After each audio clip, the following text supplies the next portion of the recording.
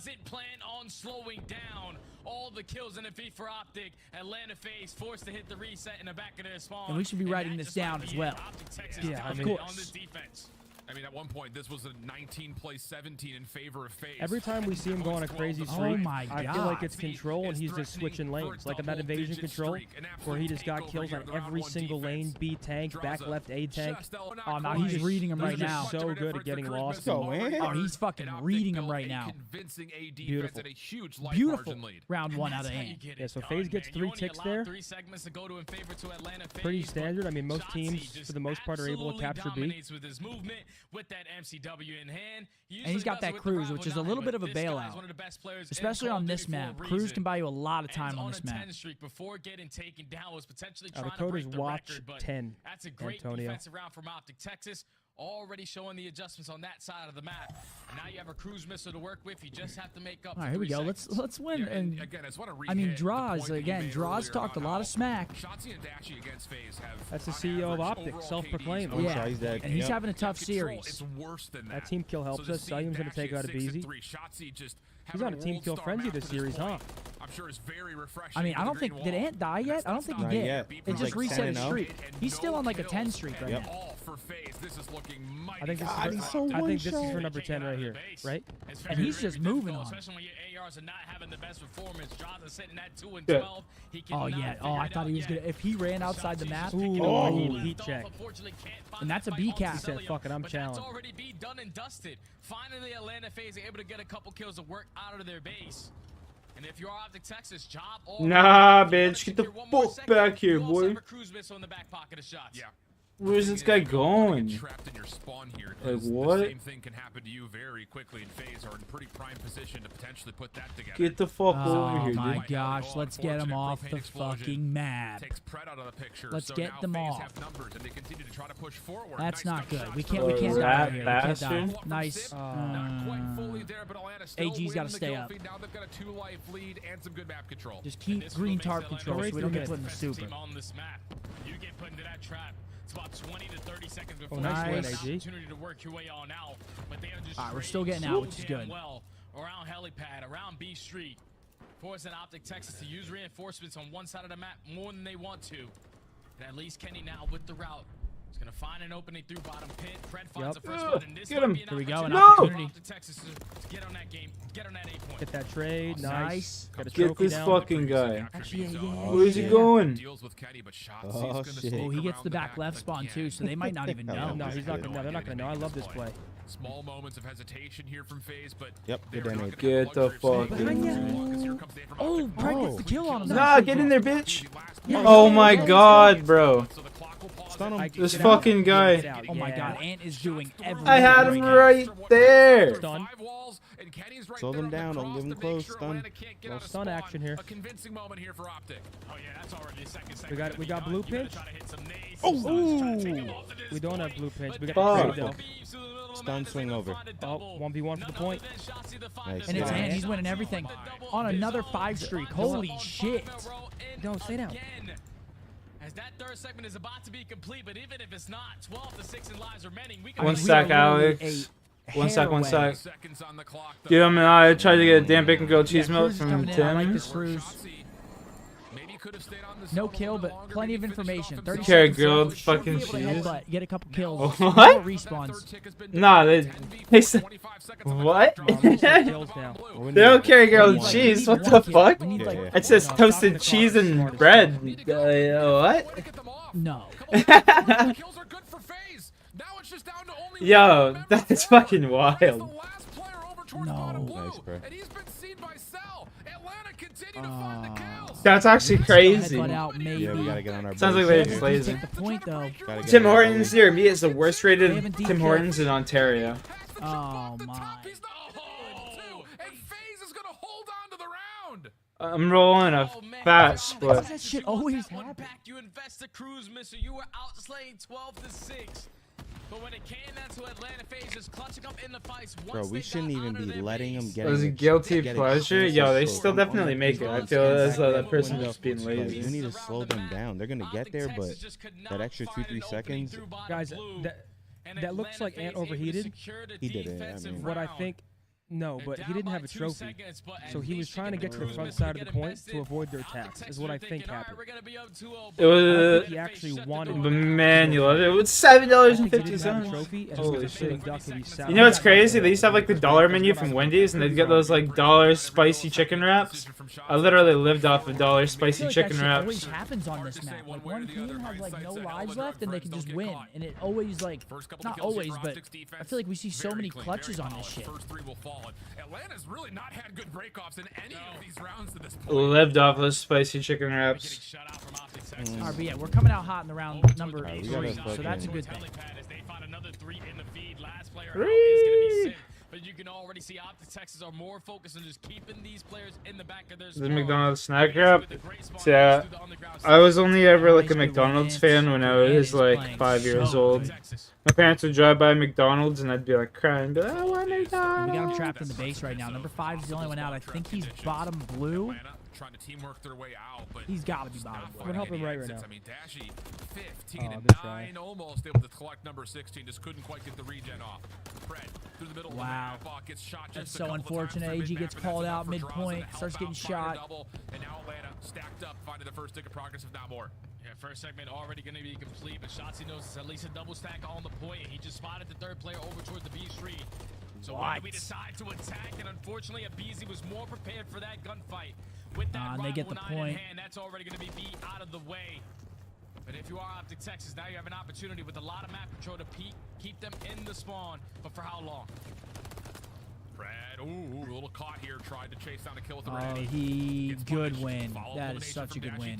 Just slow it down a little bit. Chance to use blue as an opportunity to set themselves now they're on. Alright, Doobie to the Maximus is rolled. Dubious Maximus is rolled here. One kill. It's just not fully enough for the rest of phase to follow up on it. So we kind of neutralize the map just a touch. Both teams coming off of spawn, not fully getting trapped up. We have a 17v14 favoring Optic. And there's only a minute left on the game clock. So if you are Optic Texas, just gotta continue to hold down your iron straight efficiently. Dubious Maximus is loaded. Nice, he gets one. Gives us two. Big two-piece. Double at least relieves the pressure on the farthest players pushed out. And now Atlanta FaZe again forced to hit the reset. Big kills by AG there. 3. Nah, get the fuck going, sheep. Don't be doing that. Yo, Shawnee! What's good, boss? It's enough for at least Kenny to confirm his trade, which is more than enough. That should be the round. I mean, that's the round. They have 4 lives. Tick progression is going to heavily favor Optic as they look to lock up the rest of this defense, and there's really no chance Atlanta does much more damage than maybe a couple of kills here or there. So, hey! 3 rounds. Lots of a call here for this is a great A. Yeah, if we capture B, I think we have defense. Yeah, it needs to be a shutout.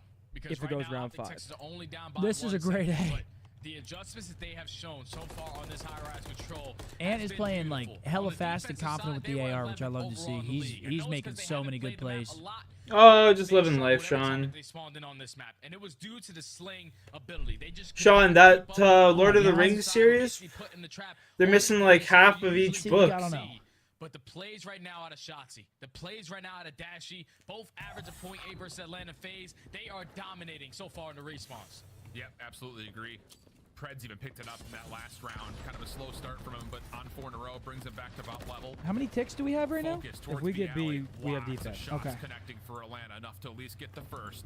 Shotzi off the regen though. Pred also the long route will create some problems get this here cruise for missile. Atlanta and spawn, and the FaZe team is gonna have to kind of figure out and make a decision of what do you want to deal with. There it is. Boom. Pred gets onto a cruise missile before being dropped, and with a 1 life advantage, we have no map a little bit of time though. ticked off the clock. Atlanta's trying to hopefully counter in their minds to get forward and take away the map. Yeah, they just want to take away map control. They want to try to put Optic Texas in the trap as fast as they possibly could, because they gotta try to. Man, this joint tastes delicious. Not give up 1 segment to Optic, or they we need to get B, right? Side. Yeah. It's now all of Optic Texas rallying the troops over towards the B street side, but we don't have any ticks right now. I think if we get, we definitely need ticks. Okay, well right now we got none. Come on in. Like we need 2 or 3 ticks. This is a crucial kill. You might have to invest the cruise. Oh, look at Draws on the other side of the map. He's still finding kills and forcing Optic to kind of keep at multiple points. Abizi taken down at range. Shotzi's position is known, but Cell really cannot shell, which is it's like 32 hours long. On the clock. Yeah, but like the one that I have, like the guy, there is like a complete set out there somewhere. Like the guy, the one the guy does. That I was listening to. It's just got copyright strike, and I think on YouTube. I can't speak. I think I got a copyright strike on YouTube. Just in case it does go to round number 5, but it's still Optic Texas in the lead of the lives remaining. Nice. Still not slowing out in this lane department. That's another 3 dead in the feed.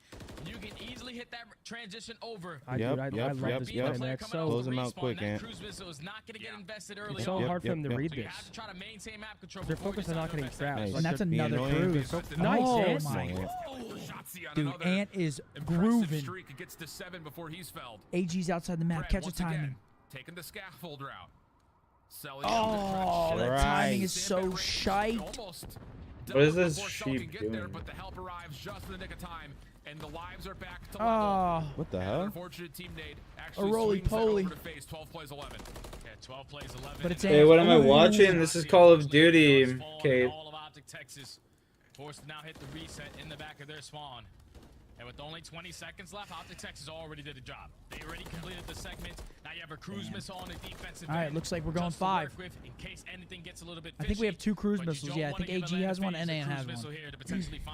All right, round 5, we're going to have defense. So far, Hcim with 35. They could possibly use here. Other side for FaZe, no one positive, so it's a good collective team effort. Not going to have a chance to find kill number 6, but coming out of spawn, and also that's been the problem for Atlanta to this point. A bit of a toss from us in one round. Finding a way to even get trades, let alone kills. So we'll see. That could be a key for FaZe to get an extra resource and try to mitigate what's already been built up and kind of stack the deck for this Optic defense coming up. I think it all's going to fall into the hands 2 of cruises. Earn himself that cruise. Yep. Defense. Come That on. sheep over there. This is ours. This is ours. Let's kill Draza too. I think Draza one away from a cruise missile. Defense, they have outslayed the hell of Atlanta FaZe on that side of the map. But this round number 5, I feel like every time we watch both of these teams specifically in control, it always goes to a round 5. And it's usually Atlanta FaZe coming out on top, but Optic Texas in the heavy advantage, trying to put themselves up 2-1 in the series. They're going for an A break off the rip. Oh, we're doubled underground. Trade. I mean, they're already on towards A. Yeah, I'm not loving this. Oh, at range, dealt with by Abizi, and now Draza can actually just. I actually like that he just bumped off of that. Nice. And dealt with. Yeah, I'm actually so glad he just bumped off that. That could have been bad for us. On top of that, does not get completed. We have 2 cruises, right? What's going on here with these sheep? Was definitely looking for that one kill, let's put him in that trap. Wasn't expecting that. Oh my God, he's shooting his teammates. Good lord. First second is potentially going to come in over towards this B point, but Optic Texas are right now solely focused on taking down Simp. There's no trophy system in towards the B point. Brent over the top is able to eliminate him from that positioning. And shots 38 and 25, guys. Anson Gills. Now you have to get past this young man. Wow. Well done, Draza. That's a good win from Draza. Even life count. Only 1 tick nice. at B. Kenny. Good stun, good attack usage. I think we use this at least one cruise to keep them off B and dwindle as much time as possible. Keep them in there. For a hold. Lots of work needs to be done here for Atlanta. May start with Cell. He's just lingering up mid-map. Pred trying to do the same thing on the other side. Nice. Pulling right now. Pred's the only one to collect, and the clock will stop at 38 with 2 members on for FaZe. Oh, come on, Ant. Yeah, beautiful. Good, we got the sheep. Good. Yeah, we don't want to give them the B tick, so if he dies, we're going to have to call I want someone. AG to streak and streak Call that shit in. Call that shit in. Now. This might be a moment where you have to try to invest 1 cruise missile to at least allow Are we your not teammates to get streaking? out of the Yeah, spawn. it might be too late though. They're gonna get the tick, I think. Actually, no, they're only single stacked on. No. We have no numbers. No, man. Stop. What the fuck's my sheep doing over here? Come on, buddy, stop. Just get in your thing so I can kill you. Leverage 3, it's AG. I'm worried about our lives if we keep dying. And then try to finish the It's a big win. towards B. Come on, shit on this kid. He wants, but the gunfight isn't clean. Has to reset. Beautiful win by AG. Huge.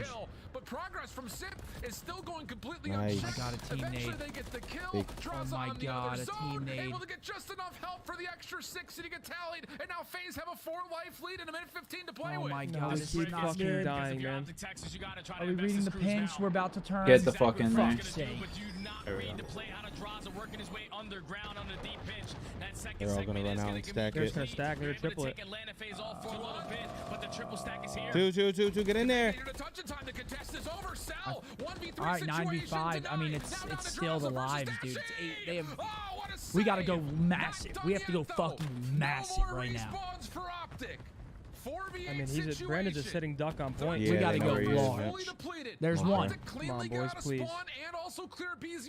There's 2. Holy shit. About to be around to search. Holy shit. That's 3. No, back up. No. No. Kenny, what are you doing? It was a 4v8, is now a 3v5. We've seen them clutch up 3v11s. Nice. Can they try to clutch up this one? No This is matter crazy. Nice. They pull this clutch off. This is crazy. No, go. It's a 4v3. Can you catch this Atlanta offense a bit? Oh, no way. He's gonna get traded. Yes, and what a light up he's had Oh. in the last 2 rounds. Pistol 2-3. Come on. nearly Come on. locks on in Come on. time. But the 3v2, 23 All the seconds timing, on 5 the and clock. 4. The timing. Shotzi He sniffing saw his us. Just zone. wait. Sees Wait. both. Just Ant comes down to 1v3? when does he Come want on, to Ant. pop up? It's him versus the world in this 1v3. Oh. Tally cleanly, pistol out. Oh. It's a BZ at range. Slips Oh my around. God. Dude, if he fucking clutches You this. got this. Players Come are on, there. Ant. Shotzi Come on, doesn't Ant. have a lot of time. Come on, Also Ant. doesn't have a lot of ammunition. Come on. Clear off the Oh, you almost did it. Bro, that would have been fucking crazy. Damn. God, that would have been so fucking filthy, bro. Oh my god, that would have been nasty, man. That would have been nasty. Oh my god, man. It's always fucking down to the wire with these guys. That was a good fucking game right there. Fuck. He had him literally both in front of him, too. But Atlanta face again. Find that clutch factor in those final moments. Withstand both cruises. I mean, that's just tough. They have, Regardless, fuck anything that happened, that whole side, the fact that we lost it with 2 cruises is not good, bro. We should have had that, on God. We had that. I like the way we played it, though. Ant was going off. Everyone was doing their thing. It's just in the crucial moments, we that's a literally tough map sold. as well. I Yeah. feel like both the 2 and 3 we easily could have had. Definitely a nail biter, though. But it's always Atlanta face coming out on top. Now up Oh, 2-1 man. in the series. That was close as fuck. Good map, nonetheless. I mean, wow. Here it should have been 3-0. And the thing about it was there's another break off for Dude, Atlanta in the honestly. opening offense that did not really find much success. Yeah. You know, it's All right, essentially well- a one-dimensional. Here we are. We are about to complete this quest.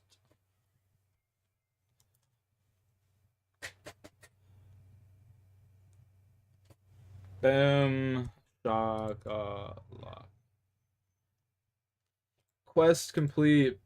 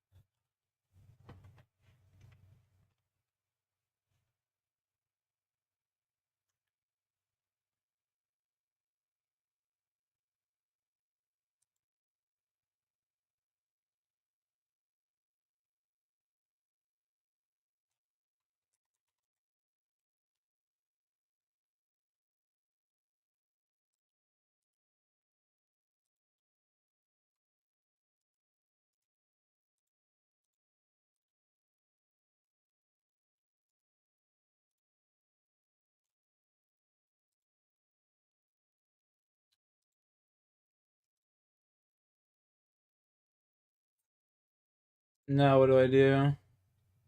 We gotta go do the Sea Slug quest.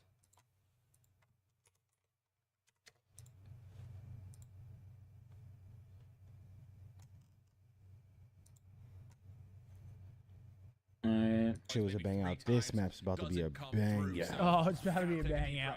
Dude, Ant's playing so good too, man. The fact that Shotzi's having himself a very uncharacteristic great series versus Atlanta FaZe team.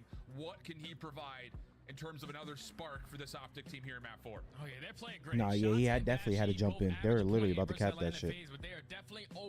No, yeah, it was like if Yeah, he he didn't had jump to. exactly when he did, it was Yeah, cap. it was over. Yeah, if he didn't, I mean, he got fucked over because he got a dead slide under that heli, like the Yeah, he had, rotor in the it back. wouldn't let him like walk Yeah. straight through it. Yep. He would have had more time to shoot him if he got a clean slide under it, but since he didn't Exactly get a what clean Seth slide, said. fucking- When we used that first cruise, while the cruise is in the air, 2 of our players dropped.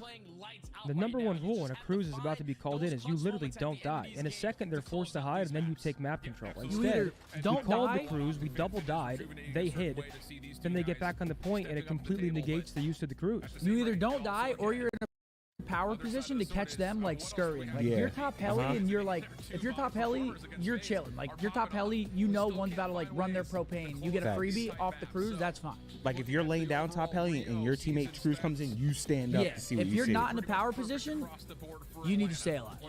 Simple as that. I don't remember what the minimap looked like at that scenario, but We here did we low go. key call on that cruise late though, chat. Alright, here we go. Come on. The guy's missing his Big map legs. 4, boys. Atlanta FaZe in hardpoint specifically, they're not usually the best team on rotations and hold. All right, let's take it to him. Let's take it to him. When they are doing the fundamental part correctly, that's what makes them even more unstoppable. So if Here you we go, 1v1. Unstoppable. Draws. Unstoppable. Ray gun. Well, after the initial opening from Optic was pretty calm and collected with the favorite spawns. Unstoppable. Very polished, very clean, and they will not just match the tally from Optic, they will surpass it with the opportunity to flip the map and find themselves in control for the favored sides towards P2. So great start here for FaZe. I wonder if we're gonna try to take routes. Looks like we're gonna try to bang this. Keep things moving straight forward. If we bang this and don't get kills, sets them up for the P2 rotation. Ooh, he's not getting any kills though. There we go. Nice 2-piece. Now they're gonna be off spawn, but at least we maintain FaZe some is max running control. 3 subs too. What'd you say, Mark? FaZe is running 3 subs too. Do we have 3 out? Kenny's got one, yeah. Unless he just picked it up. Take one of the pictures of FaZe's defense Oh, out of nice. it, Yeah, and, we're valid then. Neutral is not bad at all from the front here in the first 20 seconds for Optic. Sim tries to pinch. We got them Kenny backed up in their with spawn right numbers, now. And they also force Sim to spawn out. So critical moment here for Optic early. But Atlanta find the kills off spawn. And the last one they need a tally is the one where they know exactly where he is. That's Kenny in the corner. Alright, big And even though P3 there was here. some good neutral time for This Optic, map can Atlanta be will a still bang come out, away but, with like, the majority nice one, of time Ant. here on two. This Come on. map is a lot more difficult rotational heavy than people give it credit for. I mean, like, all of these hills are kind of money hills, bar P1. You get the read that players are coming from everywhere. Grenade. Unfortunately, Oh, they I cannot thought it was push ours. Look where they're in the spawning. lead, so Sims. Atlanta FaZe able to walk away with this final 30. They're also That's just able to not flip the good. spawns over towards P3. Number 3's got to get us And one now here. 5 versus Texas have a 3. lot He's of knocked ground out. to make up. Yeah, I'm selling him watching towards the old time. We'll make sure there's no long routes taken here in the bottom. Abizi will just throw shoulders over this corner, make sure the windows stay safe, which means that Optic will either have to work through him or force their way down through the staircase. Definitely not an opportunity that you would think Atlanta will miss out on. And the kills are being collected and tallied very cleanly. Abizi even gets a read on the last and Dashy, which he does at least keep his life a little Oh, longer, just but doesn't melted. turn it into anything more than just the first kill, and Atlanta continue to soak up time here on 3. Yeah, and Optic Texas, they just can't find a way on in. No, it's 2. Optics bro. just getting Think this works. fucking rinsed right now. That's crazy. Trade that shit. We'll win. Yo, Miss Kai Girl, what's up? Alright, there we go. Rotate. Rotate. Yep. Hope all is well. Rotating. They're gonna get the last 10. You should allow your teammates now to get fully set up towards the next. Have to be able to hold this next push through though from Atlanta.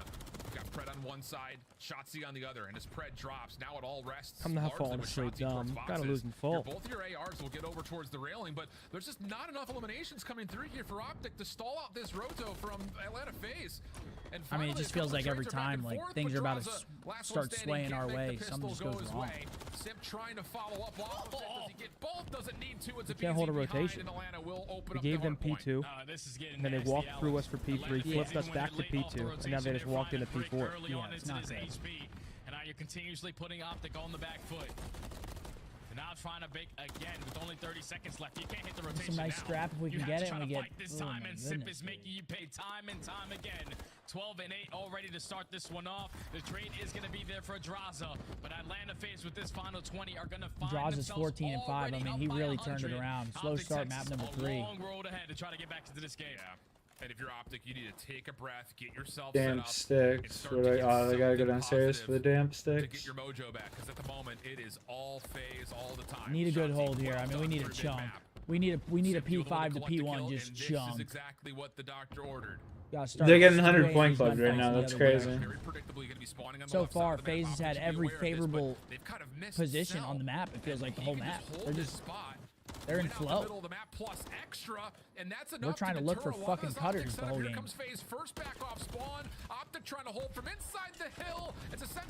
Wow, they're just getting raced. That's a GG.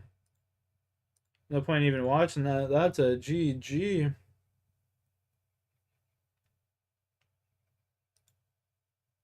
Yeah, let's talk about your favorite topic in the past few weeks, the Milwaukee Bucks. Doc Rivers experiment. Oh, stop. Take a shot, nigga. What is his name? Glenn.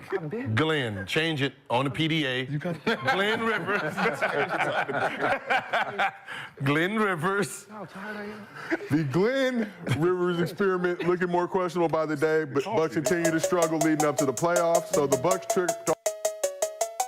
Second and Michelin star the way he cooked. You already know.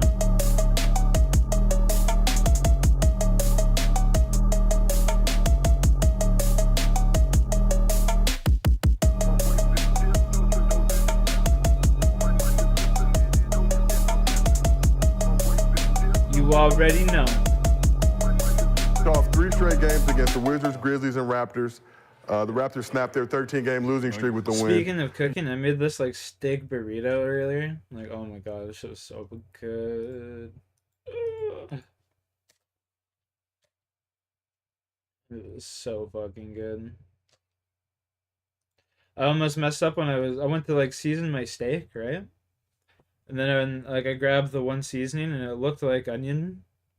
Not onion, sorry, garlic powder. It looked like garlic powder.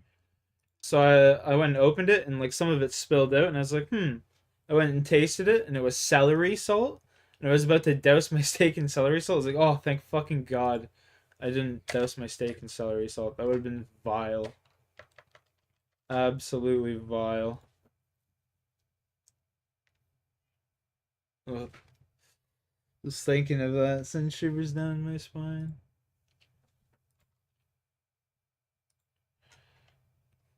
Come on, let's go. You can do it.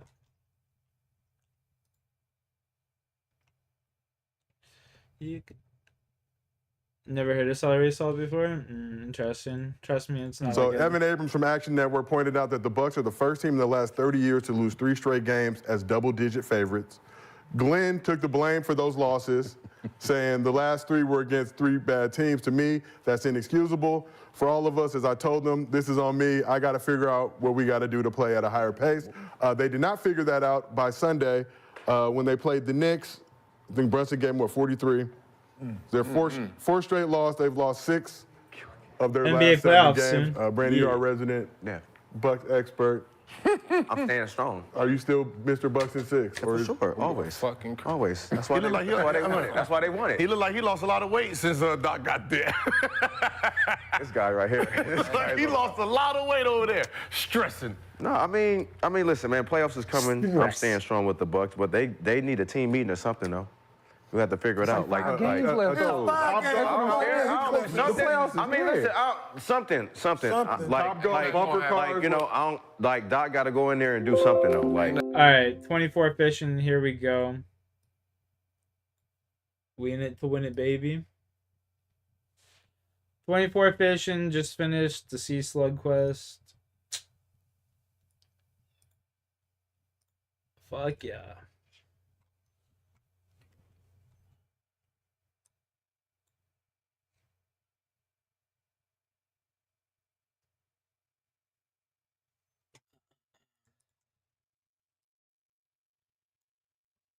you know what I'm saying? Like, I still love our chances, but, you know, number 2, yeah, but... How much do you love them, though?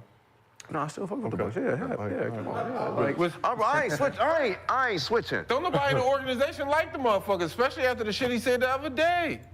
Who said they ain't like him? Man, just think, I wouldn't like the motherfucker. You sitting there talking about me, talking about something. Oh, yeah, everybody from so-and-so's not professional down to the trainers and the ball boys and this and that. No one's professional. Well, fuck you. I'm gonna take offense to that. Well, I mean, yeah. I know he like, they can fire me now. They already gave my 3 years. I'm good. Oh, shit. No, I hear you, though, because we didn't win it before you got there, so it's like... Exactly. So it's you know like, what I'm saying? With that, probably that same crew as far as the people in your front office and all the other people around, you know, the trainers and all that. Yeah, man. Yeah. You can't go in there and saying shit like that. Nah, dog, that's...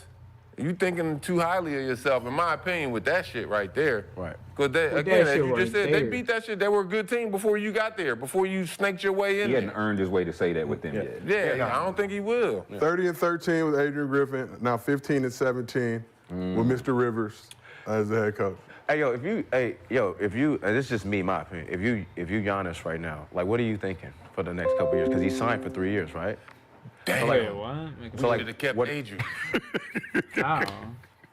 Adrian probably signed for multiple years too, and they got him out of there. So he's getting all his bread. He's getting all his bread. 3 coaches now. Yeah, they paying 3. Yeah, they got 3. Damn. Might be 4. I still like. Might be 4. Like baby mama. I don't know. I just feel like like 3 of them. Yeah, I don't know. I still like our chances. I don't know. I just think I don't know, man. I don't know. You don't know. You like your chances, but you don't know. No, I'm saying I just feel like we're gonna hit we're gonna turn that. We're gonna turn it. Like I'm with you. Like we're gonna turn it. Something like, I don't know, a team meeting or something. Everybody. The whole organization. No, for sure. I hope y'all go up 3-1. Ooh. Don't do that. You are man. You already know what's gonna happen. You already know what's gonna happen. That Glenn kick in. Look, The Glenn effect. That Glenn kick in. I hope y'all go up 3-1. I hope we do too. Series. I'm with Bucks. I'm gonna be there first round. I know one thing. We getting out the first round. I think the Bucks. I'll be down. Are you fucking with Glenn or not? Yeah. Of course, he just got to get it together. So he there. Will that 3-1 turn into a 4-1, or will it start to go the other way? Look at the track record. Look at the track record. And I'm saying that, and I really feel that. I'm Team Glenn now. Yes. Yes? Man, his name is Doc Rivers. What a losing record? Read the quote again. Read the quote again. Read the quote again. The Doc Rivers quote on the team. He said, on taking the blame. Yeah. Okay. So last 3 were against 3 bad teams. To me, that's inexcusable for all of us. As I told them, this is on me. I got to figure out what we got to do to play at a higher pace. Boom, right there.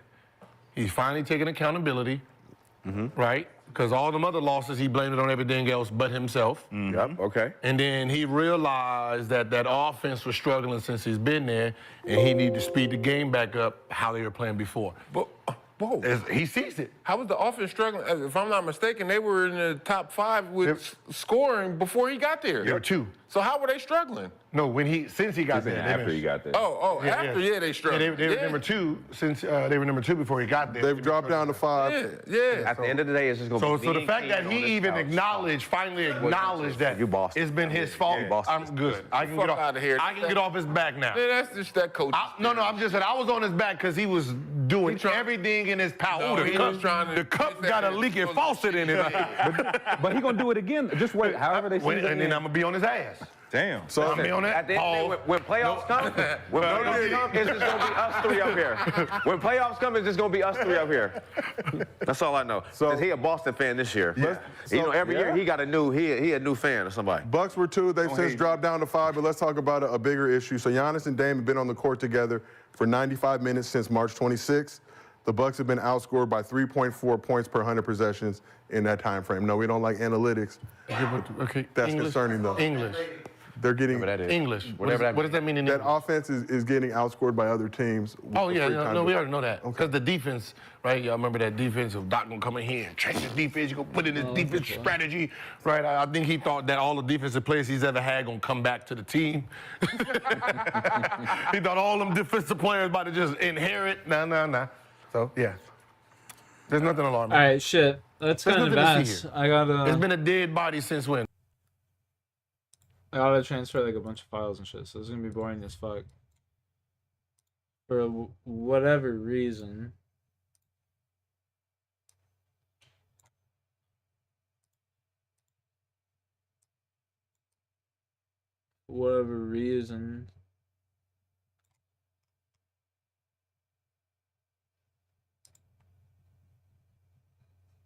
all these videos have been getting saved on my C drive.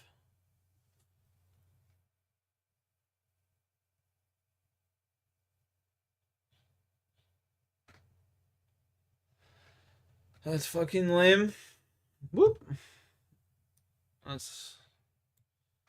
looked wild.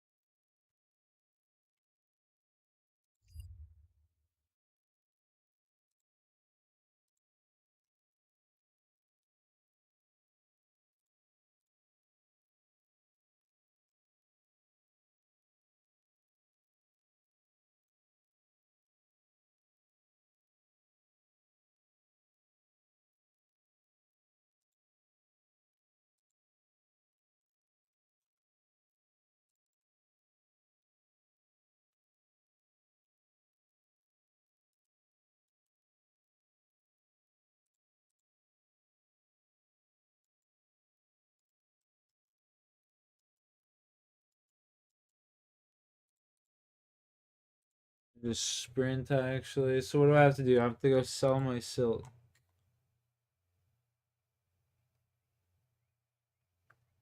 I have to sell the silk. Put all of this shit. I can drop the broken glass.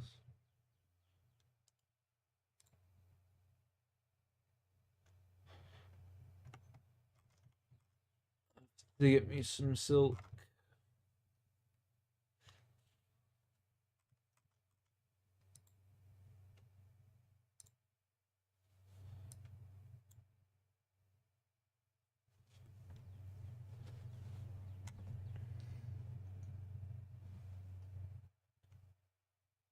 Where are you?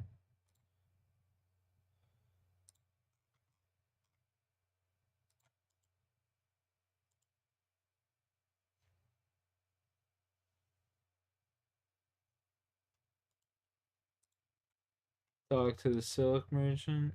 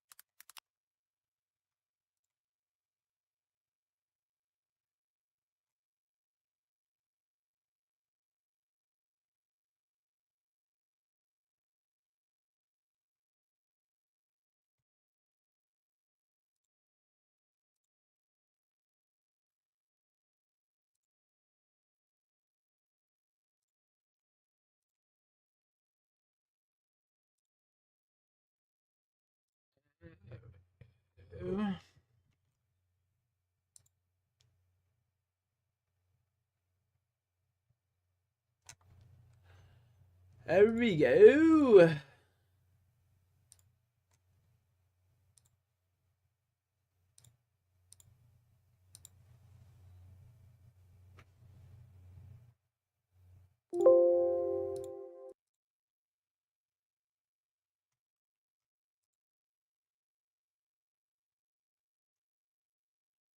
So just selling silk. I wonder if I can just know all. Probably not. I'm gonna try it.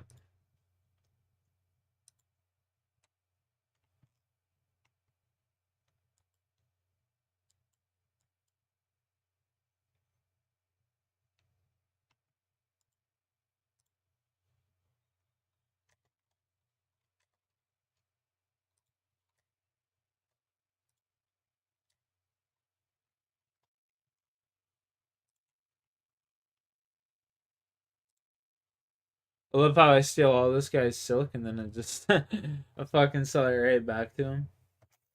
Yes, sir.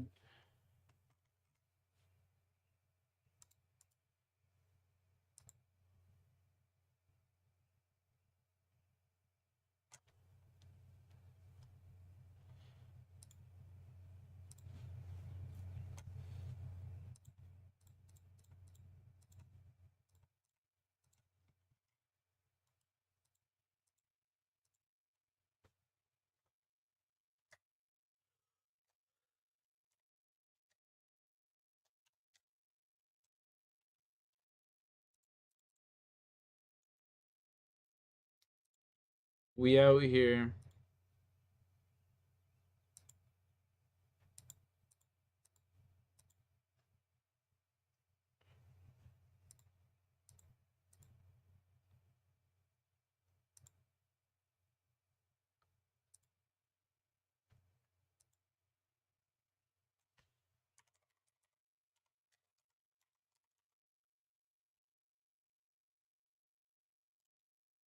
Oh.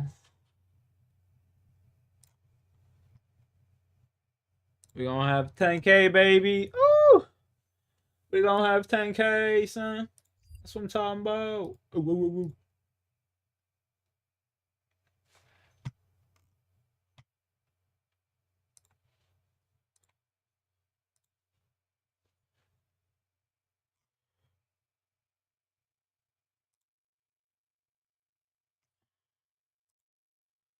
Ooh, ooh, ooh.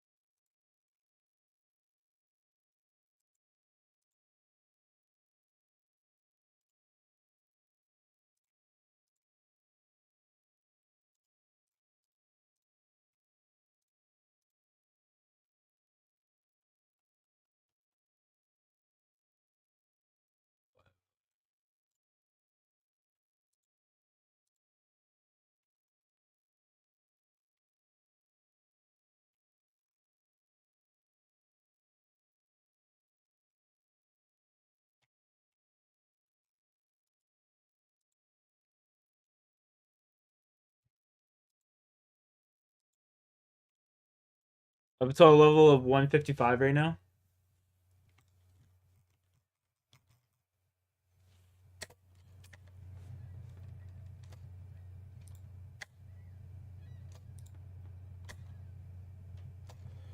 Alright. Let's go. We gotta get a house in our doing.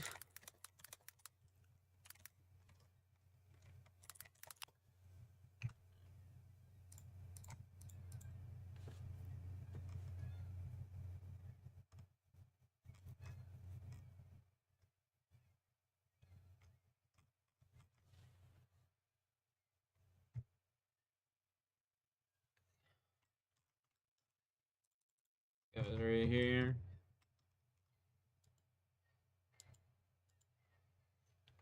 Go get me a house here. Ayos. Ayos. How can I get a house? Yes, please.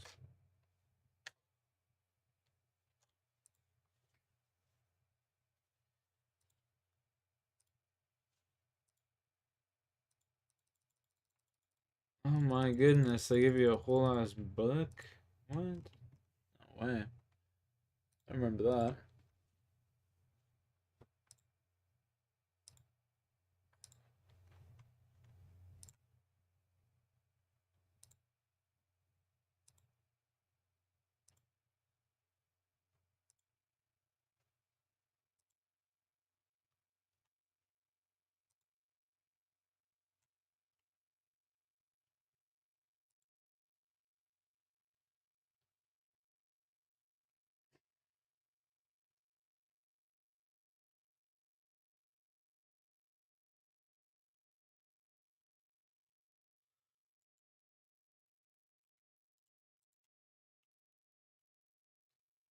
Trade my man here. How many vials?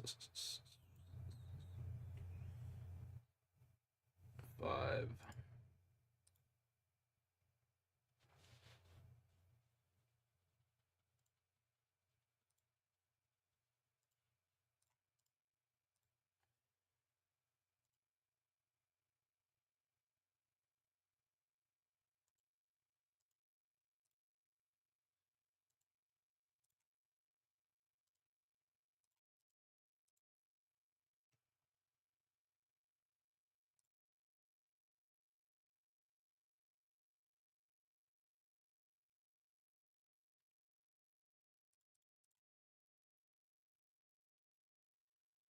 Oh, I can't wait to get my agility up. I think that will be like the first thing I do outside of the guide.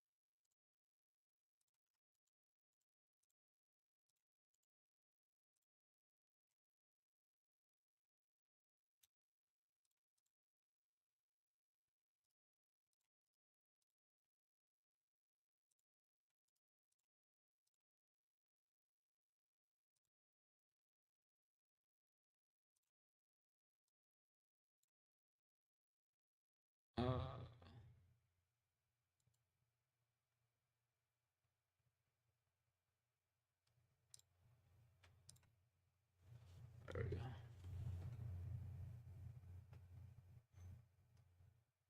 I'll go back and buy the rest of the wool.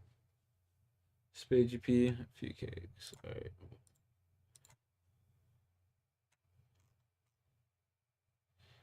Buy the rest of the wool over there.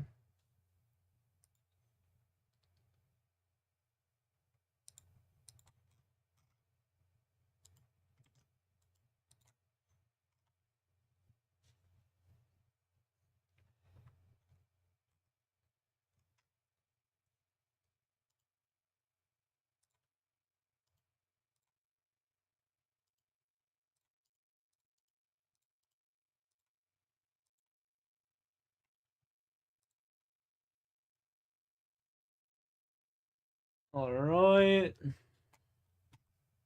We've got all of that.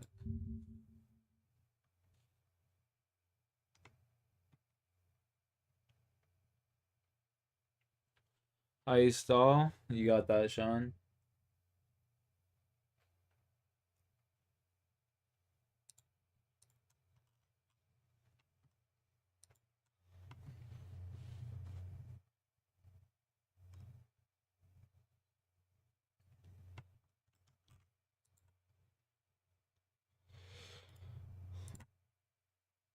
Okay, I got 33. Take like what, 5 cakes.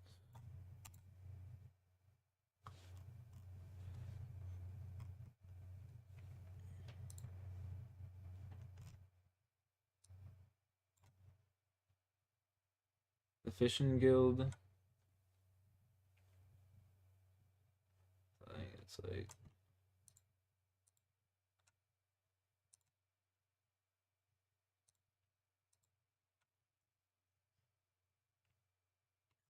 be up this way.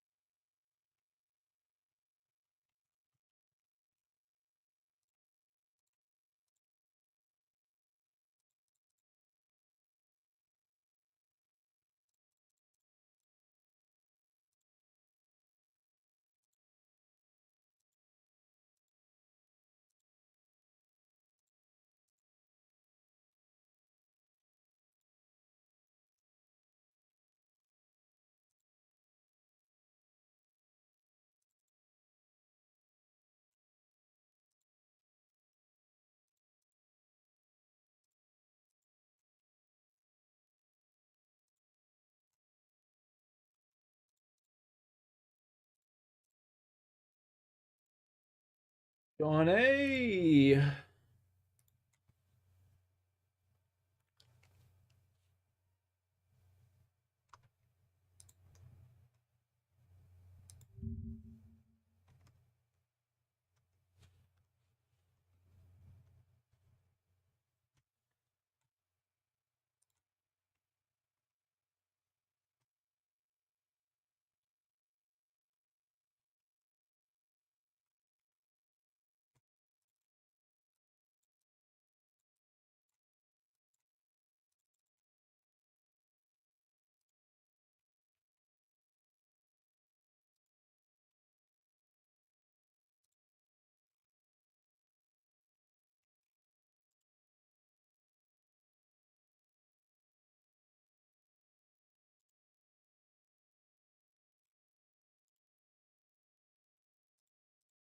Ooh. Got one of the big old Hillarys right there. One of those guys to hit me. Yeah, no.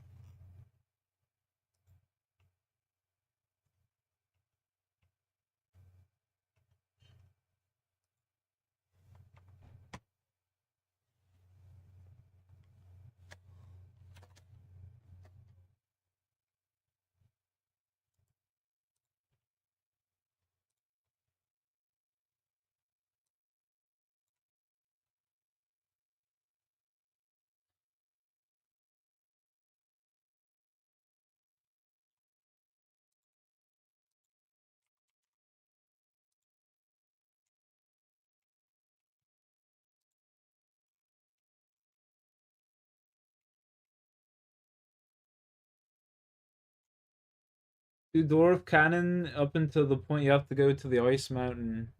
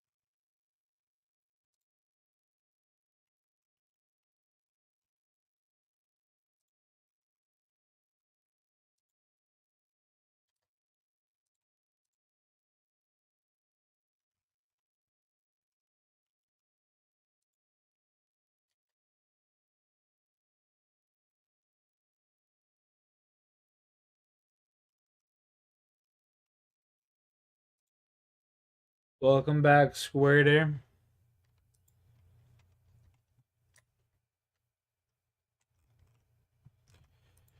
Welcome back indeed.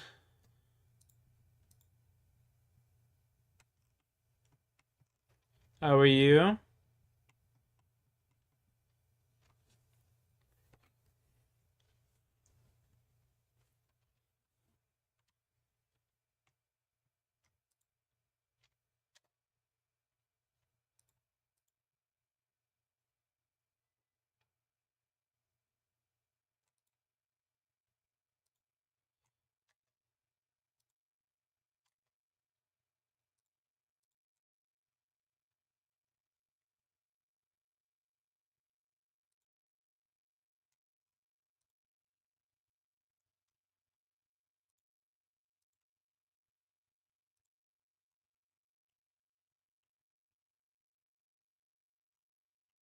Cool, I hear that.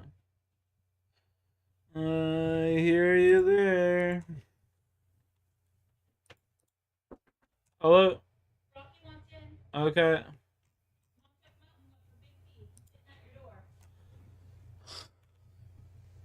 So annoying.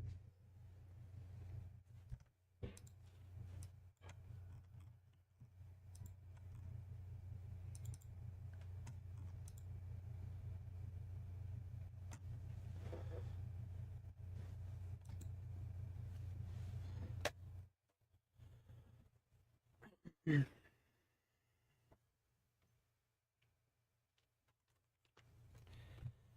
is it? I might put the baseball game on to the side. Ain't gonna lie. Come on, you little fucker. Let's get stoned, man. You and me, buddy. Let's have a toke off, Rocky. Let's see who can smoke more, you or me. Eh? Let's see who can smoke more, buddy, you or me. Eh? Eh? Who can smoke more, you or me?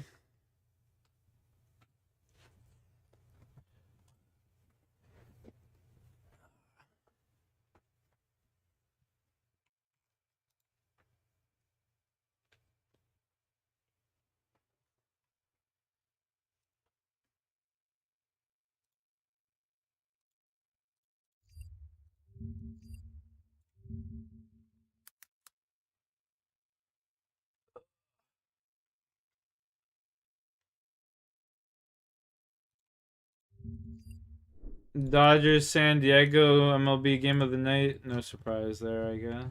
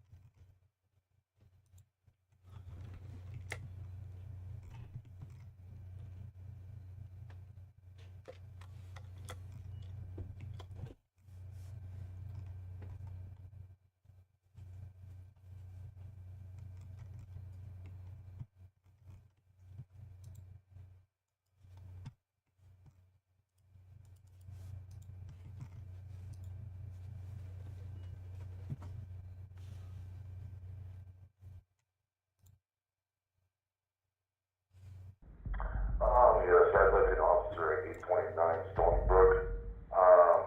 My friend just woke me up and swears that she found her severed head of her son in a basement. Where's it at? Oh, right there. Look right, there's a bucket with its hole on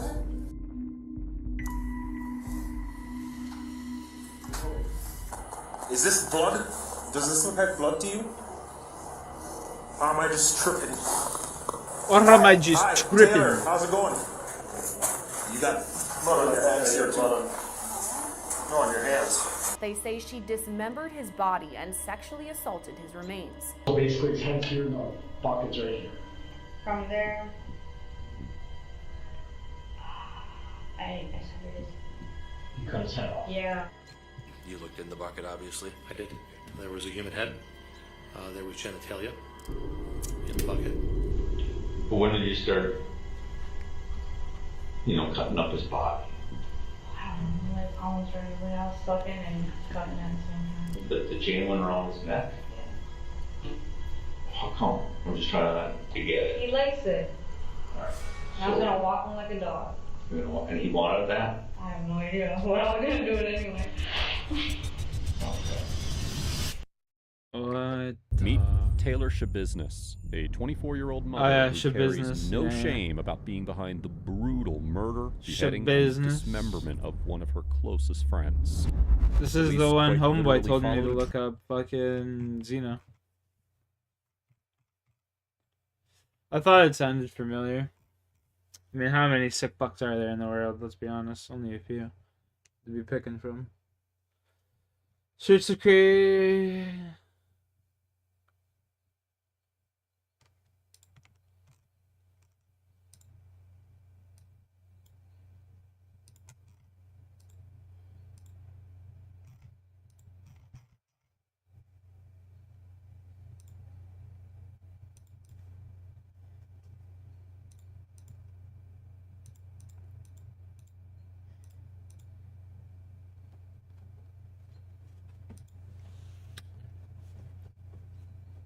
Low-key thinking of smoking the last half joint I got here. Trail of blood to find her, but not even that could prepare them for the depraved, twisted things they were about to hear in the interrogation room.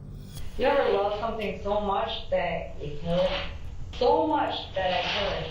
Like, I love it so much and then I kill it. Green Bay, Wisconsin is a cozy city that stands as a shining example of the Midwestern attitude. It was here that Tara Pekanich chose to raise her son, Shad Therion.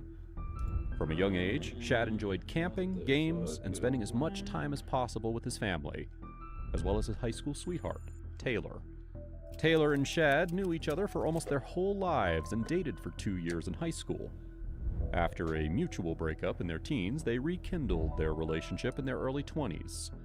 Little did Shad know that revisiting the past would take his entire future away from him. On February 21st, 2022, Tara bid farewell to her son when Taylor picked him up to go to a friend's house. She had no idea this is a goblin hot on my ass. Saw her son alive.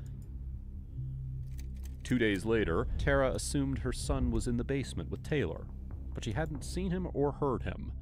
The house was eerily silent. Soon after 2 a.m. on the 23rd, however, she heard the slam of the storm door. She walked downstairs in the darkness of night and noticed a light on in the basement. Taking it as an invitation to check in with her son, she walked down the stairs into a horrific scene. There was blood smeared on the basement bed and on the floor.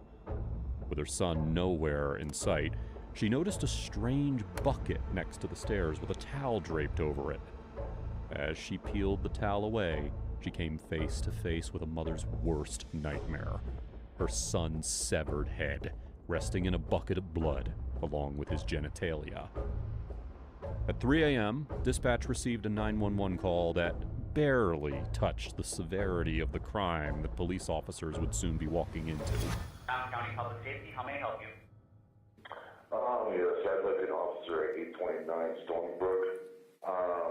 Person just woken me up that swears that she found her severed head of her son in a basement. Did you go down there? In a bucket. I went down, I can't tell what the fuck it is. Part of my language, I'm kind of a little freaked out. I can't tell what the fuck it is. Homeboy knows exactly what the fuck it is. There ain't no way you're mistaken that, bro. That's something you know what the fuck it is, like. You know what I'm saying? Like, you just know. Did you both see this? Yeah, just... opened the towel, I picked up the towel and dropped it because I don't know what the fuck it is, man. I had bad vision.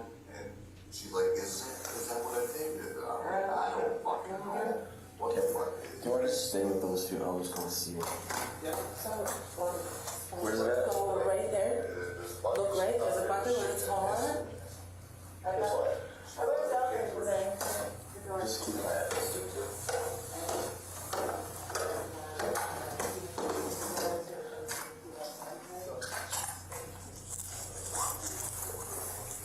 We're gonna need more units here.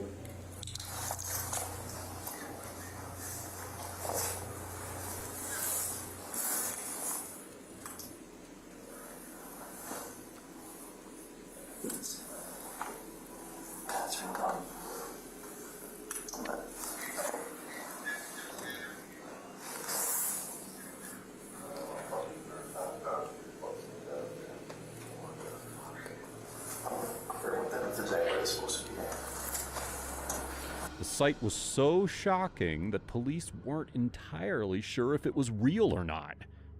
But when more units arrived and began to search the basement, the reality of the crime scene that they were standing in started to become clear.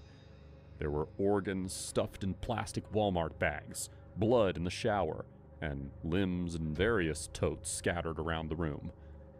Knowing that Taylor was the last one seen with Shad, police rushed to her location at a nearby friend's house where they believed her to be staying. In the snow by Taylor's van, they spotted a sign that they were on the right track. Nothing. Hey.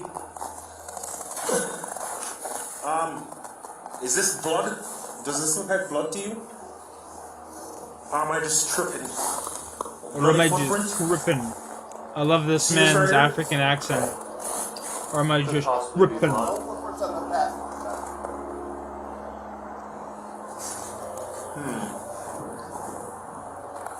Hey, who did that?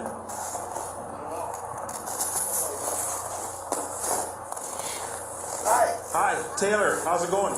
Officer Russell with the Green Bay Police Department. Just make sure you ain't got nothing on you here. With Taylor. Contact with Taylor. Taylor, you have one more for your wrist. Just put your hands behind your back, quick. Anybody else in your apartment? You got blood on your hands here, too. No, on your hands. Okay, yeah, we're gonna have to. What apartment is it? What apartment are you in? Do you have it? Adam, can you come up? You got some get up here. On the double. Which apartment? One is what they came back to.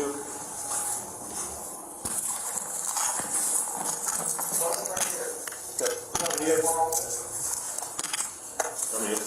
go. Guys, hurry and get here now.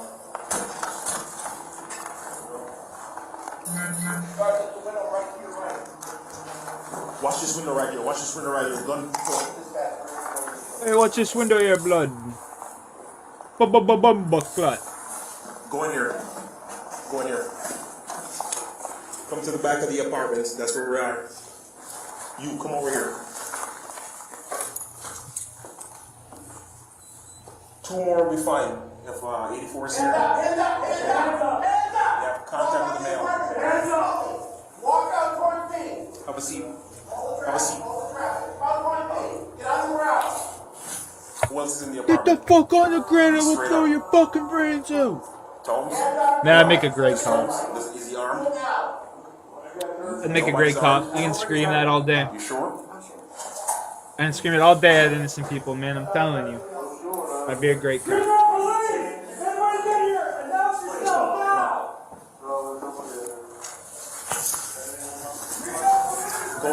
ahead.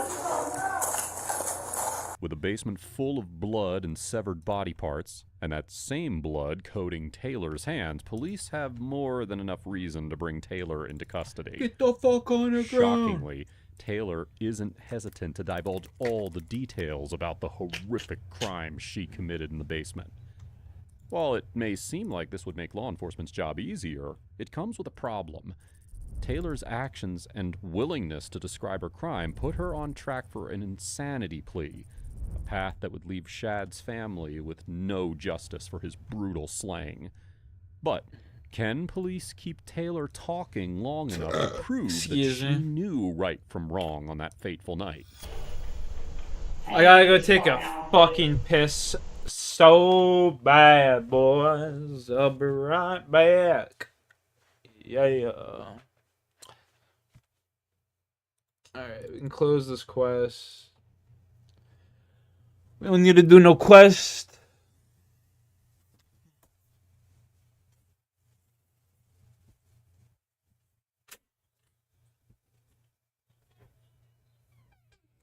You said that. I gotta take a piss. How was he?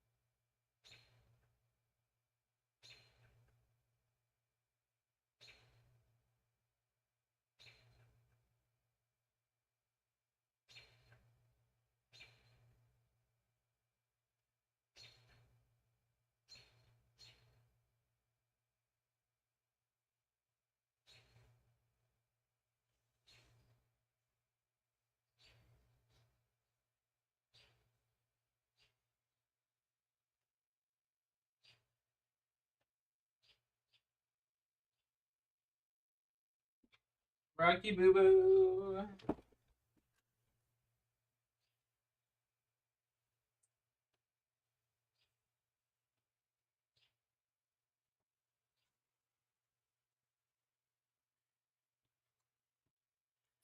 Sean, that's what's up, baby. I'm the winner. Yeah, let's go.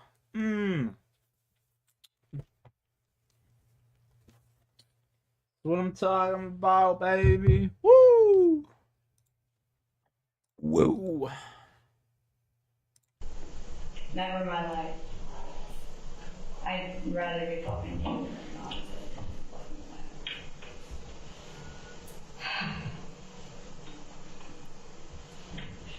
Clean the fuck up. What are you doing? Investigators will often let suspects sit in the interrogation room alone for several minutes before they interrogate them. This gives the investigators an advantage. Not only does it leave the suspect isolated with their racing thoughts, but it gives investigators a chance to observe their behavior and determine how they want to go about interrogating the suspect. From the get-go, it is clear that Taylor is on edge, uncomfortable, and impatient. Pushing her with aggression may only drive her to silence or a lack of cooperation. Instead, the detectives decide to approach her with an air of calmness, nonchalance, understanding, trying to make her as comfortable as they can in the hopes that this will urge her to give them more information. And how do you mean shit? He's my ex. Your ex-boyfriend? Yeah. Well, they found a kind of disturbing stuff at the house there. Oh, really? Yeah. Yeah. A lot of blood. Basically Shad's head. That's fucked up. Yeah, it's pretty fucked up. Taylor's blasé demeanor here is a good sign for detectives. Rather than feign shock, Taylor is nonchalant about this information that should be new to her if she was innocent. Obviously, This she's not tells innocent, bro. detectives that she probably has no intention of hiding what she's done. And only 3 minutes into the interrogation, she proves just how true that is. At his house, his mom's house. Found his head. Where's the rest of his body? It's there. It's at his house. It is in the house? It's at his house. Okay. Can you tell me what happened?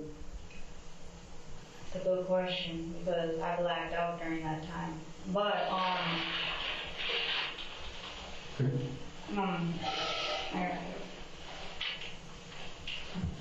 I need time to, think. No problem. Take your time, have some water.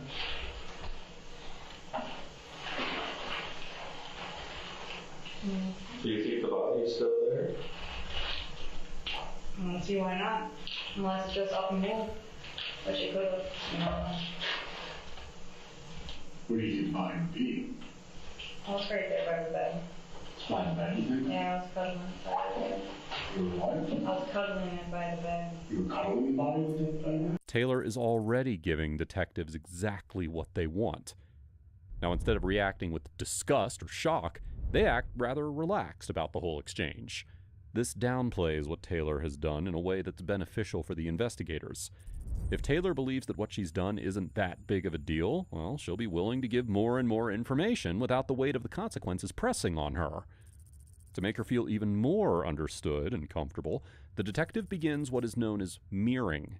This is a tactic by investigators where they will replicate a suspect's body language, tone, and diction in order to make them feel more at ease.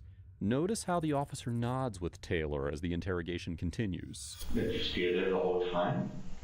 Mm-hmm. Okay. You start to remember now what happened with Shad?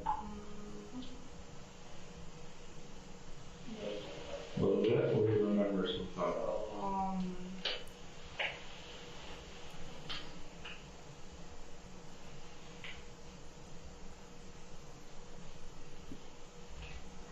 Shit. Oh, I don't know. There was this chain thing, right? And then, yeah, like I was playing around with it. Okay. And like we were smoking the bitch, right? Okay. And then I'm terrible at explaining things, so let's see. Taylor claims that she and Shad hung out for 2 days prior to the murder. They did illicit substances together, including methamphetamine and an antidepressant with a tranquilizing effect, and then returned to his house on the night of the 23rd. They went down into the basement, where the two grabbed a dog collar and began to engage in foreplay, as Taylor describes it. You started getting together right away, or did you sleep for a while, or what do you think you remember you did? We went there, 5 minutes in, I was already choking him. Alright, so it happened pretty quick. Yeah. Here comes the chain, right? And then he put it around his neck. Well, we were like playing around and shit, and then I don't know, I was tugging on it, and then he's like kinking up, yeah. So was he expecting to have sex with you then? Kinky sex?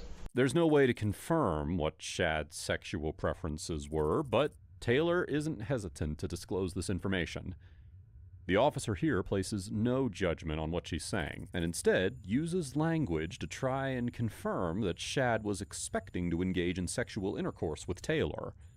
By setting up that expectation, police will be able to move forward with the narrative that Shad was taken advantage of, and that their sexual encounter was not supposed to stop at this action. Do you like being strangled, like having your airway, or do you like doing it to somebody else? I like doing it to somebody else. Does Shad like to be strangled during sex? I think so. Have you done it before? Yeah, with him? yeah, he does. He likes it. Was the chain ever around your neck? I put it around my neck. Do you have any marks or anything? He didn't get the chance to strangle him. Yeah, just he didn't get a chance to strangle you? No. Was that he was going to though? Or was that part of the? Yeah, I thought that was the thing, and then like I don't know, I just went a little crazy. Once more, the detective does a phenomenal job by asking clarifying questions about the encounter. When Taylor slips up and says he didn't get a chance to strangle me, his response of asking if that was part of the plan further solidifies in Taylor's story what exactly Shad was consenting to and expecting in this encounter. That is, until Taylor went crazy, as she describes it. No one could expect just how crazy she ended up going. Choking him, and when you were choking him, what did he do? What were you guys doing, I guess? Try to explain it as best as you can.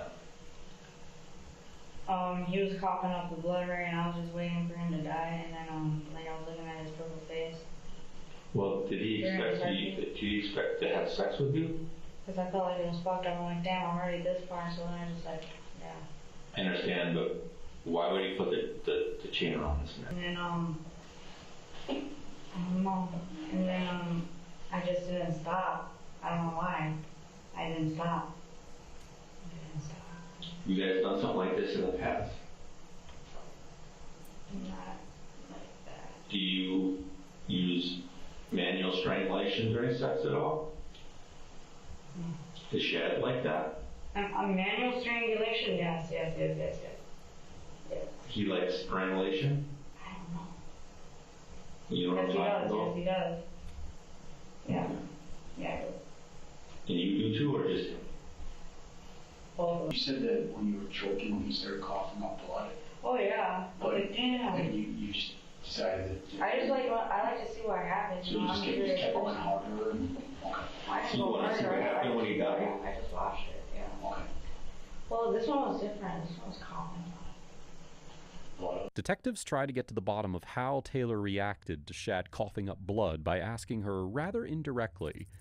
By asking if she pulled harder, which would be perhaps the worst, most intentionally violent thing she could do, police are setting the bar high in terms of how cruel she could be.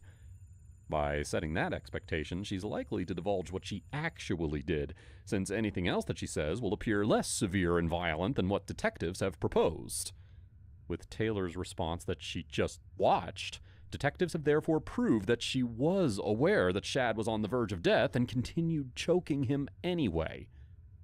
Their next question, however, is the real nail in the coffin. When you were choking, you was coughing up blood, you kind of were like, I'm going this far, I'm just going to keep going. Did you realize that by continuing that may kill him? Like, yeah, because I felt bad because I'm like, damn, he's gonna be the reason after this. I'm like, might as well just kill it. So you realize that by continuing that you may actually kill him. He was, I swear to God, he was telling me, he's just like, just do it. So I'm like, wow. And I did it. Okay. Like, I swear, I'm like, oh, fuck. I'm like, I accidentally fucked up, and then I'm like, fuck. I'm like, ah. And then, yeah, that's exactly what happened. So when did you realize that Shed was not alive anymore? The fuck are my planks? With my planks! He was coughing up blood, and he was pissed. With my planks! Give me the planks! Give me the planks! My bad. Give me the planks! So his blood was coming out of his mouth? In that answer, investigators have gotten exactly what they need. Taylor admits that she was aware that she was killing Shad and that she continued on anyway. By saying she felt bad, Taylor is also inadvertently letting detectives know that she knew right from wrong at the time. However, whether the jury will agree is a whole different question. Yeah. So did you want him? You didn't want him to die, or he did? I'm trying to understand. I didn't want him to die, actually. But he did. He's my buddy, but like it happened again. Happened again, but then did you feel a need to try to help him? Not choking him or get an ambulance? You didn't feel a need to do that? I don't know why, it happened so fast. In reality, sadly, Shad's death probably didn't happen very fast. While temporary or permanent brain damage can take only 30 seconds of strangulation, death by strangulation takes anywhere from 4 to 5 minutes. The detectives have done a wonderful job of making Taylor comfortable and encouraging her to tell the truth by having no emotional reaction to the horrific things she's disclosing. Unfortunately for them, his death is just the tip of the iceberg. So then after you realized he was no longer, he was dead, his face was purple, he said his blood was going out of his mouth, what'd you do? Clean him up a little bit. Sure. And then, I just played with him like You said play with him, what do you mean? Play with his dick. Okay. Like I put him up over the bed, and then sucked with it. Okay. He was like half hard while I was still sucking while he was dead. So then you had sex with him? Yes.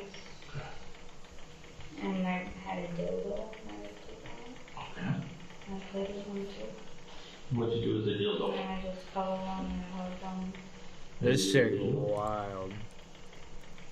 I put it in his mouth, put it in his ass. The investigators do a shockingly good job of reacting to this disturbing news with no emotion whatsoever. This is exactly what Taylor needs to see to continue giving even more details about what exactly transpired. Yeah, I can do that, bro. I'd be like, you're a sick bitch. You one sick fuck. You know that? That's exactly what my reply would be. You a sick fuck, you know that? You said you were on. You said you cuddled for a while. And then what? You cuddled him. Where were you, on the bed with him? Yeah. Okay. So you cuddled his body, and then what did you decide to do? How did you dismember his body? Knives. With what? Knives. Knives?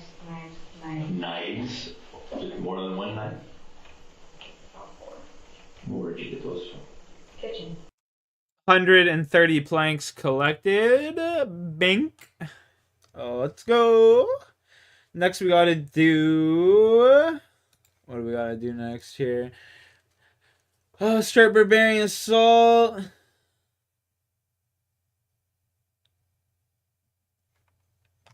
We just have to make sure that we got it unlocked. We got the Barbarian Assault Tally unlocked. Let's go. Now, next up on the list is Star Alfred, whatever the fuck that is. Alfred Grimhand. We gotta go start this. Wait, pause.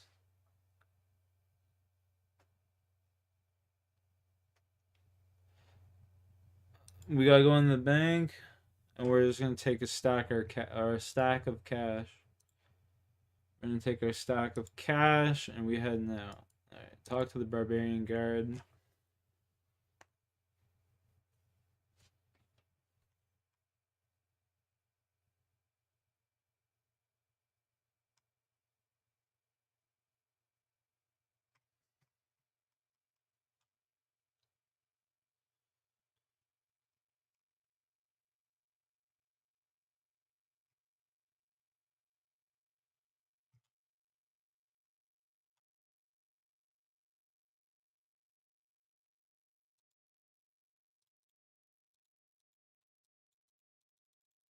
All right.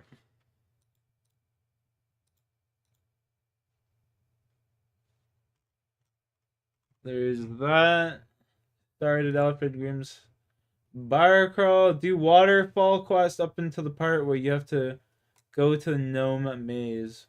Remember to read book. Waterfall quest. Alright. Infamous Waterfall quest. Here we go.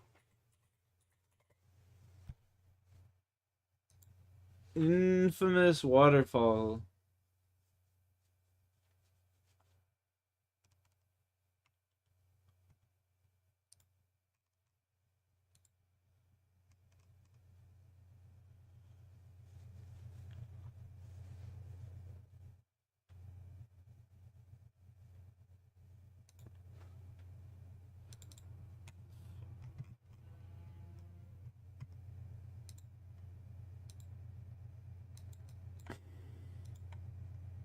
I should go inside here first.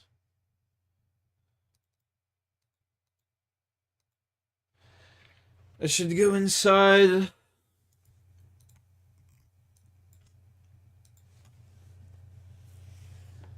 I'm going to grab a rope.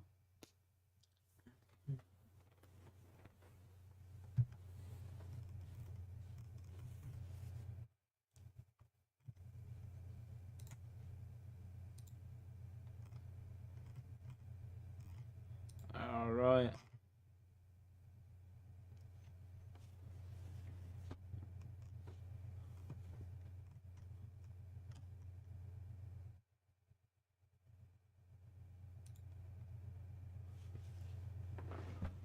Chat, we're low-key killing it right now. We're low-key killing it. 158 total level.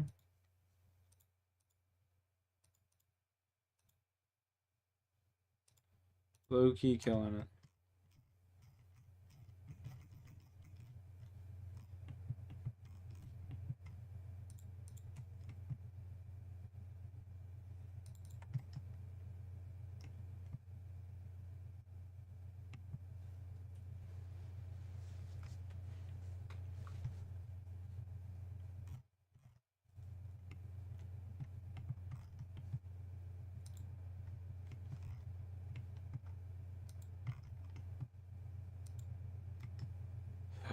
Yes. I'll talk to my boy right here.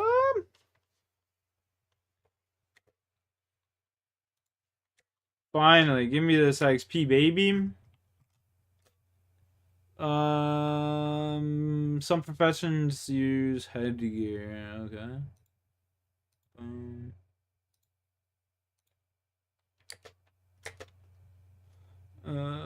Puzzle.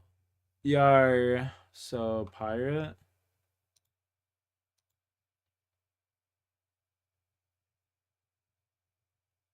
I don't know what the fuck would be a pirate. The sword?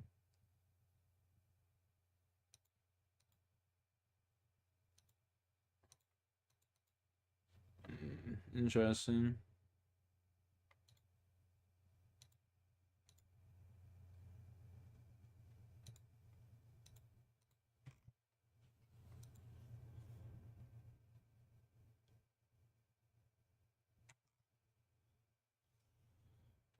A book of knowledge acquired. Put that down to the bottom for now and just hold on to that.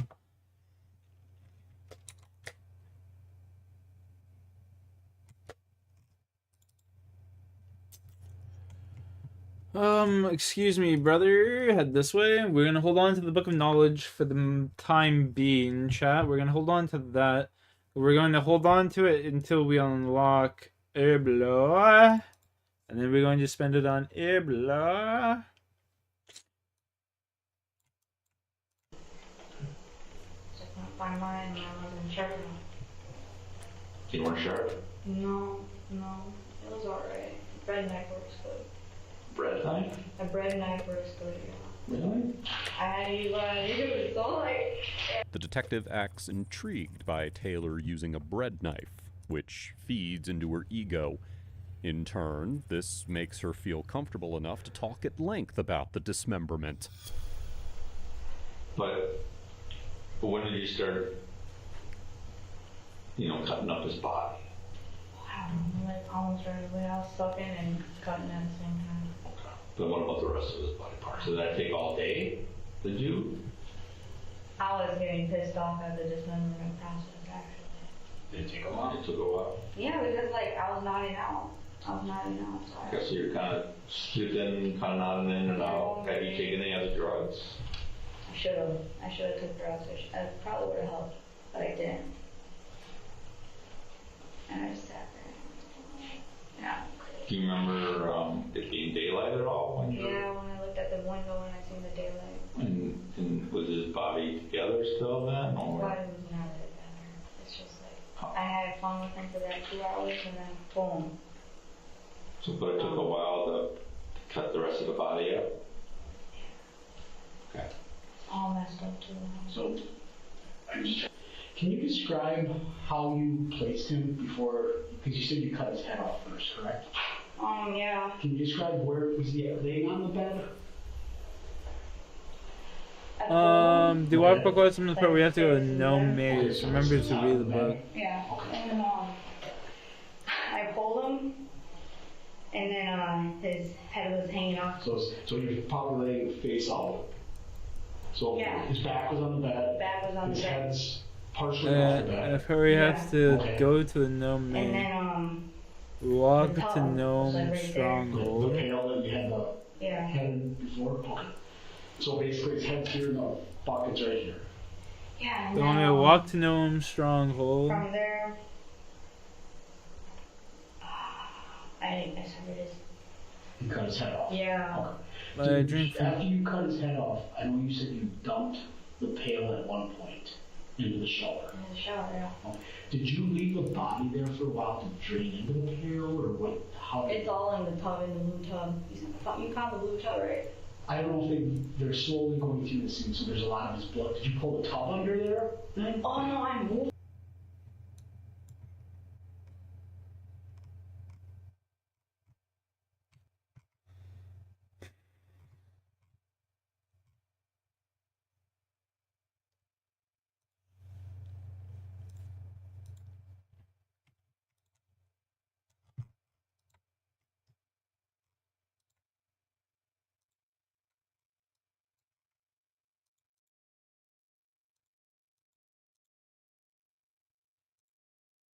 Alright, we out here.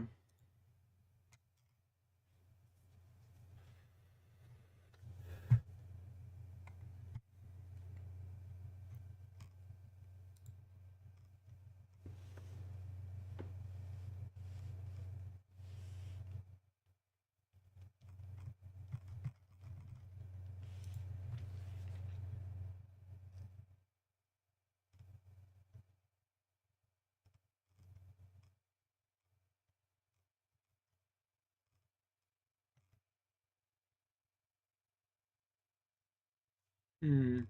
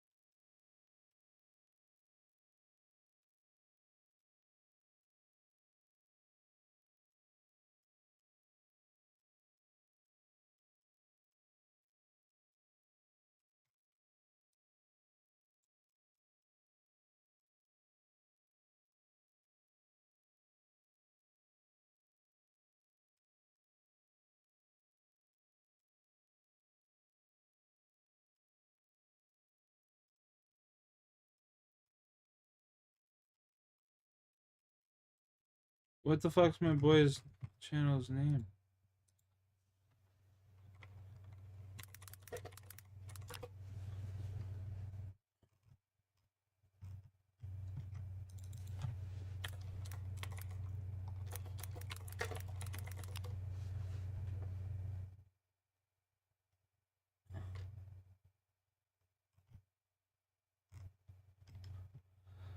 What the fuck was my buddy's channel, man?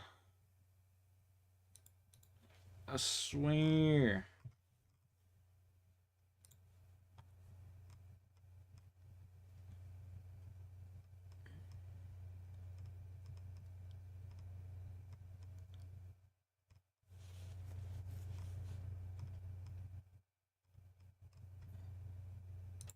Was it in here?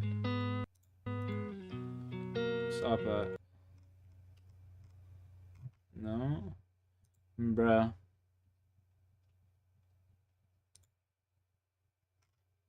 I lost my buddy's channel.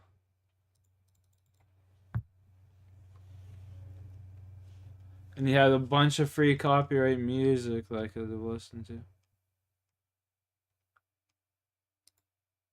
Is this it? No. Where the fuck's...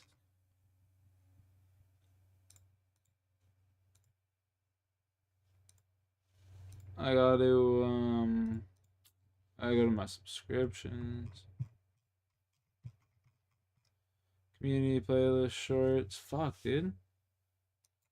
This is just wild. How can I not find subscriptions? How can I not find this guy's channel?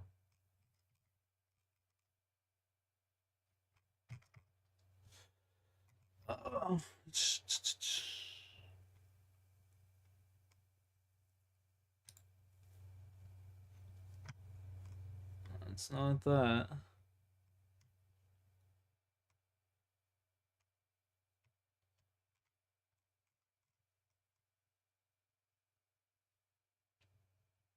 Eight five, there we go, baby. That's what I'm talking about. That's what I'm talking about, baby.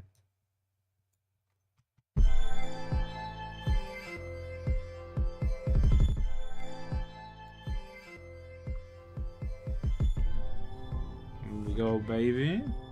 Woo!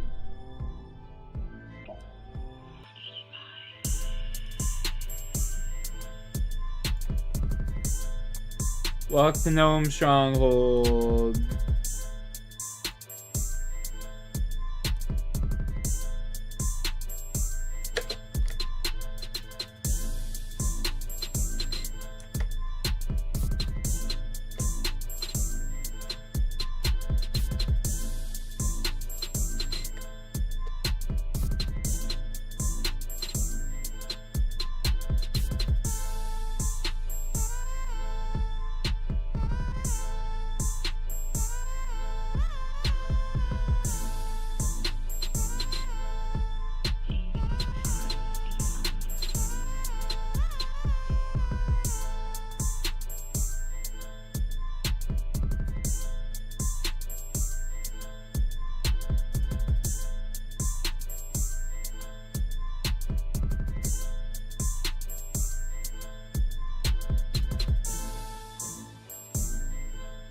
Good luck, Sean.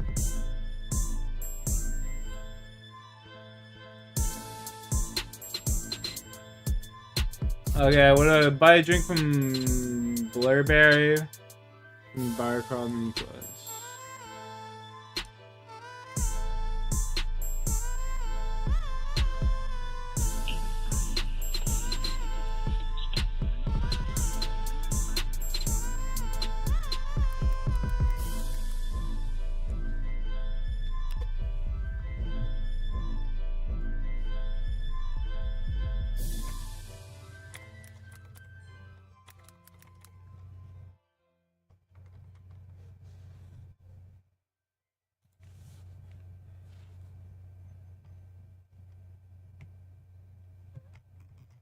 Where's the stairs, dog? Climb up right there.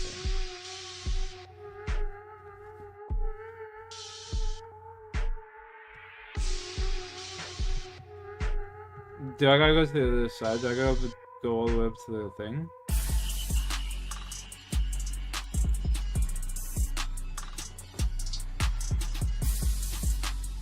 I gotta go all the way up to the top here.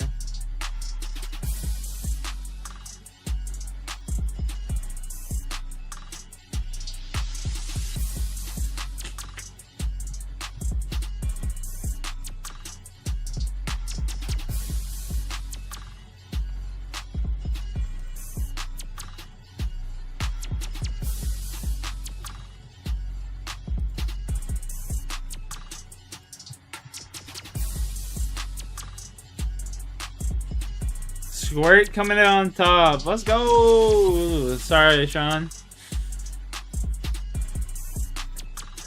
Not today, son.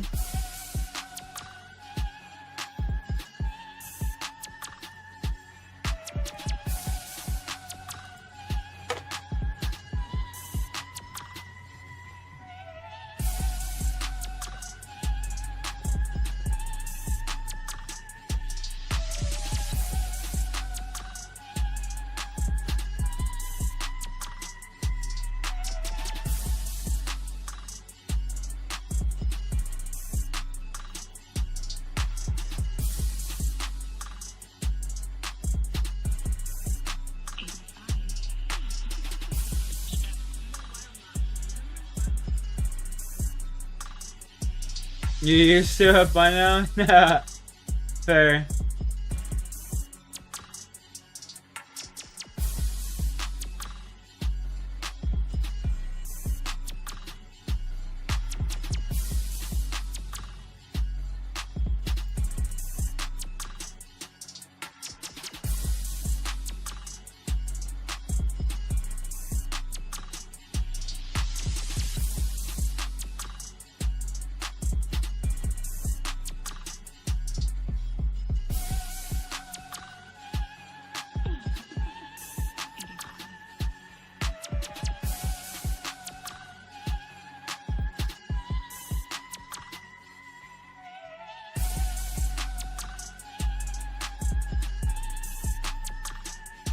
Oops. I'm going west.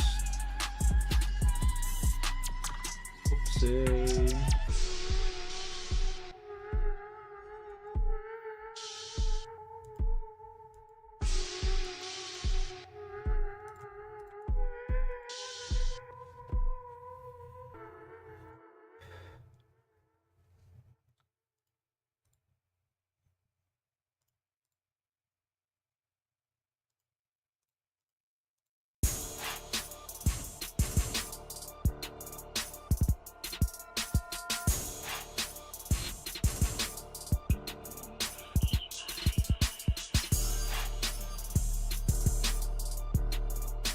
Bucket of milk.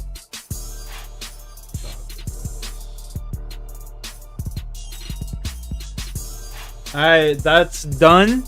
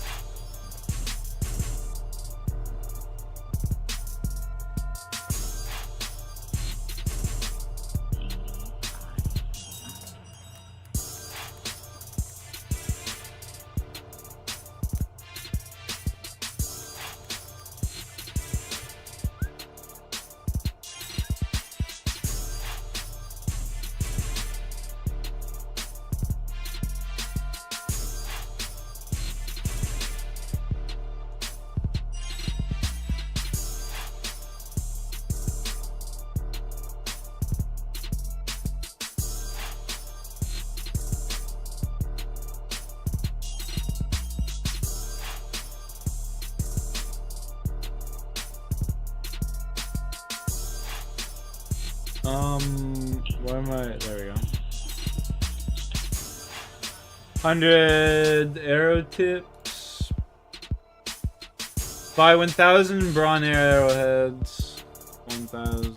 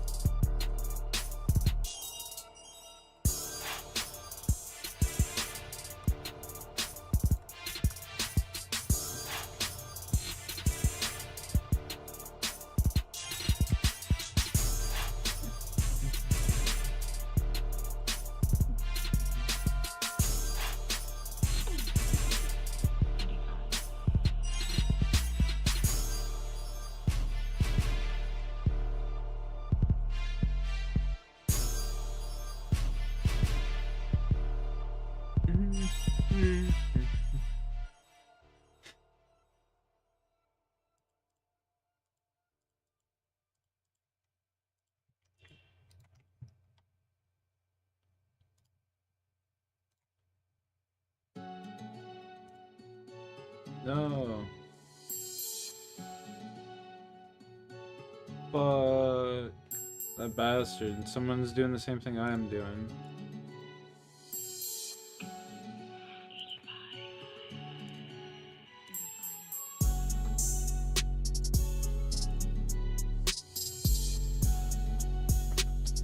Not cool, man.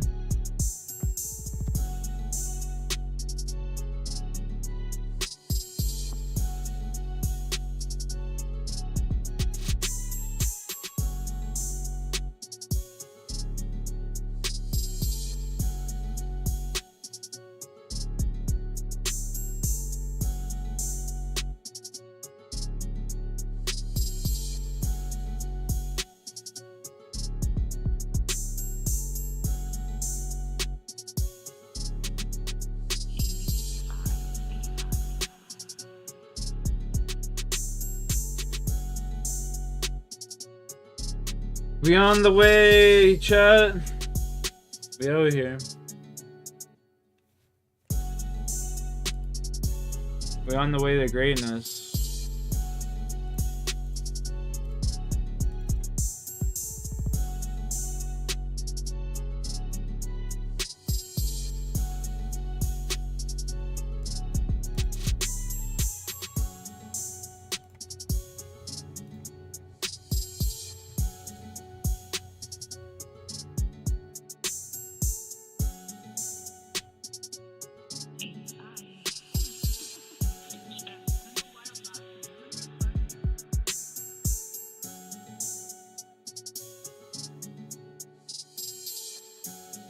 Ahoy there, Captain Shawnee boy.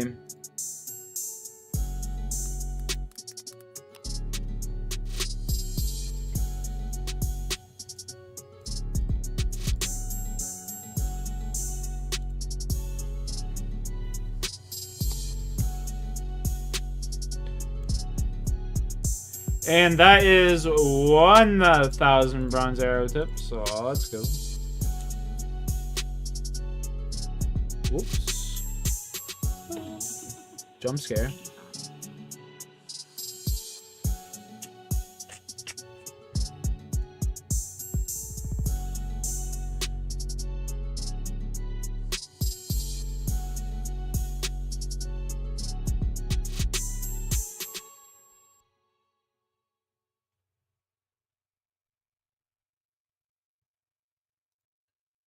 We're about to make the hangover here.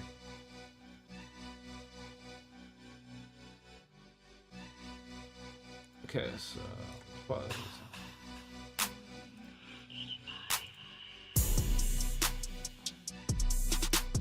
Hangover cure. Now we gotta go walk to our doin.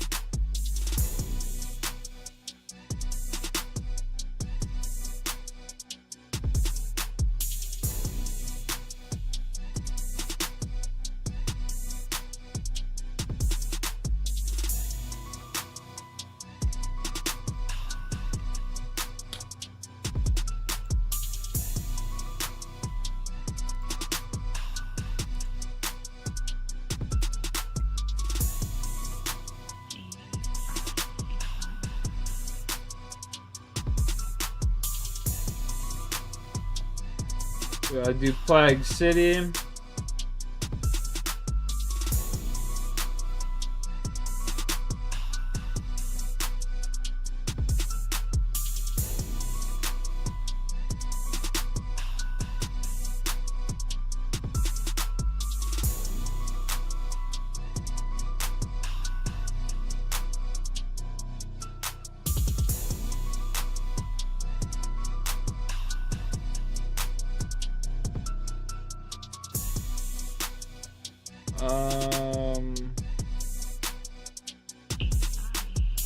Spade, we'll need a rope. We'll need the hangover here.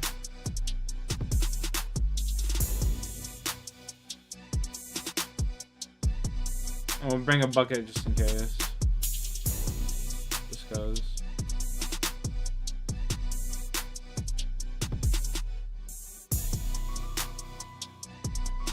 So we essentially just walk down there.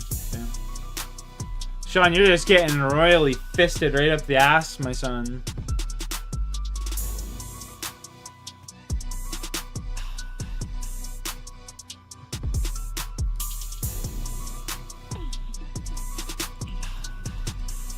I'm genuinely gonna walk all the way to Ardoin because I want to save my render energy for this quest so I can just get this shit done as quick as possible.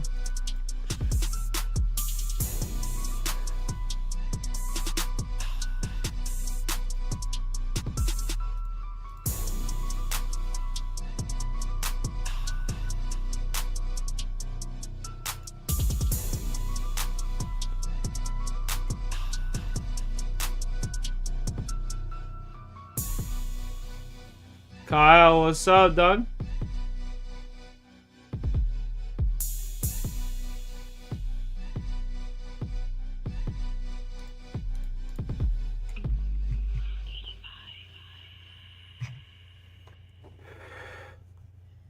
My boy, what's up?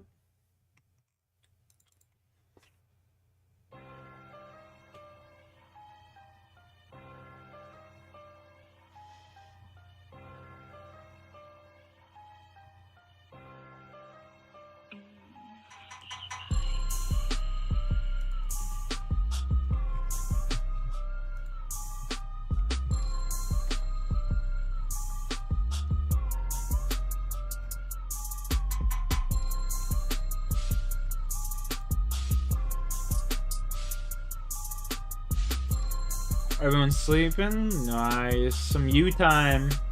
I'm just sitting here getting stoned, bro. You know how it goes. Cheers.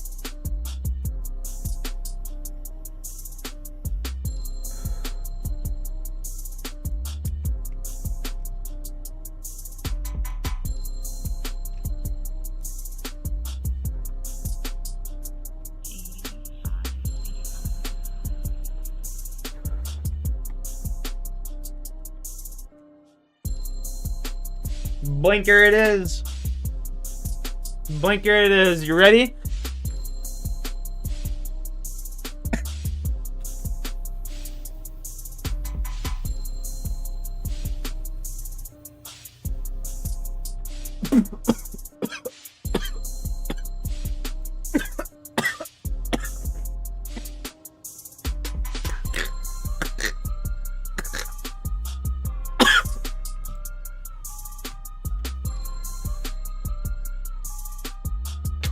Stone now, son. God damn.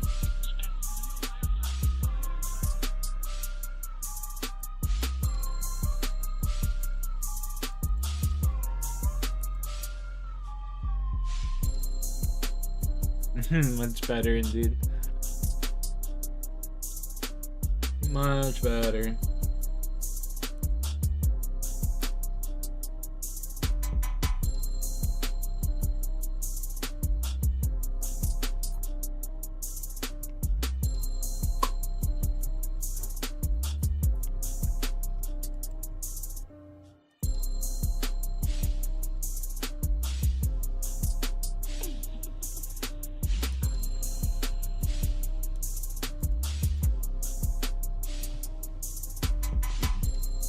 I'm fucking cooked off of that.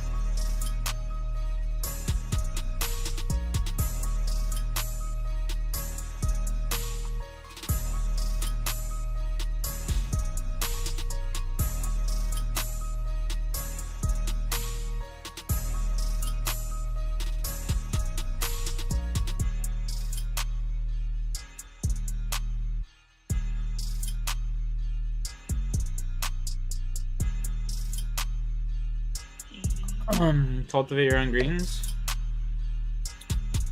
Like vegetables or like marijuana? Because we do both.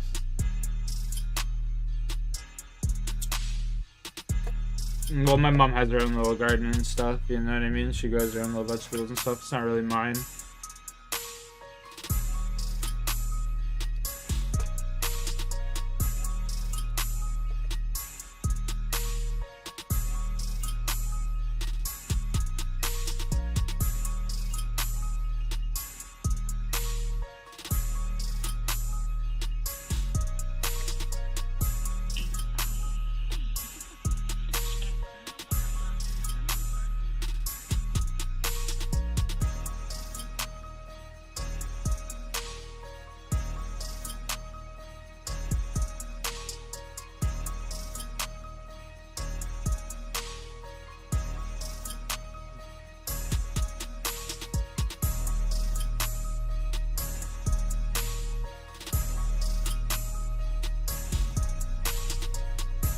Oh, I know I'm getting? Yeah, facts. You know what, bro? Homemade tomato, like not homemade, homegrown tomato, is just completely different than like a store-bought tomato, where it's just like hydroponically grown, and it's totally different. You know?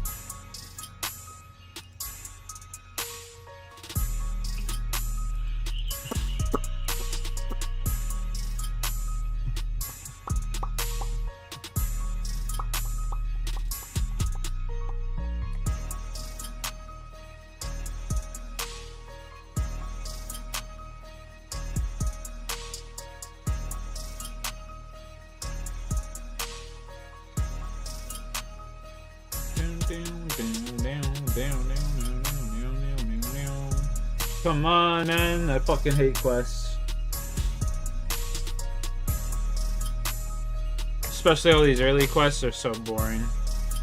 Run, fetch me this, talk to this person, talk to this person, go talk to this person, run all the way over here, talk to this person. Like, fucking suck my nuts and call me Sally. I don't want to be doing this. Unbelievable. But, you know, the grind's gotta commence somehow. Ye all start somewhere, right? Ye all start somewhere.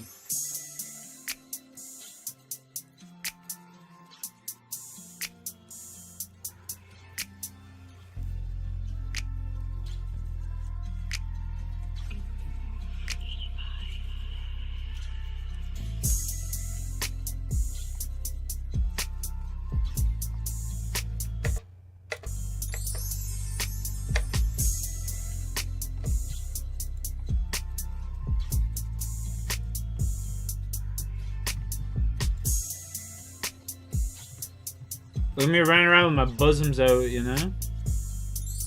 My big old bosoms. Wow.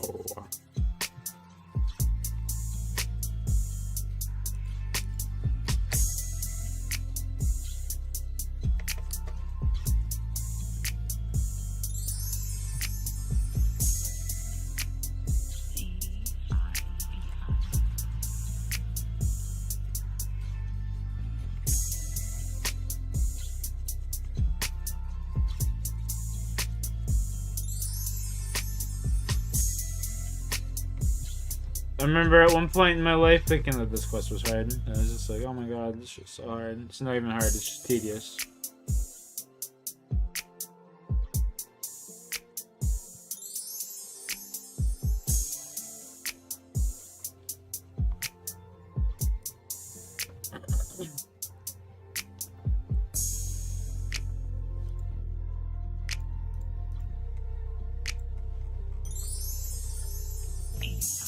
Oh, there we go, baby.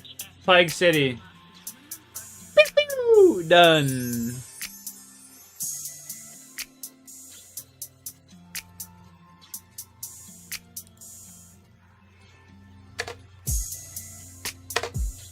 $15 mining, just like that.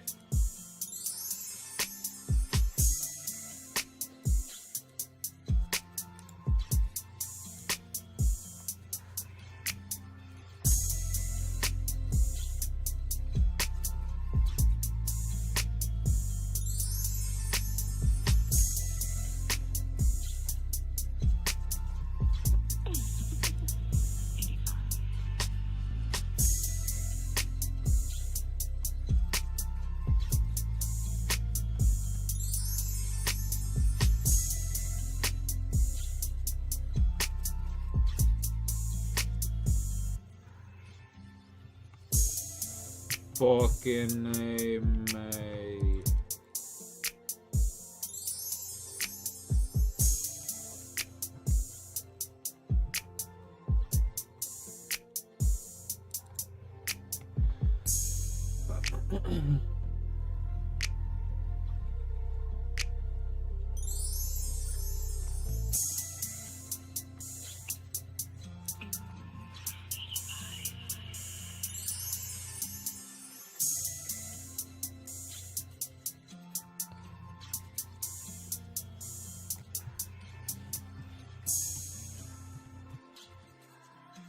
I guess we just home tally and then we went to Barrack, eases the bank. We tally and then Vrock. We are off to Vrock.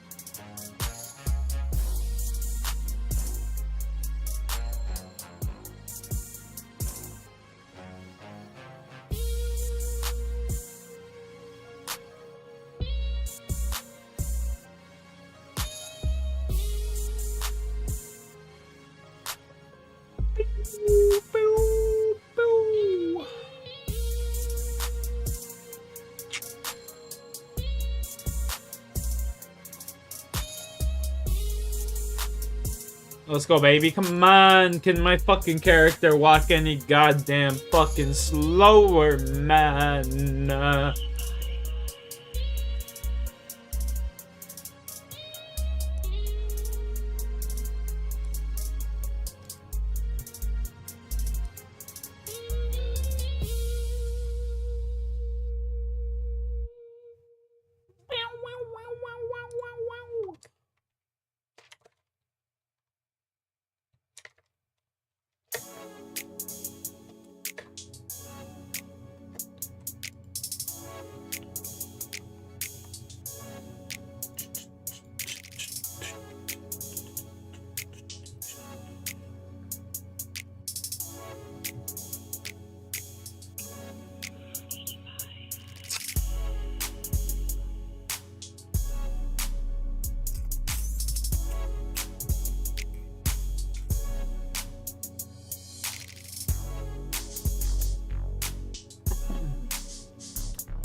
So would it make sense for me to go...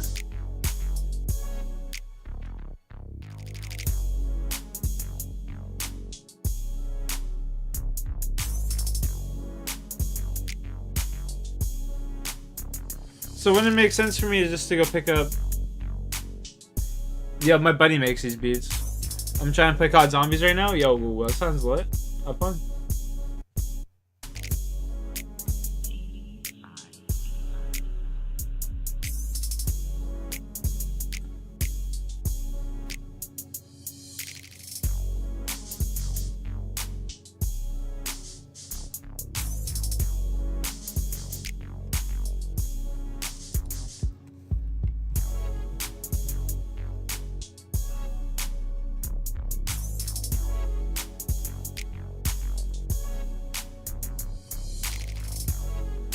I think I feel as though I'm fucking up, but I'm gonna do this anyways, because I'm following the guide. Following the guide.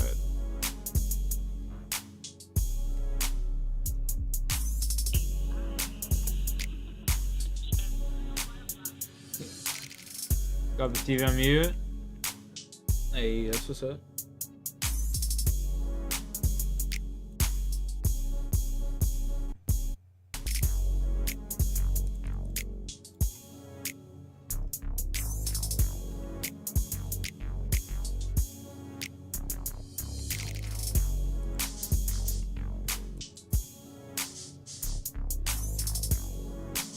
This series is going to be called Chillscape.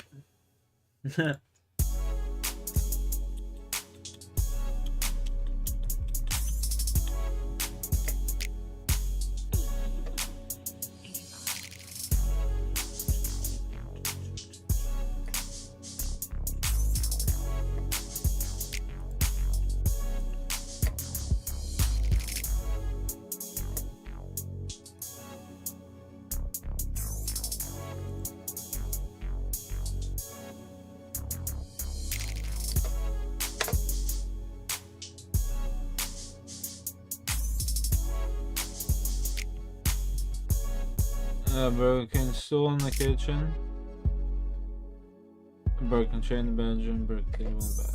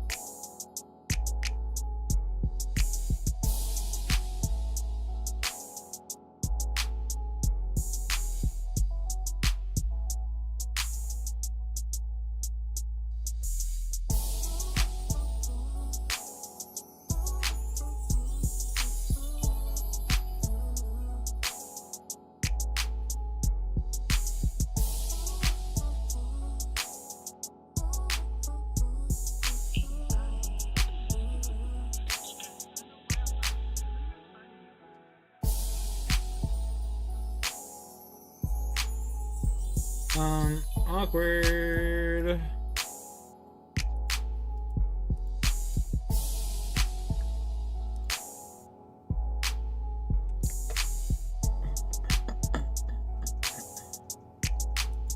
Okay, so I should have gone and just gotten them. That's awkward. A wee bit awkward, but you know, the cookie crumbles like you know.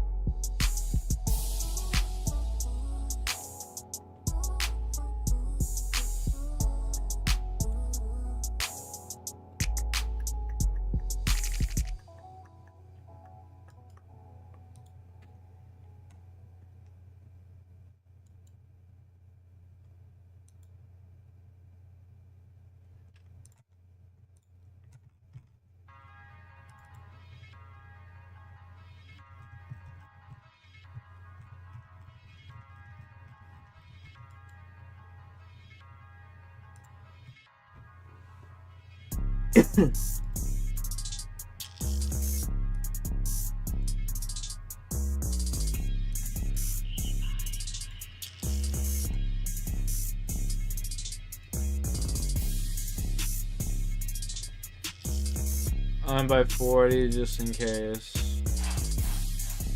I can't be making a fool of myself out here. We need the 40.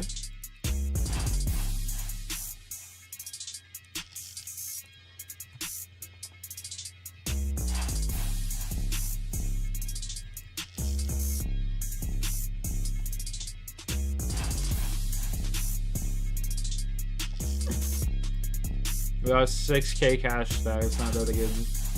Not good, not good.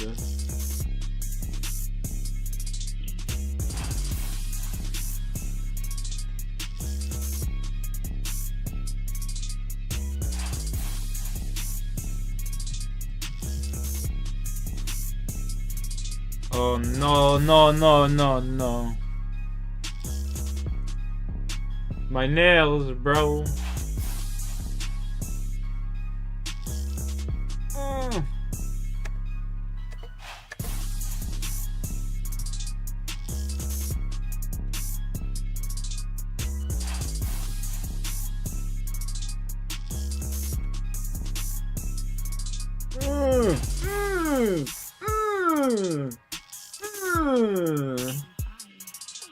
There we go. 13 nails left. Can we do it? Only God will know. Only God knows. I don't even want to fucking look. Did I do it? Oh, Jesus Christ. I guess I'm looking now. Oh! Come on. I got 8 nails. Good thing I didn't stop at 30.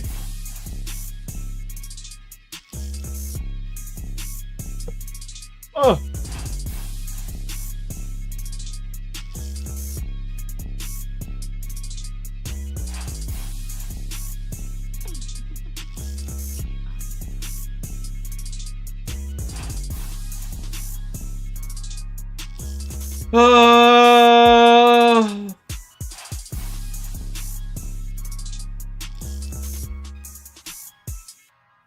Suck my fucking scrotum.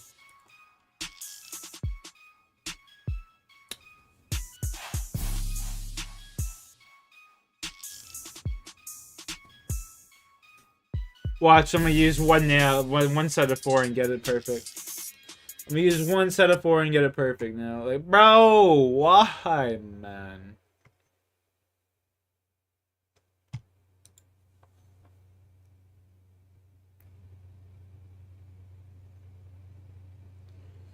fuck, man? Why is it always gotta be me, man? Why?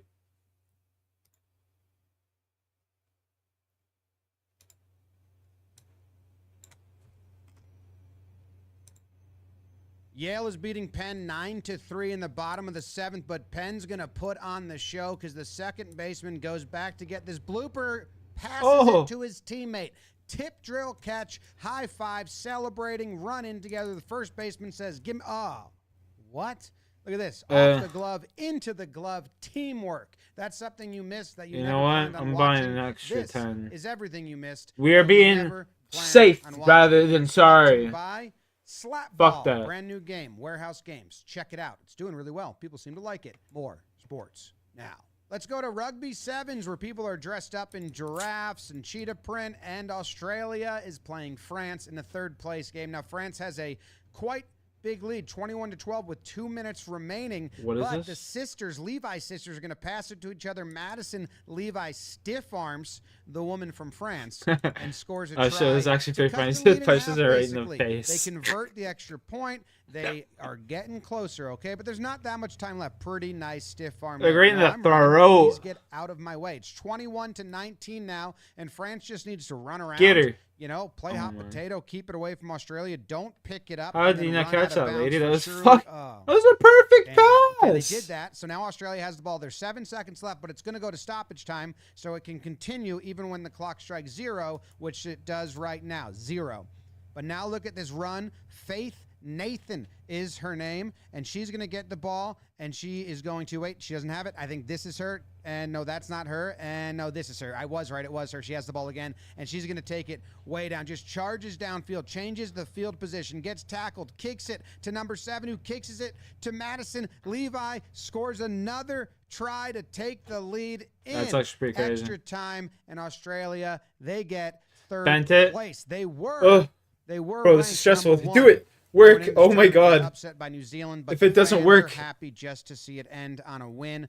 Great play here, and like I said, Ciao. this run, I believe my notes say this is Faith Nathan, and she passes it right there to Charlotte Kaslik, who passes it to Madison Levi, who scores. It didn't Game fucking winning try. build. The celebration is great. A knee to the belly from number 5 there, who's her sister, I believe, and now we're dancing, and we're dressed like a crocodile or an alligator. Let me know. I could be wrong. College lacrosse, Notre Dame ranked number 1, take it on Syracuse, ranked number 3. Notre Dame has been winning a lot of games. They've been beating good teams, but Syracuse working the ball behind the back pass. Gotta love it. The orange looks bright and beautiful. Great ball movement here by Syracuse, who's up a player, so there's always going to be someone unguarded. Oh, my goodness, that's got to sting. What an incredible save by the keeper from Notre Dame, Liam Anthony.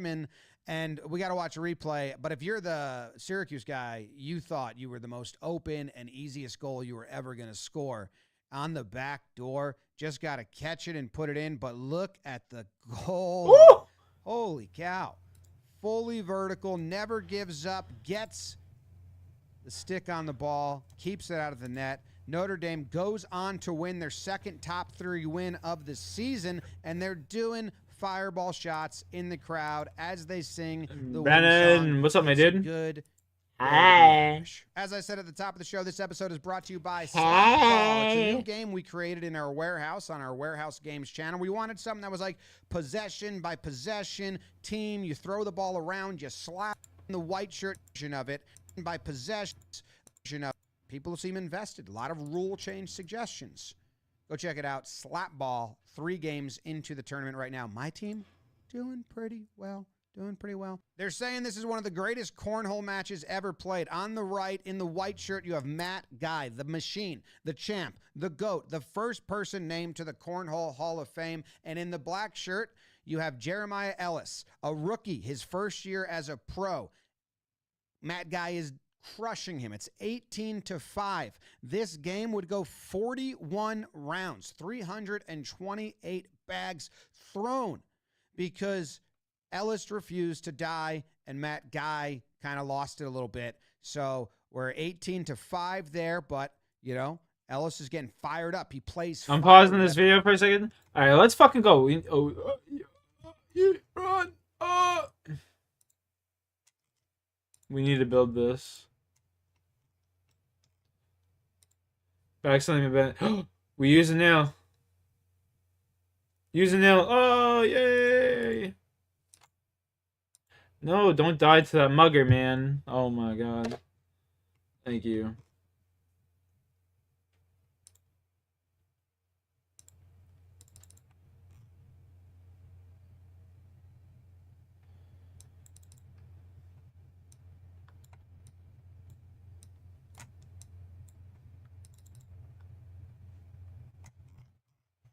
What you been up to, Brennan? Big dog. 18-7 now. Matt Guy, he leaves that on the board. Ellis can attack. He sinks his. All right, last bag, I think, for Matt Guy, and doesn't drop one. So Ellis grabs a couple more points. He's getting fired up. He's starting to scream. He's feeling the energy. It's 18-15 now. We skip ahead. Uh-oh. Matt Guy sinks one. Ellis sinks one. Matt Guy needs to leave it on the table for Ellis, and he does. Yeah, boom, let's go. Ellis is fired up. Matt Guy's shoulder slung. 18-17 now, and they're going hole for hole. I score, you score. We all score for ice cream. And, okay, in. So now he needs Guy to miss again. Can he close it out? No, it's go! Bam! Come on! Hair getting sweaty. Hat Dude, I was just about to say, this guy's sweating his balls He leaves that one on the table. Doesn't drop. Here we go. Matt Guy looking to circumnavigate. Imagine having the last name Guy. Beautiful shot. Oh, that was insane. Ellis wants to push both in. Neither fall. All right, Matt Guy can win the round here, or he can tie. If one of Ellis's bags drop, which it does, the other two stay on. It's a wash. We keep going. Ellis maintains the lead. On to the next round. That's a crazy game here, man. Leaves it on the table. Deep breath by Ellis because he knows, hey, okay, all I got to do is make all mine. Here we go. Get around him and get in. Okay, wow, pushes, guys, but drops in. Here we go. Guy needs to push his in. Oh, he airmails it. No drag. All the way in. Still leaves one on the table. Oh, okay. He's got it set up now. He's got it set up. He needs to get... Oh, yeah. Takes it, and wins and beats Matt Guy. Ellis, the rookie, beats the Hall of Famer. That's crazy, bro. They're saying is one of the best cornhole matches to ever be matched. And you want to know who enjoyed it? You want to know who enjoyed it? This guy. Moving on to the International Ice Hockey Federation, the World Championships, USA versus Canada. This is a preliminary round matchup. These teams find each other in the championship a lot, 3 years running. And, you know, a play in the corner there where the whistle, it got heavy. It didn't get lifted. Pass to the middle and scored to win the game. Kirsten Sims puts the USA ahead and ends it. And Canada loses, and they're upset, but the USA is happy. That's how it works. Look at him pushing his dad. You didn't believe? Come on, Dad, you got to believe. Weird to see the color matchups here. I thought it was opposite. The all-blue team I thought was Canada at first. I don't know why. But I did. Kirsten Sims, who scored that goal. Here's the no call. What do you think? Tripping? Kind of looks like it. Did she get her? Was it a dive? Was it just an angle? I don't know. It kind of looks like it, but it could just be an angle. Overtime. You pocket the whistle a lot. Anyways, level 8 construction from the quest. Let's go.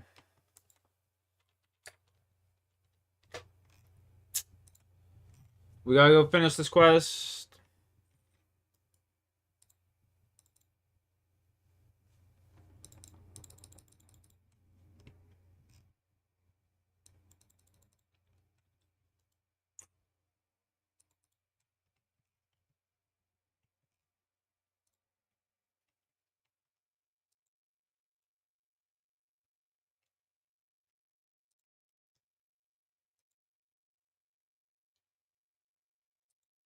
Finishing up Daddy's home. Daddy's home.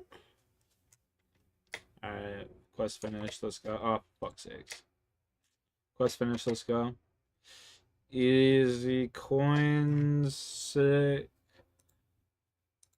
Can now build a dining room. Awesome. Let's go. It's huge.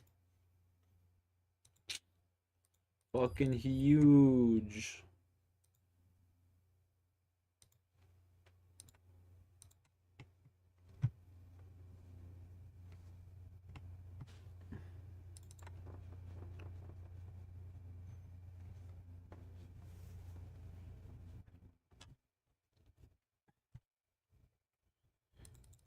We gotta go over to the sawmill. Sell the bolts. Bolts of cloth and buy 500 nails.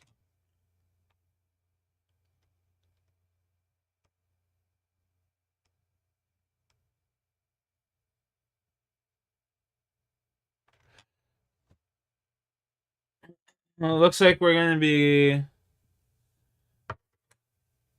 cutting and fire making teak logs, chat, for quite some time.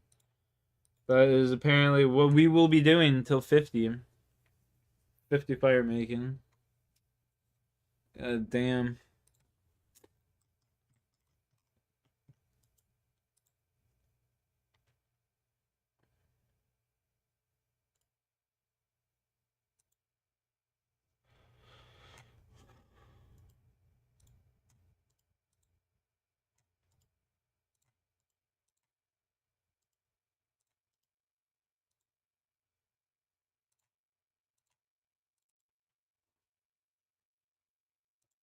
Almost went to a bounty hunter world. Holy.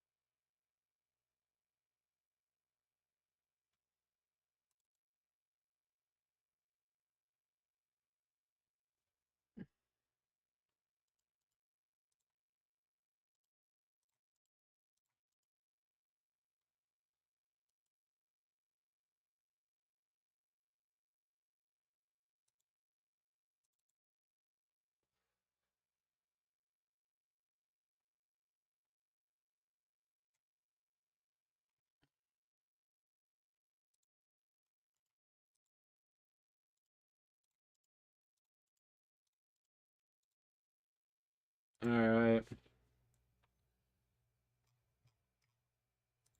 We got 500 bronze. We sold that. Minigame tell you the clan wars you charge energy.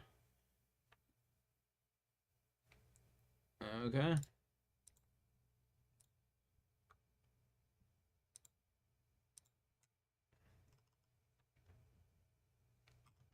Clan wars.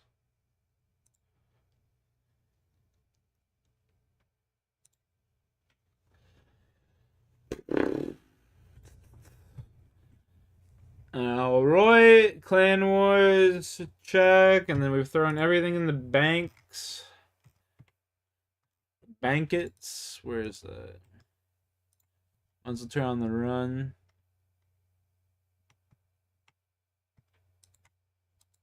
Use the bank real quick, deposit the inventory. I think like construction and mining go together, honestly.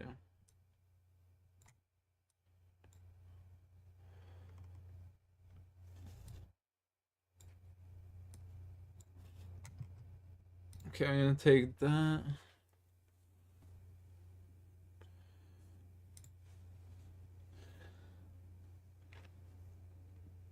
That and that.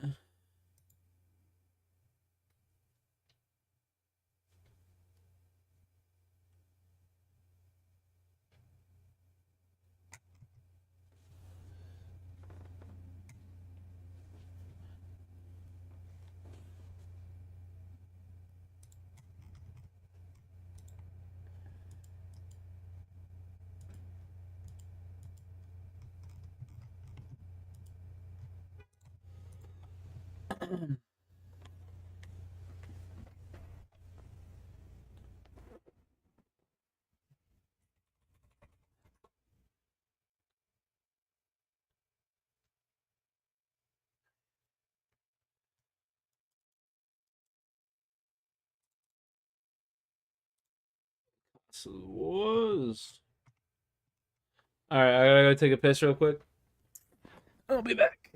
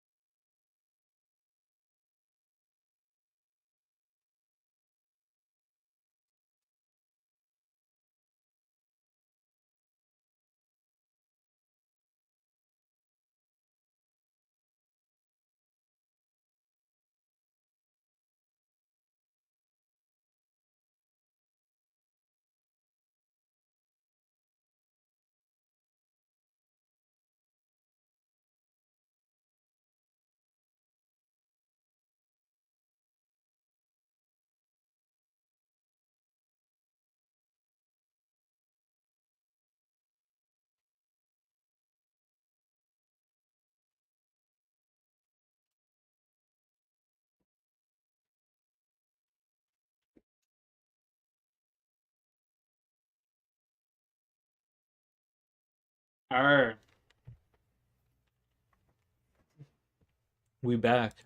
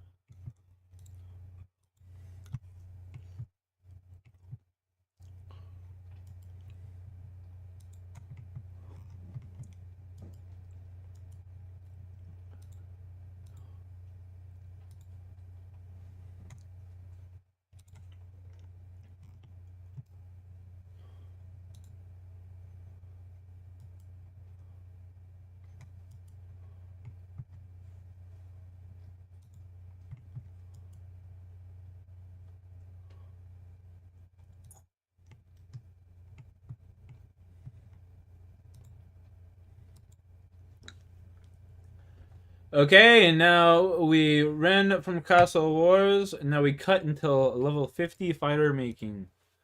That will be 11 levels. 11 levels, chat.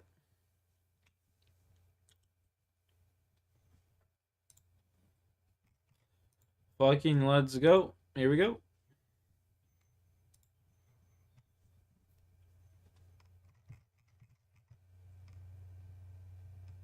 Here we go, baby.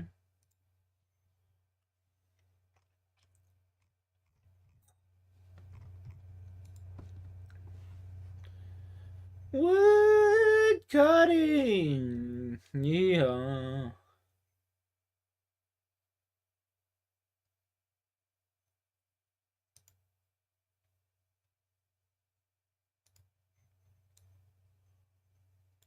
In the year 1999, Javed Iqbal went on an unprecedented spree of vicious killings. In 6 months, 100 boys vanished, murdered, and mutilated by the monster named Javed Iqbal. 100 murders, 6 months? How? Welcome back to Twisted Minds. My name is James, and this is the sickening case of Javed Iqbal. At least I'm getting 85 per cut now. You know? That's not Faisal bad. Razik was a 9-year-old boy who worked in a factory folding boxes to make a living. He had a home, and his parents loved him. He had a home, but as they were also most terribly young boys poor. do. So poor that everyone in their family, including 9-year-old Faisal, had to make ends meet, or they would starve. So every morning at dawn, Faisal would dash down to the factory and work till dusk for what was often a measly wage.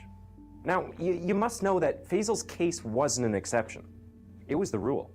Back in 1999, poverty levels in both rural and urban areas in Pakistan were at an all-time high. In fact, the Human Rights Commission of Pakistan estimated that in the 90s, 11 million children had jobs, and half of them were under the age of 10. So while his life might be alarming to you, for Faisal, it was perfectly normal.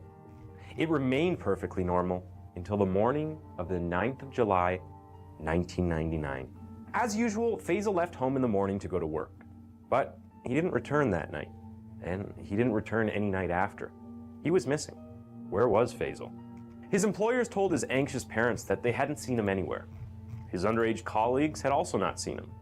So Faisal's desperate parents were forced to turn to the police for help. But the police were nonchalant. Go check the house of your relatives, they said. Your child probably ran away. Of course, this wasn't true. Faisal hadn't run away. The tragic truth was, 9-year-old Faisal had been taken by Javed Iqbal. The poor boy was one victim out of the 100 that Javed violated and slaughtered. Ijaz Muhammad was another one of those unfortunate victims. His family called him Kaka, after the legendary Brazilian soccer player. But while Ijaz might have been good with his feet, he was also skilled with his hands. At the age of 13, Ijaz and his older teenage brother were full-time freelance masseuses. But this guy, this narrator just sucks. Man, fucking sucks.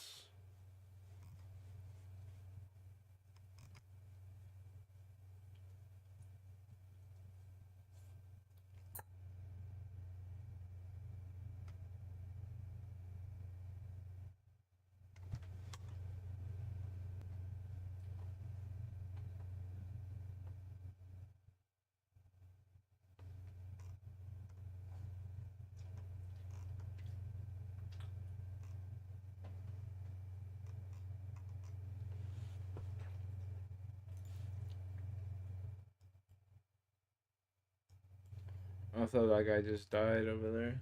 What?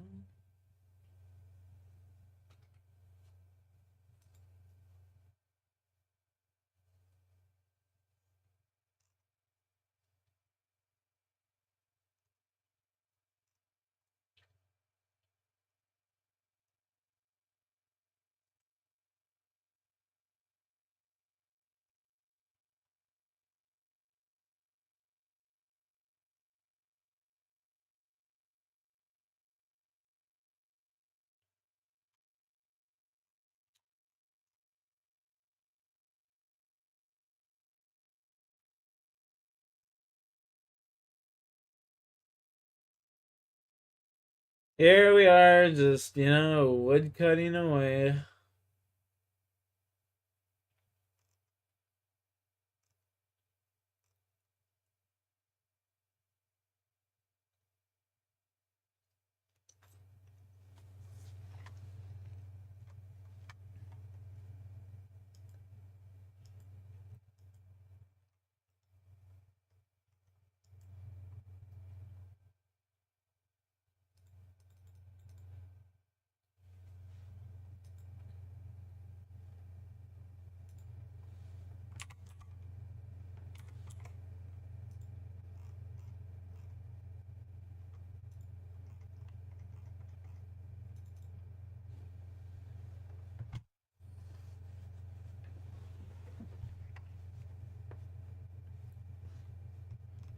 Fuck, man. I don't even know at this point.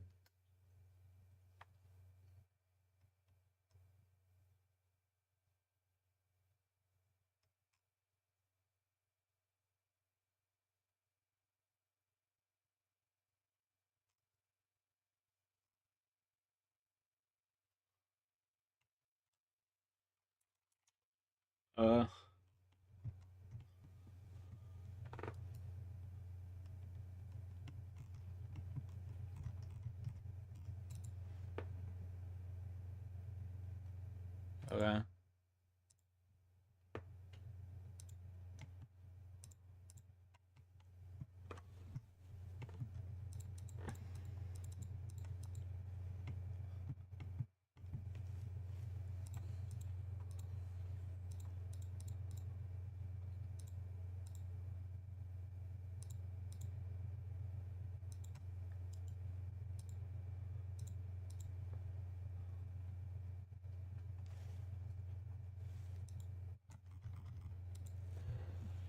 We need a fucking video to watch, man.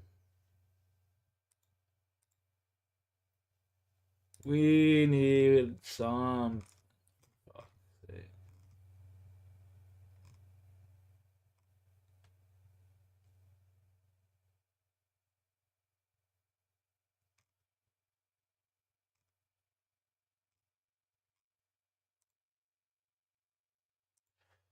It's...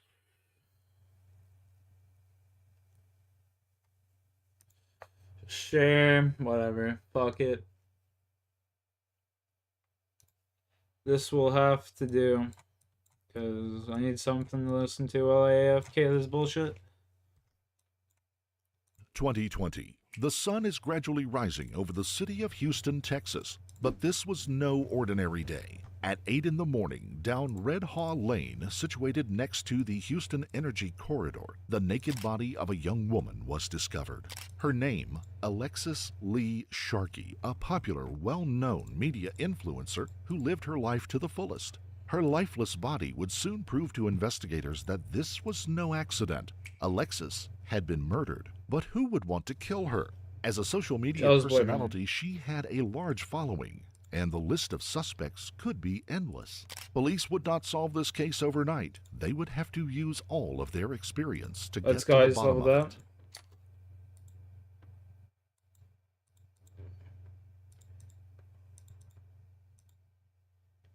Coins, so that will go up.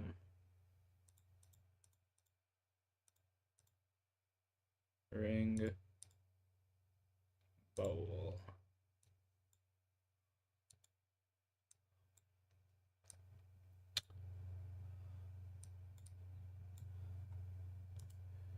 Sick. Before we begin, we would like to send our sincere condolences to all of the friends Well, and I could just family wear it of and not Alexis have it take up a Sharkey, spot. who was taken from this world at just 27 years old. By the way, that was level Alexis 40. Lee Robinault was born in Warren, Pennsylvania on January 25, 1994. Alexis had a very good upbringing with her parents, Michael and Stacy, and her 2 sisters. As well as her good upbringing, Alexis was born with every tool she would ever need to succeed in life. She was a stunningly beautiful woman with a fabulous personality, the kind of woman everyone loved and wanted to be around. And on top of that, she was a very intelligent woman as well. Lots of labels are attached to social media influencers. For example, criticizing them for not getting a proper job, or for being too dumb to work, or just being a plain old attention seeker. In some cases, maybe that's true, most cases it's but true. not in the case of Alexis. Her parents described her as having an analytical mind and as a person who was addicted to learning. In 2016, she graduated from the University of Pittsburgh with a major in biology and 2 minors in nutrition and psychology. From the day she was born, she was destined to be a success, and she was determined to make it happen. The 28th of November 2020, a group of city workers are going about their daily business. As they drive up Red Hall Lane, approximately 17 miles from downtown Houston, they notice something lying on the side of the road. Pulling over and approaching, they discover that it is the body of a young woman. She is described as being laid out very carefully, stripped of all clothing, and strangely, for someone who had been dumped on a roadside, looked extremely clean. The body had been placed so carefully that initially the workers thought it was a mannequin, so much so they didn't pull over to begin with and carried on driving, thinking, well, somebody must have just thrown it out. But something kept bothering them, which is why they turned around and came back for a second look. They only realized that it was a real person when they noticed her feet. Of course, mannequins don't have spread toes. But this did. The workers weren't sure how to act. They were probably in shock, so they called their supervisor to come down and take a look. He immediately called 911. When first responders arrived at the scene, they found That's such a worker thing to do. Oh my god, that is such a worker thing to do.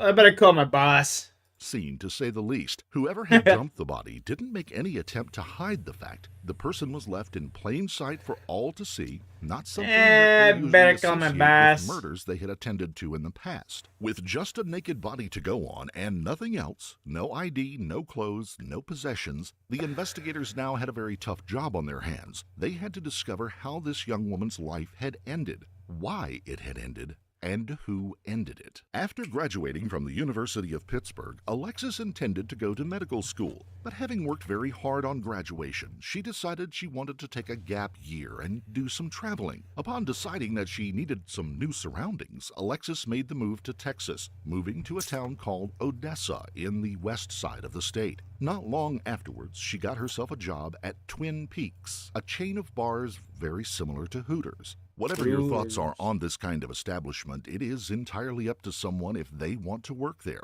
Alexis did, and she enjoyed it very much. I'm sure she Given her did. good looks and the groups of men who came in to drink and watch sports, getting generous tips for being a waitress was like taking candy from a baby, and she was very successful at it. Within a very short time, she had made lots of new friends from working at the bar and was settling into her new life perfectly. By the middle of 2017, Alexis had gotten engaged, but unfortunately that relationship didn't last. Her heart was broken over this guy, and she went through a fairly difficult time. But fortunately, friends helped her through it. Not long after, friends and colleagues noticed that she was getting close to one of their regular customers, Tom Sharkey. He often came into the bar, and the staff liked him. He was a popular guy, big muscles, big personality, who was always friendly. What? And That very guy looks polite, oh and my he god. made the staff laugh. That Tom guy worked looks as like a someone I know. consultant in the oil fields and fucking also had traveled wild, around the bro. world for his work, which was one of the reasons he appealed to Alexis so much. She also loved to travel and dreamed of a job where she could move around. He was quite a bit older than her, though. Alexis was in her early 20s at the time, and Tom was in his early 40s. He was divorced and had 2 children. Alexis's work ethic could not be Wonder questioned. what was She up with working that. all hours at Twin Peaks, alongside a couple of other jobs that she had. but it was taking its toll. She wanted to slow down a bit and enjoy life instead of, in other words, she wanted to trading use all this my guy time for his money. cash. One of her side jobs was working for an MLM called Monet. An MLM is a multi-level marketing business. The person at the top recruits people to sell the company's product. Those people then Fraudulent. recruit other people, and it goes on and on. Then you end up with what is basically a pyramid of people selling the products. Now, Yeah, in many fraudulent cases, the people at pyramid the scheme, bottom yeah. rarely earn very much money, but the people higher up can make lots of it. Monet doesn't have the best reputation, according to the media. It has fought several lawsuits against it for fraud and deception. This can often be the case for many MLMs or pyramid schemes as they became known. Most of the people that get involved tend to fail. But in Alexis's case, this was not her experience. She put everything she had into it, and rather than just trying to sell on doorsteps or some online marketplace, she decided to use social media. After just a short time, she built up a good following and had many people working below her. Within just 1 month of working for Monet, Alexis quit her job at the bar and dedicated herself to this as a full-time salesperson and influencer, eventually working her way up to an executive director position. In a fairly short time, she had risen from a small-time salesperson on a modest salary to a director earning in excess of $34,000 a month. The new salary and being an influencer went hand in hand. Rather than just posting the product online, she was able to put forth much more effort and show more luxurious videos and photos, sailing on private yachts, swimming in the sea, that kind of thing. That's what many people don't know about influencers. It isn't necessarily about what you share. It's how much you're willing to share. How much of your private life are you willing to put online in full public view? Successful influencers live nearly all of their lives in the public gaze. Alexis was building up an Instagram following in the tens of thousands of people, and it was all geared around recruitment for Monet. She did not like to refer to herself as an influencer. She described herself as a businesswoman, and all the champagne and parties She's a fucking. and yachts, She's all part of a carefully she's literally just scamming choreographed effort people. to attract people to come and work for her. By 2019, Tom and Alexis were in a committed relationship and very happy with She's each running other. a pyramid The next scheme, natural like, step was she's to just get literally engaged, scamming which people. they did in the summer of 2019. Tom then seems to have realized how good social media was for the couple and how much money there was to be made, so he started joining in, featuring in various videos. The couple, very typical for the pair of them, fancied a change of surroundings, and in August of 2019, they moved to Colorado. For reasons known only by Tom and Alexis, they didn't stay in Colorado very long, opting instead to return to Texas, but not before taking a nice long road trip together through Colorado, New Mexico, Arizona, and Utah, of course, filming new social media content the entire time. The couple were married in a courthouse in Colorado in December of 2019 and moved back to Texas by January of 2020. Finally settling down in Homie's a Houston. biker. Not one to sit around, Alexis was once again on the lookout for new friends in her new surroundings. She joined an app called Bumble BFF, not to be confused with the dating app Bumble. This was just a way to make new friends in your local area. This is where she met a lady called Tanya Ricardo, who was also looking to meet new friends after a divorce. Alexis was invited around for dinner along with other friends of Tanya. She managed to fit in straight away, and according to Tanya, everyone loved her almost instantly. Alexis then introduced Tanya and her friends to some of the women she knew from Monet, and the two groups got along very well. Within a few weeks, she had created a whole new circle of friends based purely on her likable personality, not a skill that everyone can manage. What we must remember about social media influencers is that we do see only what they want us to see. Great videos and photos with filters applied, a bit like a gambler who will only ever tell you when they win. A social media influencer will only show you the good stuff, not the bad. Alexis's new group of friends loved her, but they found it strange that she hardly ever spoke about her husband. At times, they would all get together as couples, but not very often. Even if someone brought the subject up about her personal life, she would just change the subject. As everybody knows, the pandemic threw a dark blanket over the world for quite a period of time. This hurt Alexis as much as anyone, if not more. All of a sudden, she couldn't travel or recruit people or even sell her own products as she had couldn't before. This recruit is when people, aka she couldn't fucking do her Ponzi scam joined anymore. TikTok and changed her method of making money. She might not like to have been called a social media influencer before, but now she certainly was. As well as making new videos to sell Monet products, she started including her entire personal life. She would show videos making drinks or wearing fancy dresses, playing with her cats.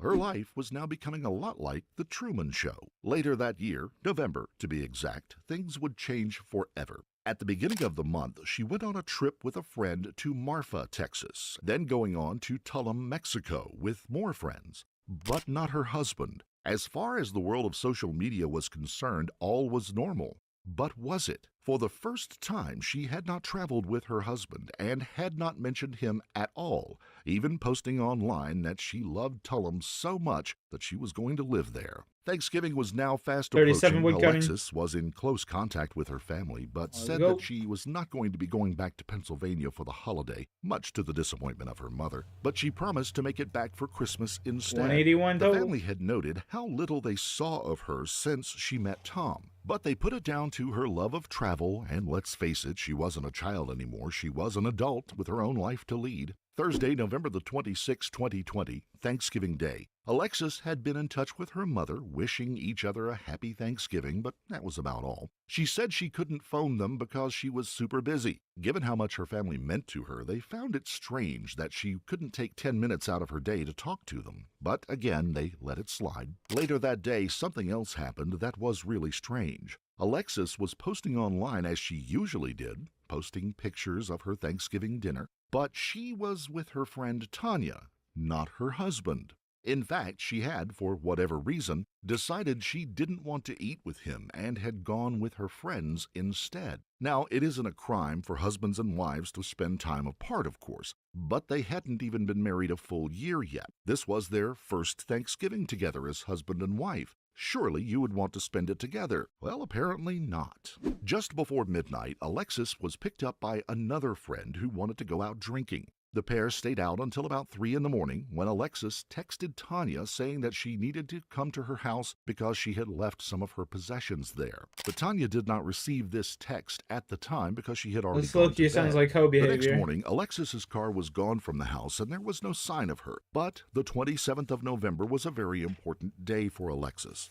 Black Friday. This is when most shops will put various deals for all sorts of... Bro, I can't get over the fact that this guy just like ever so slightly glanced over the fact this chick was like just legitimately scamming different things available for once-a-year deals, meaning shops and websites are crammed with people hunting for Christmas presents. Alexis would normally be no different. She would always be straight online offering different deals for the Monet products she sold. But strangely, she didn't put a single post out. This is a woman who was documenting her entire life online. So to not be online selling products she relied on for her living was very strange. Finally, at 5:30 in the evening, her friends heard from her. She was asking all of them if they wanted to go out partying. Unfortunately, no one was available, but instead they arranged to meet up the next day where they would all watch movies in their pajamas.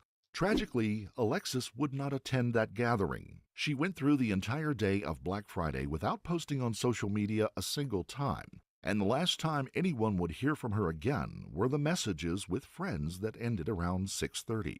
A few hours later, Alexis's husband sent a text to a guy named John. This was the boyfriend of one of Alexis's friends. Tom was asking around to see if anyone had heard from Alexis, as he had not seen or heard from her in quite a while. John tried to help Tom and started calling around, but nobody had heard from Alexis. This was a woman who was never without her phone in her hand. It was very strange for no one to hear from her. John called Tom to discuss the situation straight away, and Tom said, "Alexis is missing. We got into an argument and I haven't heard from her since." The two men stayed on the phone together for 45 minutes discussing what had happened, but John later said that something just didn't seem right. His suspicions were probably aroused by the fact that Tom apparently changed his story a few times, later saying that Alexis and he had not gotten into an argument. He also changed some other details. First, he told John that Alexis stormed out of their home barefoot. Then he said that she was wearing running shoes. He also said that Alexis climbed over the fence at their house and got into a black car, but that she also may have left on foot. Tom couldn't make up his mind as to whether Alexis took her phone with her or not. This is her home. Why on earth would Alexis need to climb over a fence? If she stormed out, why would there have been a car waiting for her? And surely she would not have stormed out. We just got level without 41 police fire on her making. feet. Let's go. Lastly, she would not go anywhere without her phone, so it's pretty unlikely that she would forget it. All questions that Tom's explanations failed to answer. Tom then decided on his version of events. He told John that he used the Find My Friends app on his phone to track Alexis and the black car that had picked her up. He was now going to follow her, but lost cell phone service before he could find her. Having lost service, Tom said that he didn't know what to do, and he pulled into a local gas station where he sat for 2 hours. After that, he started calling people to try to find out where his wife was. For all of Tom's explanations, the true version of events was still very unclear, and it didn't help anyone trying to locate Alexis. November 28, 2020, Tanya, as planned, messages her friends group and tells everyone that their planned movie day is still on. People started replying as you would expect, suggesting which drinks to bring and what movies to watch, that kind of thing. But one person didn't reply, Alexis, the person who would normally be first on the chat messaging everyone. Her friends noticed this straight away and checked her social media. She had not posted a single thing in over 12 hours. For most people, this might not be a big deal, but for a woman like Alexis, it certainly was, and her friends knew it. Regardless, they still met up for their movie day. Some of them thought Alexis might just show up, but she didn't. Even if she was unable to attend a social event, she would always let them know, but this time, nothing. Tanya, now becoming increasingly worried, tried calling and texting repeatedly, but still nothing. She went around to Tom and Alexis's home, ringing and calling as she pressed the doorbell, but it seemed that no one was home either.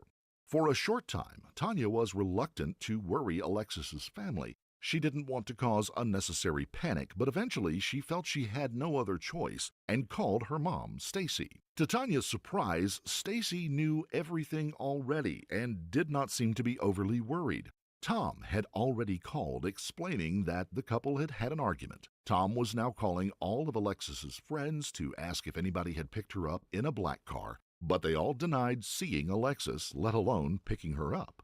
By 9 p.m. on the 28th of November, Alexis was still missing without a trace. This is when not her husband, but her friends decided to file a missing persons report with police. Tom was notified, but only after the report had been filed. Shortly after, pictures of Alexis appeared all over social media from her friends saying, "Have you seen me?" giving them her name and everything. But there was to be a tragic twist.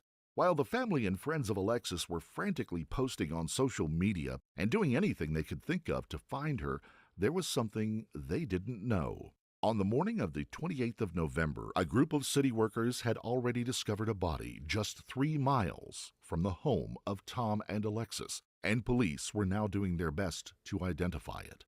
Given the missing persons report, it didn't take police long to put 2 and 2 together. They went to see Tom and asked him to come in and identify the body. Tom went with the police and had to positively identify the body of his wife.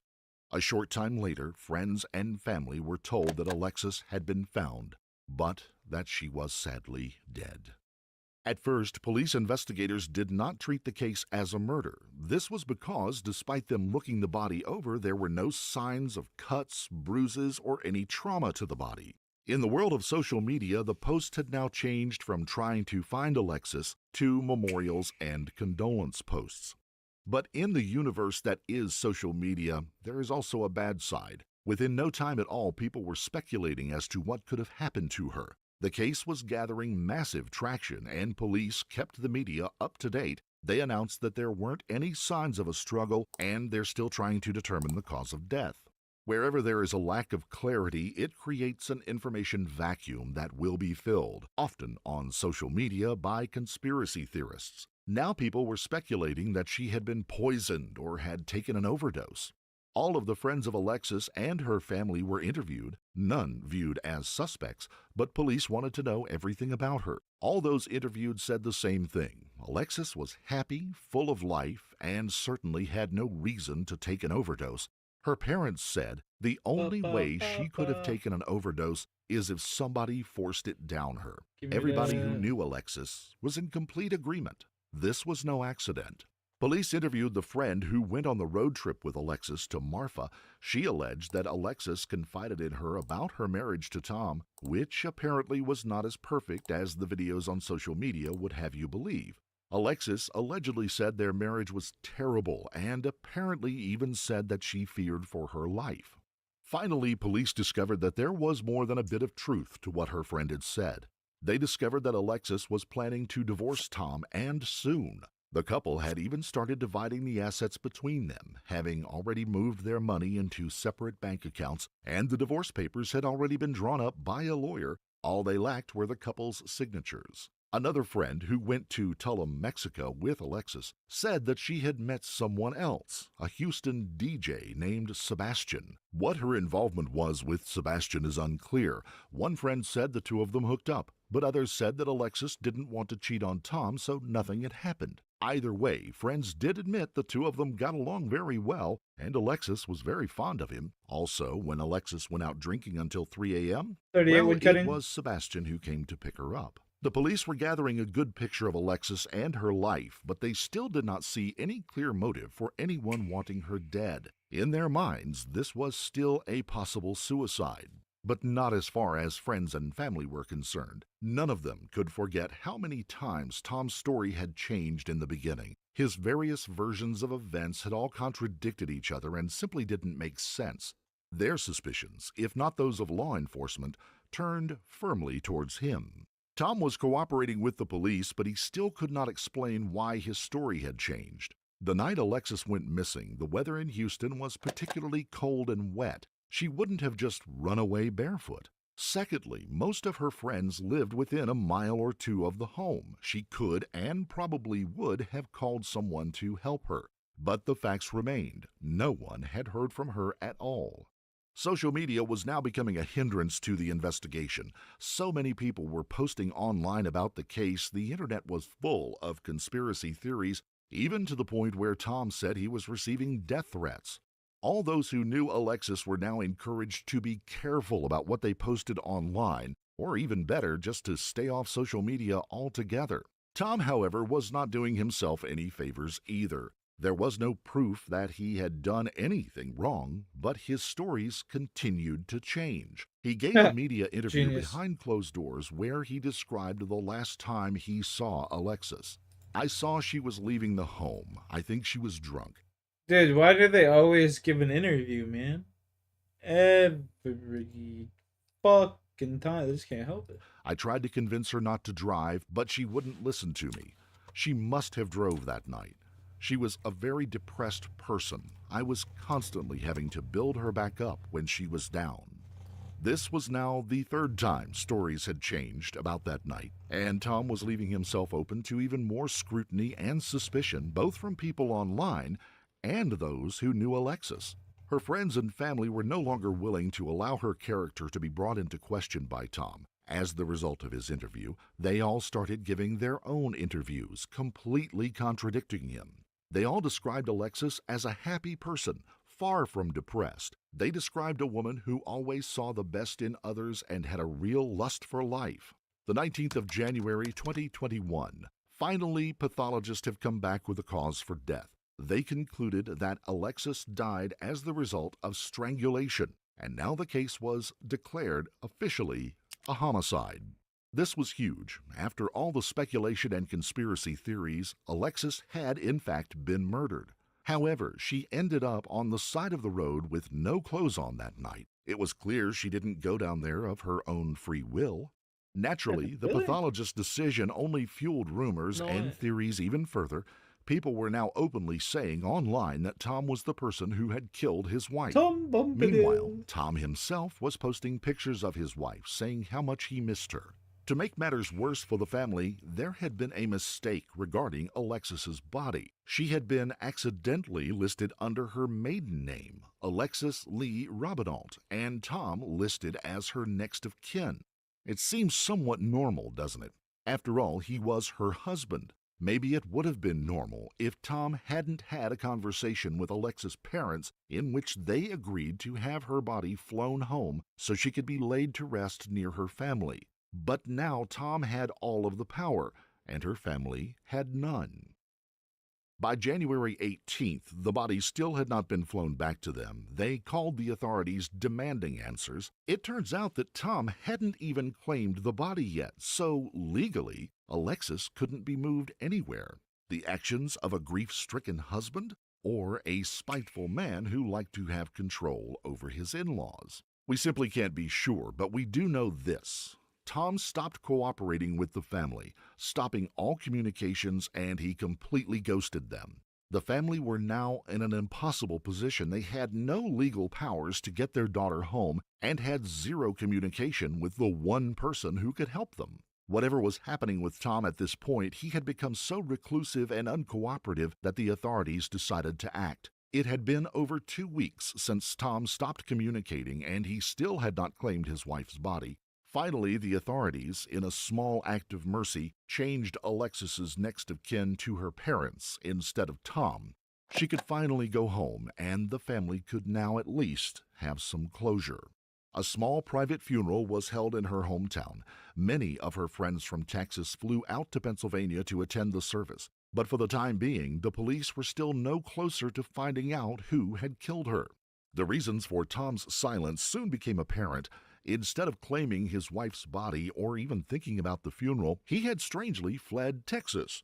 Police continuously tried to contact him, but to no avail. Eventually, months later, they finally made contact. Tom had fled to Georgia. By this point, although there was a lack of proof, Tom was considered the only suspect. Police believed that he was the only one who had the means, motive, and opportunity to kill Alexis. Upon making contact, they asked Tom to provide them with a DNA sample. Tom agreed, and they arranged to meet in early August of 2021. But unsurprisingly, Tom failed to show up for the meeting.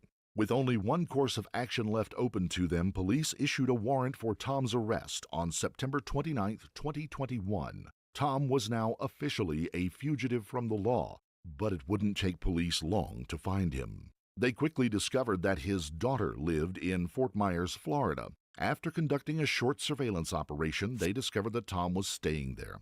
This time, the authorities were not going to let him escape.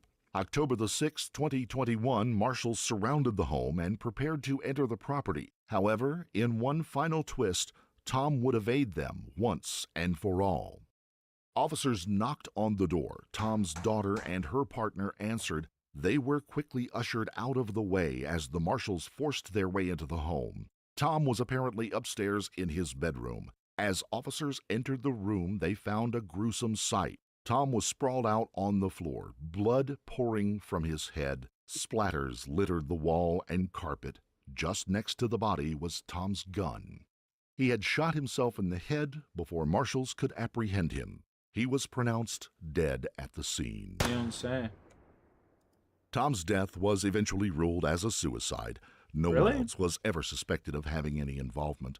Authorities later gave a statement telling how Tom had been evasive and untruthful during the investigation into his wife's death, and there had been a history of domestic violence between him and his wife. Had Tom not taken the coward's way out, he surely would have been charged with the murder of his wife, and to this day, authorities are convinced that's what happened. Unfortunately for the friends and family of Alexis, they will never know for certain what happened between the 27th and 28th of November 2020. The only two people who really knew are now dead. No one has ever taken Tom's version of events seriously or the way he described his wife as a depressed person. Alexis had gone through life with a positive attitude, both towards her professional life, in which she excelled, and in her personal life, where she had a huge circle of friends and a family that would do anything for her. Despite her initial love for Tom, the worst thing that she ever did was meet this man. No clear motive has ever been established. Could it have been the prospect of divorce? After all, I'll give you a clear motive. It's called the power of the pussy. That shit drove that man insane. And then he goes and picks her up at another dude's house at 3 o'clock in the morning. Come on now. Put 2 and 2 together, homie. What the fuck you talking about? Fuck you talking about? Come on. Come on. Dog.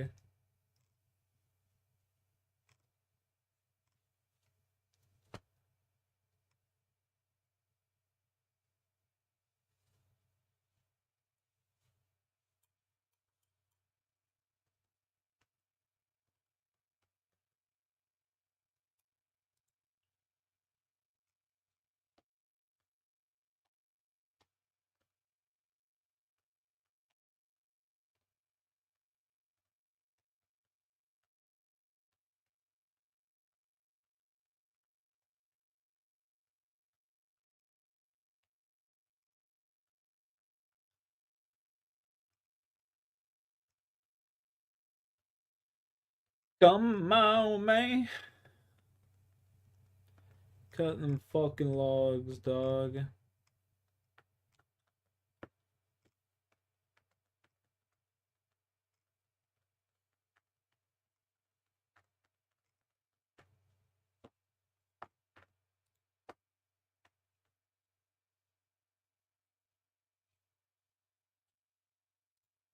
Sauron the Great, so he said, wished for our friendship. Rings he would give for it, such as he gave of old, and he asked urgently concerning hobbits, of what kind they were, and where they dwelt. For Sauron knows, he said, that one of these was known to you on a time. At this we were greatly troubled, and we gave no answer. And then his voice was lowered, and he would have sweetened it if he could. As a small token only of your friendship, Sauron asks this, he said, that you should find this thief, such was his word, and get from him, willing or no, a little ring, the least of rings that once he stole. It is but a trifle that Sauron fancies, and an earnest of your good will. Find it, and 3 rings that the dwarf sires possessed of old shall be returned to you, and the realm of Moria shall be yours for ever. Find only news of the thief, whether he still lives and where, and you shall have great reward and lasting friendship from the Lord. Refuse, and things will not seem so well. Do you refuse?" At that his breath came like the hiss of snakes, and all who stood by shuddered. But Dain said, "I say neither yea nor nay. I must consider this message, and what it means under its fair cloak." "Consider well, but not too long," said he. "The time of my thought is my own to spend," answered Dain.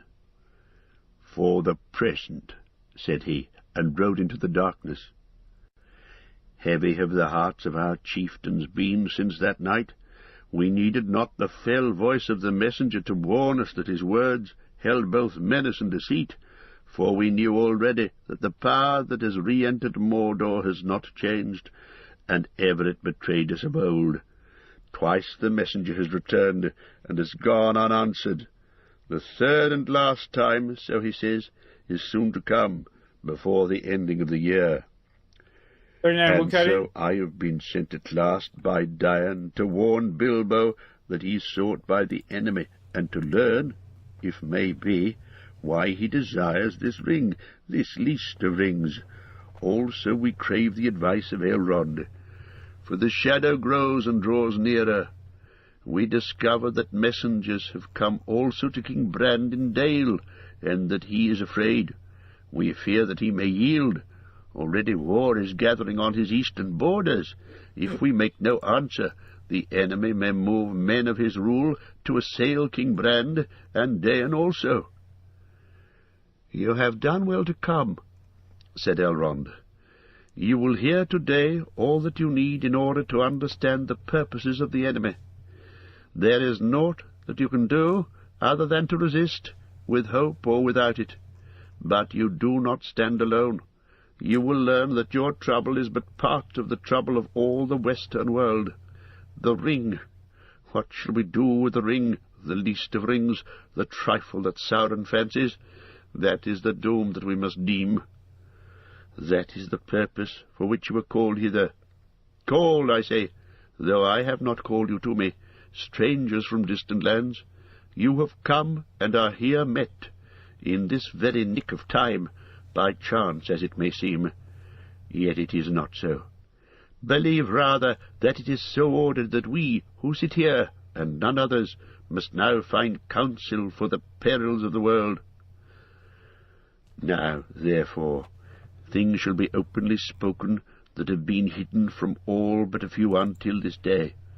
And first, so that all may understand what is in the peril, the tale of the ring shall be told from the beginning even to this present.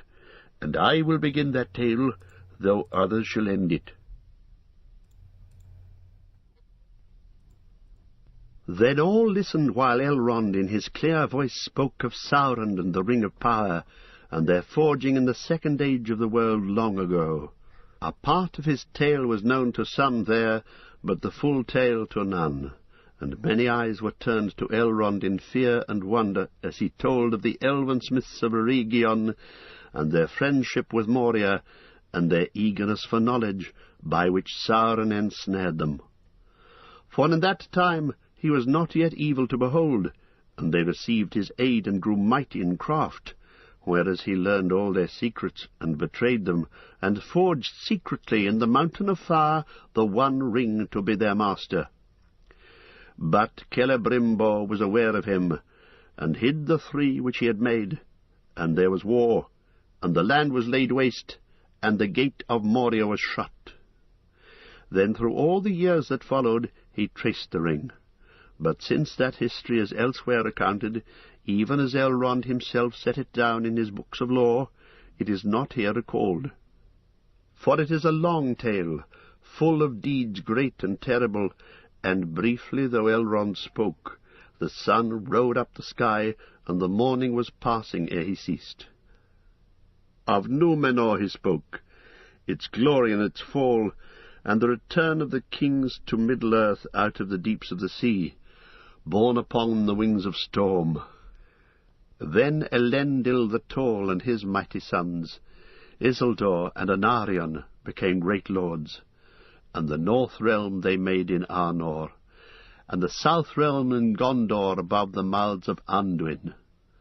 But Sauron of Mordor assailed them, and they made the last alliance of elves and men, and the hosts of Gil-galad and Elendil were mustered in Arnor. Thereupon Elrond paused a while and sighed. I remember well the splendour of their banners, he said. It recalled to me the glory of the elder days and the hosts of Beleriand. So many great princes and captains were assembled, and yet not so many, nor so fair, as when Thangorodrim was broken, and the elves deemed that evil was ended for ever, and it was not so. You remember? Said Frodo, speaking his thought aloud in his astonishment. But I thought, he stammered as Elrond turned towards him, I thought that the fate of Gil-galad was a long ago time. Let's go, baby! Sean, you're just not having it today, indeed, man. Answered Elrond You're gravely. fucking rinsed. My memory Let's reaches go, I'll back take all your even points. to the elder days. Earendil was my sire, who was born in Gondolin before its fall, and my mother was Elwing, daughter of Dior, son of Luthien of Doriath. I have seen 3 ages in the west of the world, and many defeats, and many fruitless victories. I was the herald of Gil-galad, and marched with his host.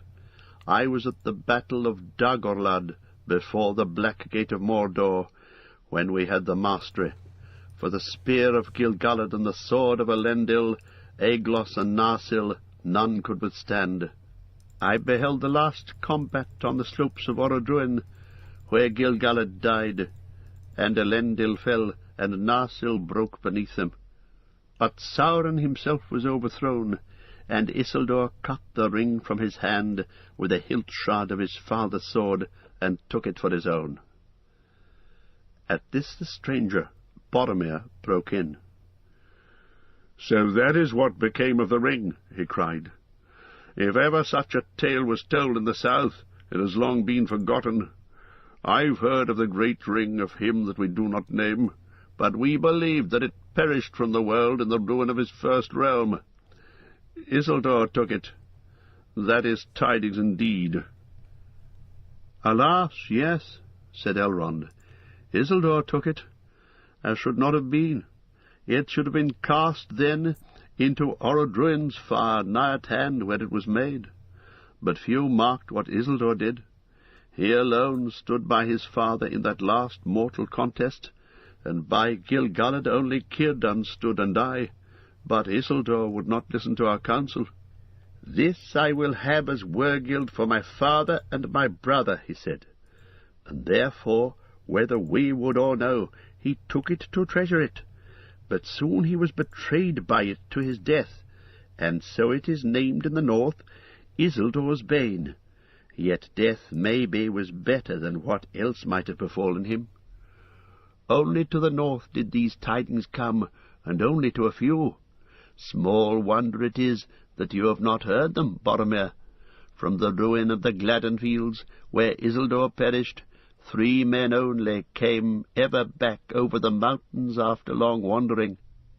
One of these was Ohtar, the esquire of Isildur, who bore the shards of the sword of Elendil, and he brought them to Valandil, the heir of Isildur, who, being but a child, had remained here in Rivendell. But Narsil was broken, and its light extinguished, and it has not yet been forged again. Fruitless did I call the victory of the last alliance? Not wholly so, yet it did not achieve its end. Sauron was diminished, but not destroyed. His ring was lost, but not unmade. The Dark Tower was broken, but its foundations were not removed, for they were made with the power of the ring, and while it remains, they will endure. Many elves and many mighty men, and many of their friends, had perished in the war. And Aryan was slain, and Isildur was slain, and Gil-galad and Elendil were no more. Never again shall there be any such leagues of elves and men, for men multiply, and the firstborn decrease, and the 2 kindreds are estranged. And ever since that day the race of Númenor has decayed, and the span of their years has lessened. In the north, after the war and the slaughter of the Gladden fields, the men of Westernessa were diminished, and their city of Annúminas besides Lake Evendim fell into ruin, and the heirs of Valandil removed and dwelt at Fornost on the high north downs, and that now too is desolate.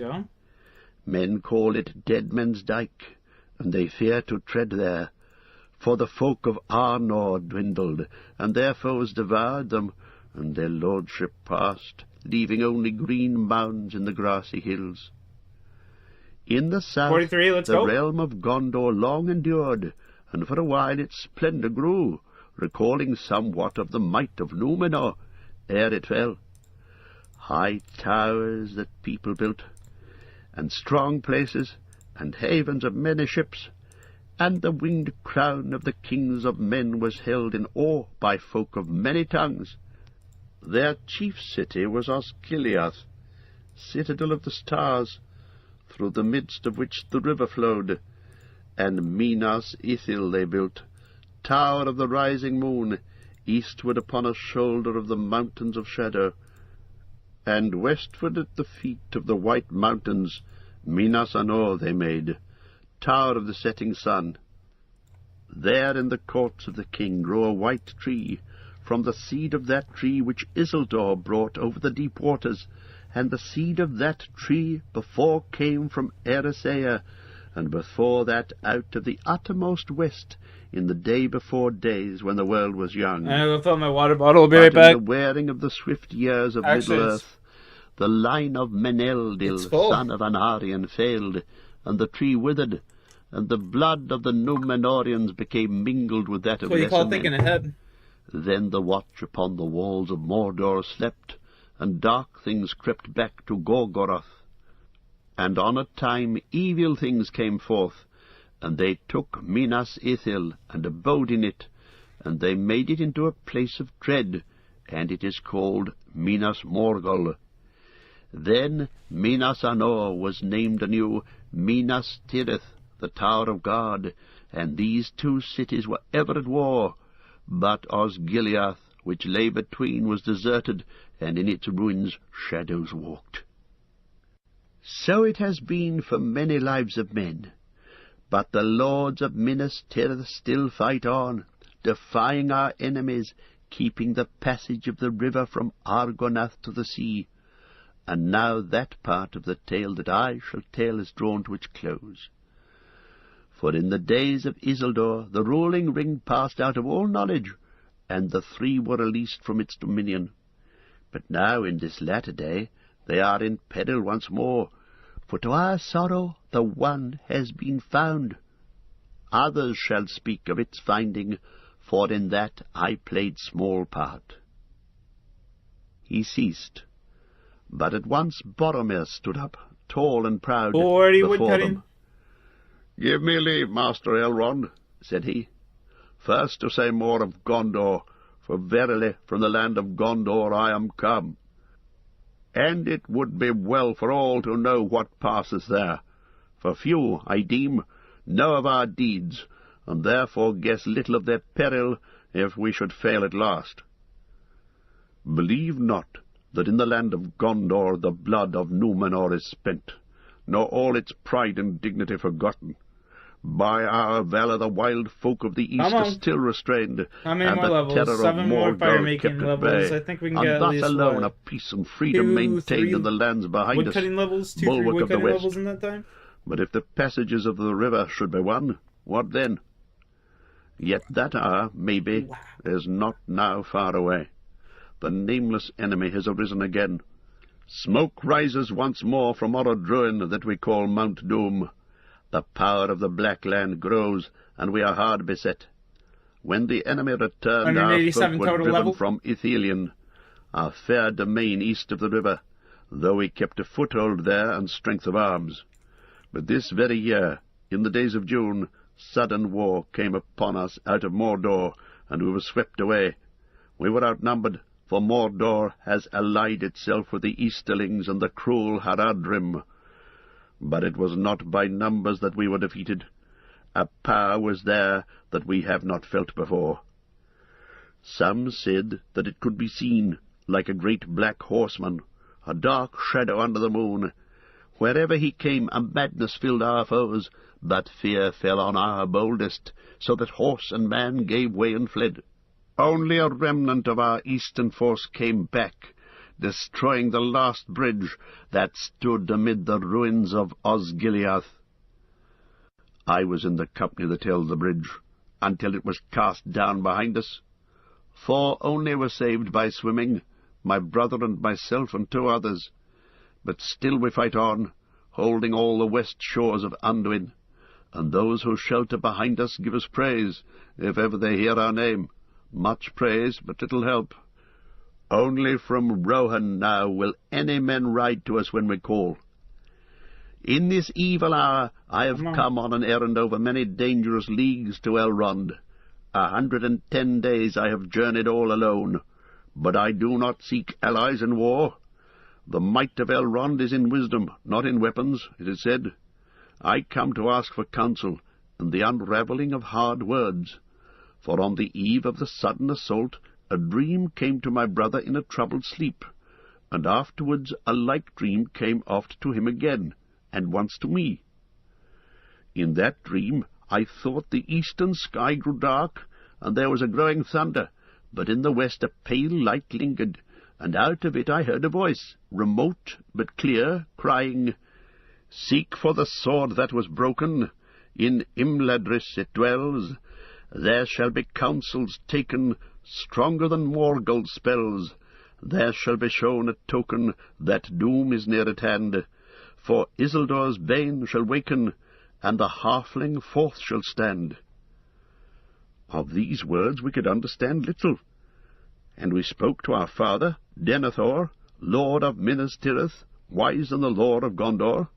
This only would he say, that Imladris was of old the name among the elves of a far northern dale, where Elrond the half-elven dwelt, greatest of lawmasters. Therefore, my brother, seeing how desperate was our need, was eager to heed the dream, and seek for Imladris. But since the way was full of doubt and danger, I took the journey upon myself. Loath was my father to give me leave, and long have I wandered by roads forgotten, seeking the house of Elrond, of which many had heard, but few knew where it lay. And here in the house of Elrond more shall be made clear to you, said Aragorn, standing up. He cast his sword upon the table that stood before Elrond, and the blade was in 2 pieces. Here is the sword that was broken, he said. And who are you?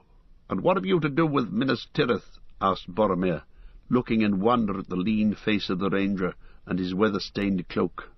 He is Aragorn, son of Arathorn, said Elrond, and he is descended through many fathers from Isildur, Elendil's son, of Minas Ithil. He is the chief of the Dunedain in the north, and few are now left of that folk. Then it belongs to you, and not to me at all, cried Frodo in amazement, springing to his feet, as if he expected the ring to be demanded at once. It does not belong to either of us, said Aragorn, but it has been ordained that you should hold it for a while. Bring out the ring, Frodo, said Gandalf solemnly. The time has come. Hold it up, and then Boromir will understand the remainder of his riddle. There was a hush, and all turned their eyes on Frodo. He was shaken by a sudden shame and fear, and he felt a great reluctance to reveal the ring. I'm listening to the audiobook right now. Touch. He wished he was far away. The ring gleamed and flickered as he held it up before them in his trembling hand. Behold Isildur's bane, said Elrond. Boromir's eyes glinted as he gazed at the golden thing. The halfling, he muttered. Is then the doom of Minas Tirith come at last? But why then should we seek a broken sword? The words were not the doom of Minas Tirith, said Aragorn, but doom and great deeds are indeed at hand. For the sword that was broken is the sword of Elendil that broke beneath him when he fell.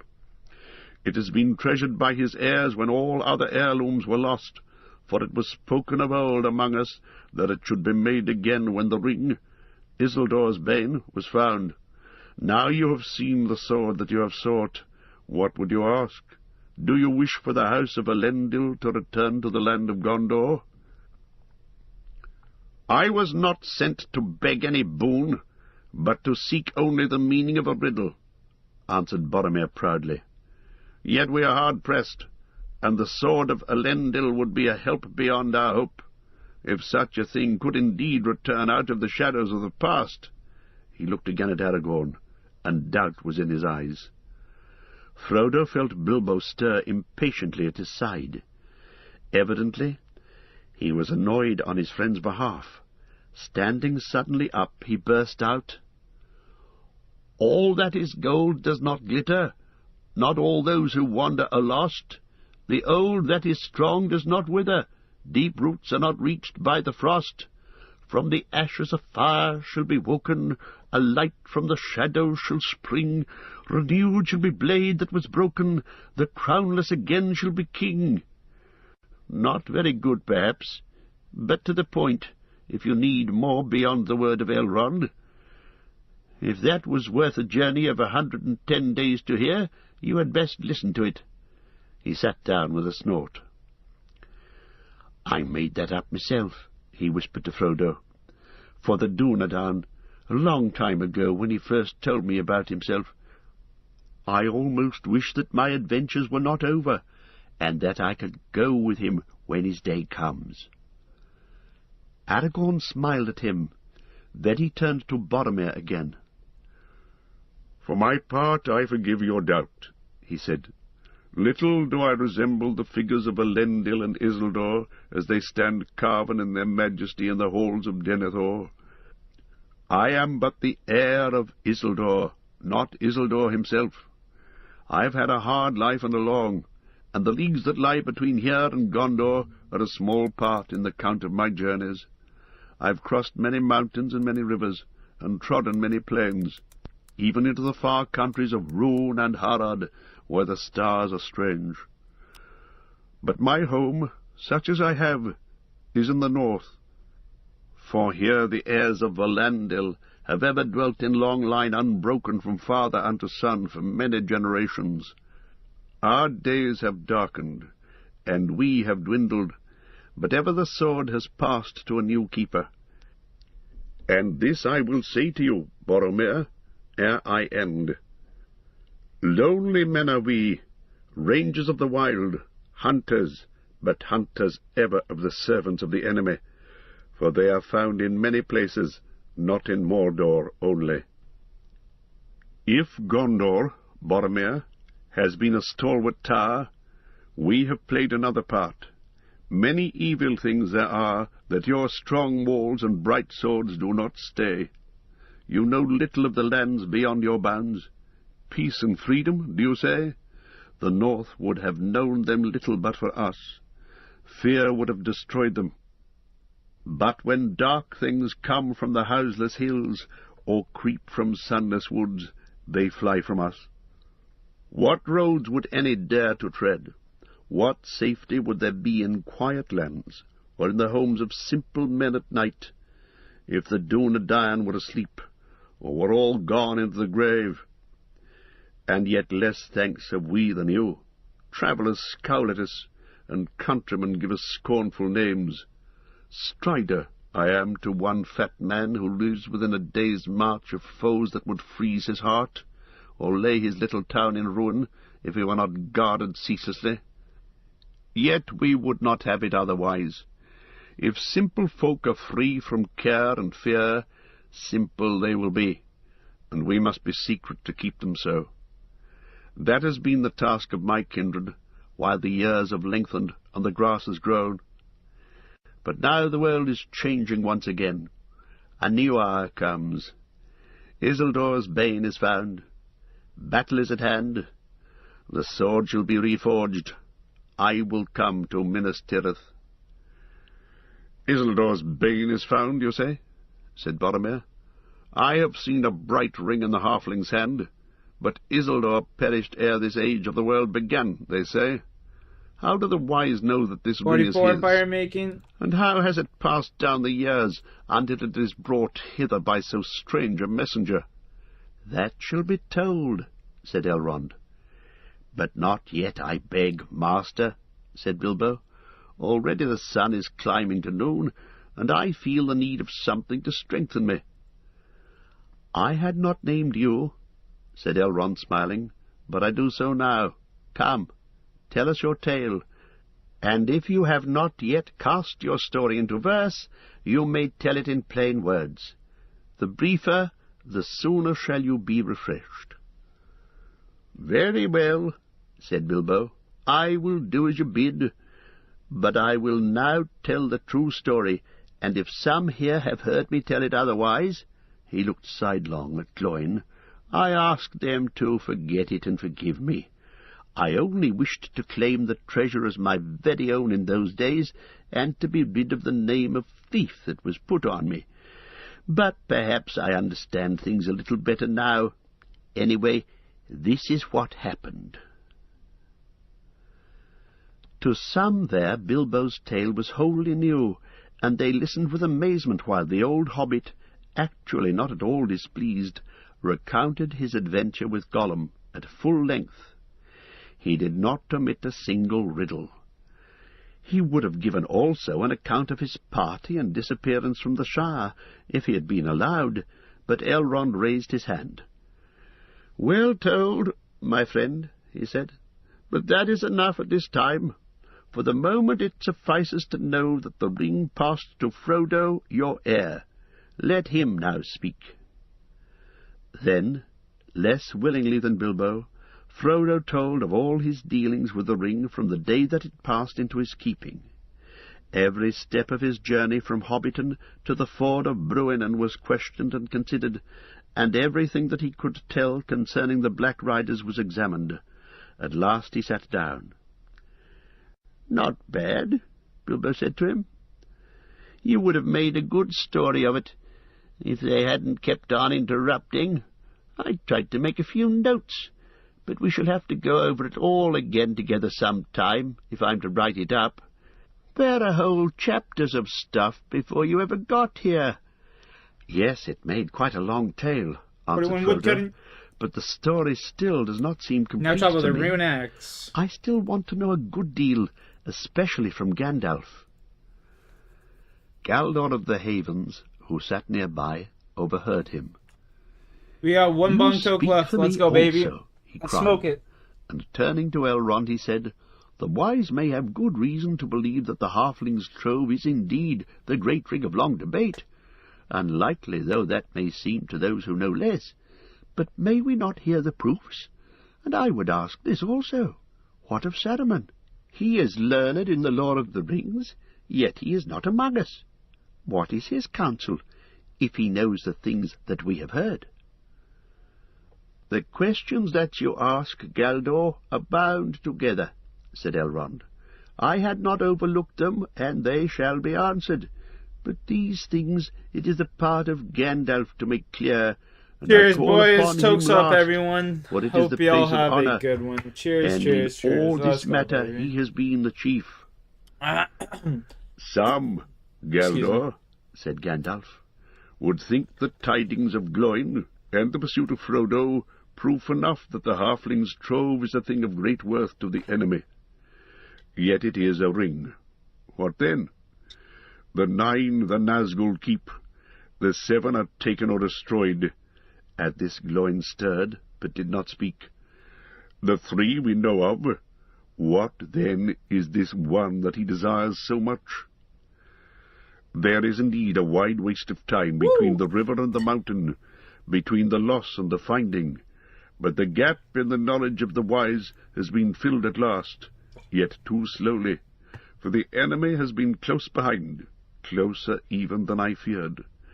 And well it is that not until this year, Man, Lord of the this Rings very is so summer, good. as it seems, Best fantasy did ever we made. learn the full truth.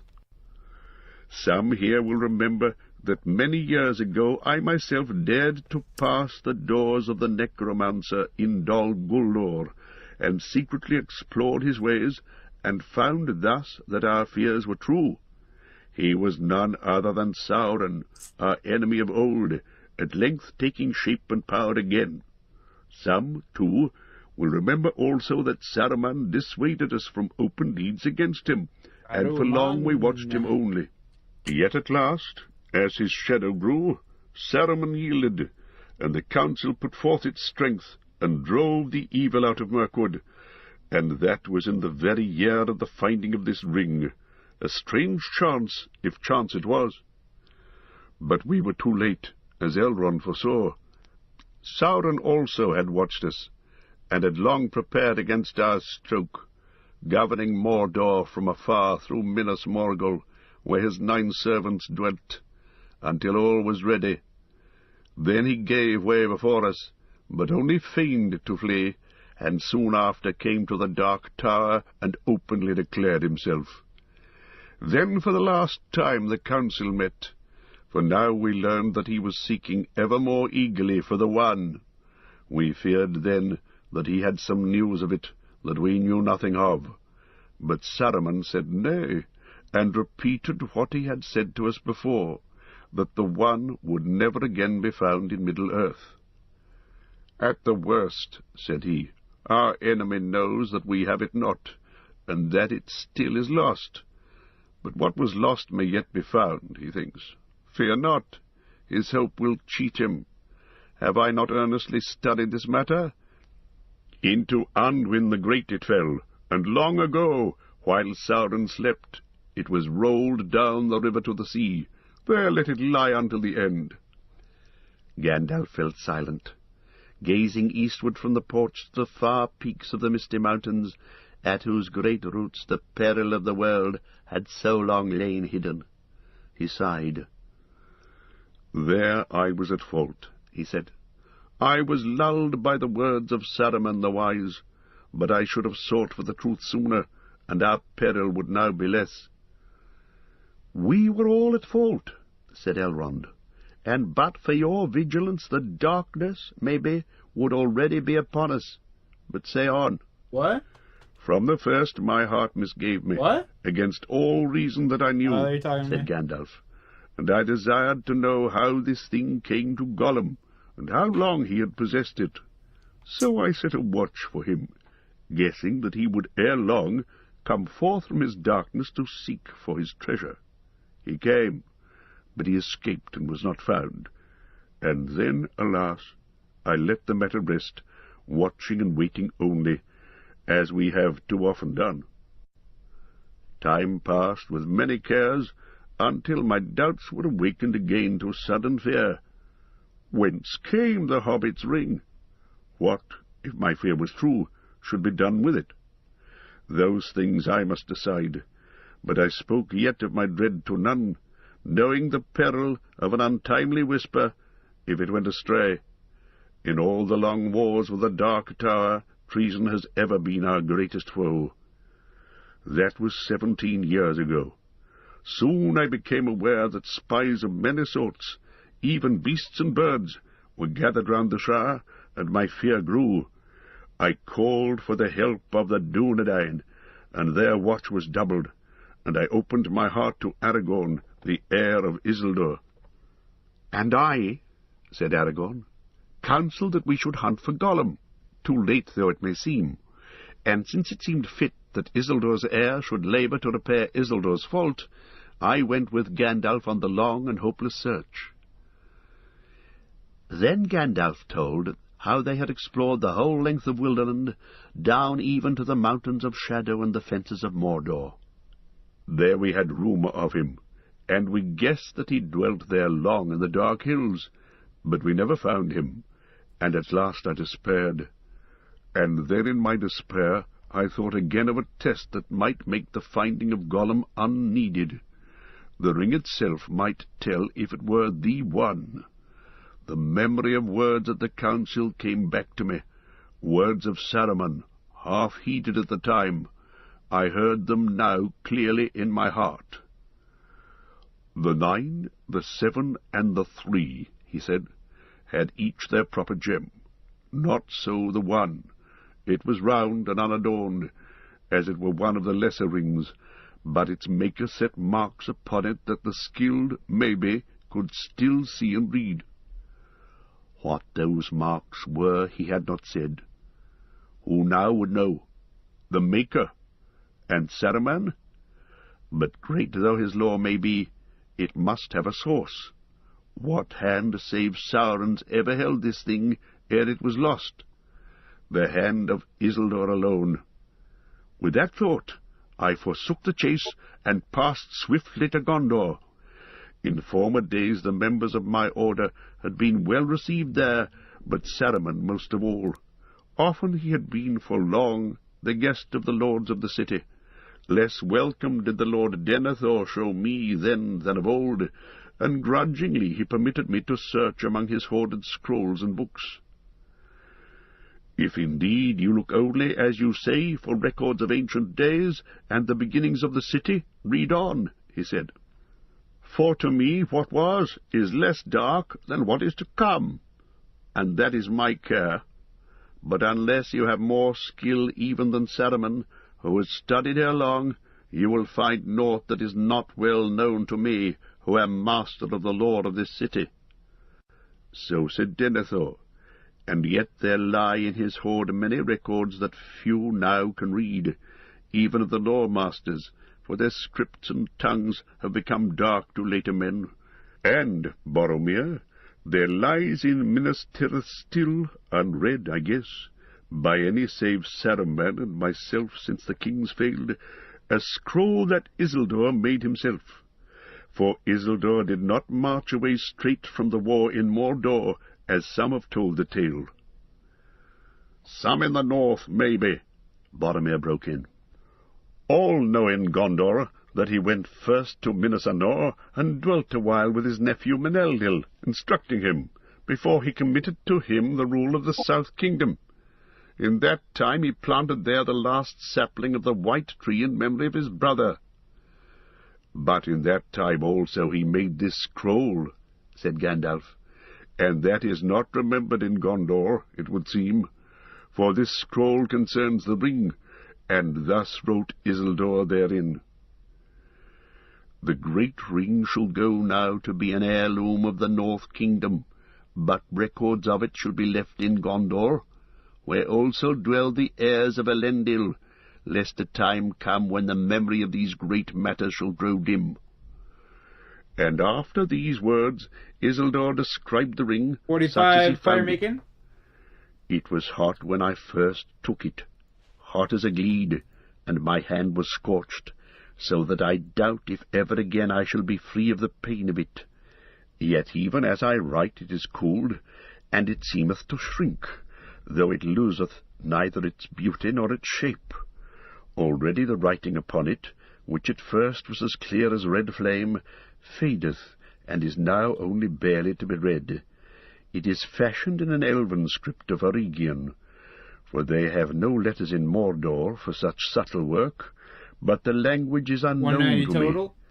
I deem it to be a tongue of the Black Land, since it is foul and uncouth. What evil it saith I do not know, but I trace here a copy of it, lest it fade beyond recall. The ring misseth, maybe, the heat of Sauron's hand, which was black and yet burned like fire, and so Gil-galad was destroyed. And maybe were the gold made hot again, the writing would be refreshed. But for my part I will risk no hurt to this thing. Of all the works of Sauron the only fair, it is precious to me, though I buy it with great pain. When I read these words, my quest was ended, for the traced writing was indeed as Isildur guessed, in the tongue of Mordor and the servants of the Tower, and what was said therein was already known.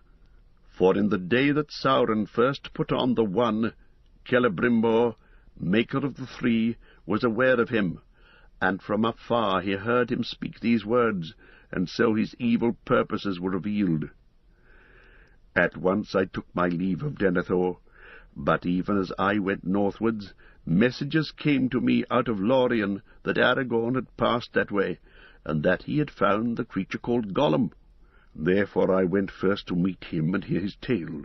Into what deadly perils he had gone alone, I dared not guess. "There is little need to tell of them," said Aragorn. "If a man must needs walk in sight of the Black Gate, or tread the deadly flowers of Morgul Vale, then perils he will have. I too despaired at last, and I began my homeward journey, and then, by fortune, I came suddenly on what I sought, the marks of soft feet beside a muddy pool. But now the trail was fresh and swift, and it led not to Mordor, but away. Along the skirts of the dead marshes I followed it, and then I had him, lurking by a stagnant mere, peering in the water as the dark eve fell. I caught him, Gollum. He was covered with green slime. He will never love me, I fear, for he bit me, and I was not gentle. Nothing more did I ever get from his mouth than the marks of his teeth.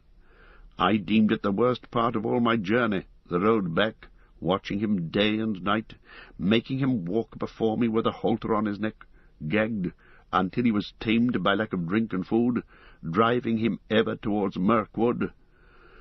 I brought him there at last, and gave him to the elves, for we had agreed that this should be done, and I was glad to be rid of his company, for he stank. For my part, I hope never to look upon him again, but Gandalf came and endured long speech with him." "Yes, long and weary," said Gandalf, "but not without profit. For one thing, the tale he told of his loss agreed with that which Bilbo has now told openly for the first time, but that mattered little, since I had already guessed it.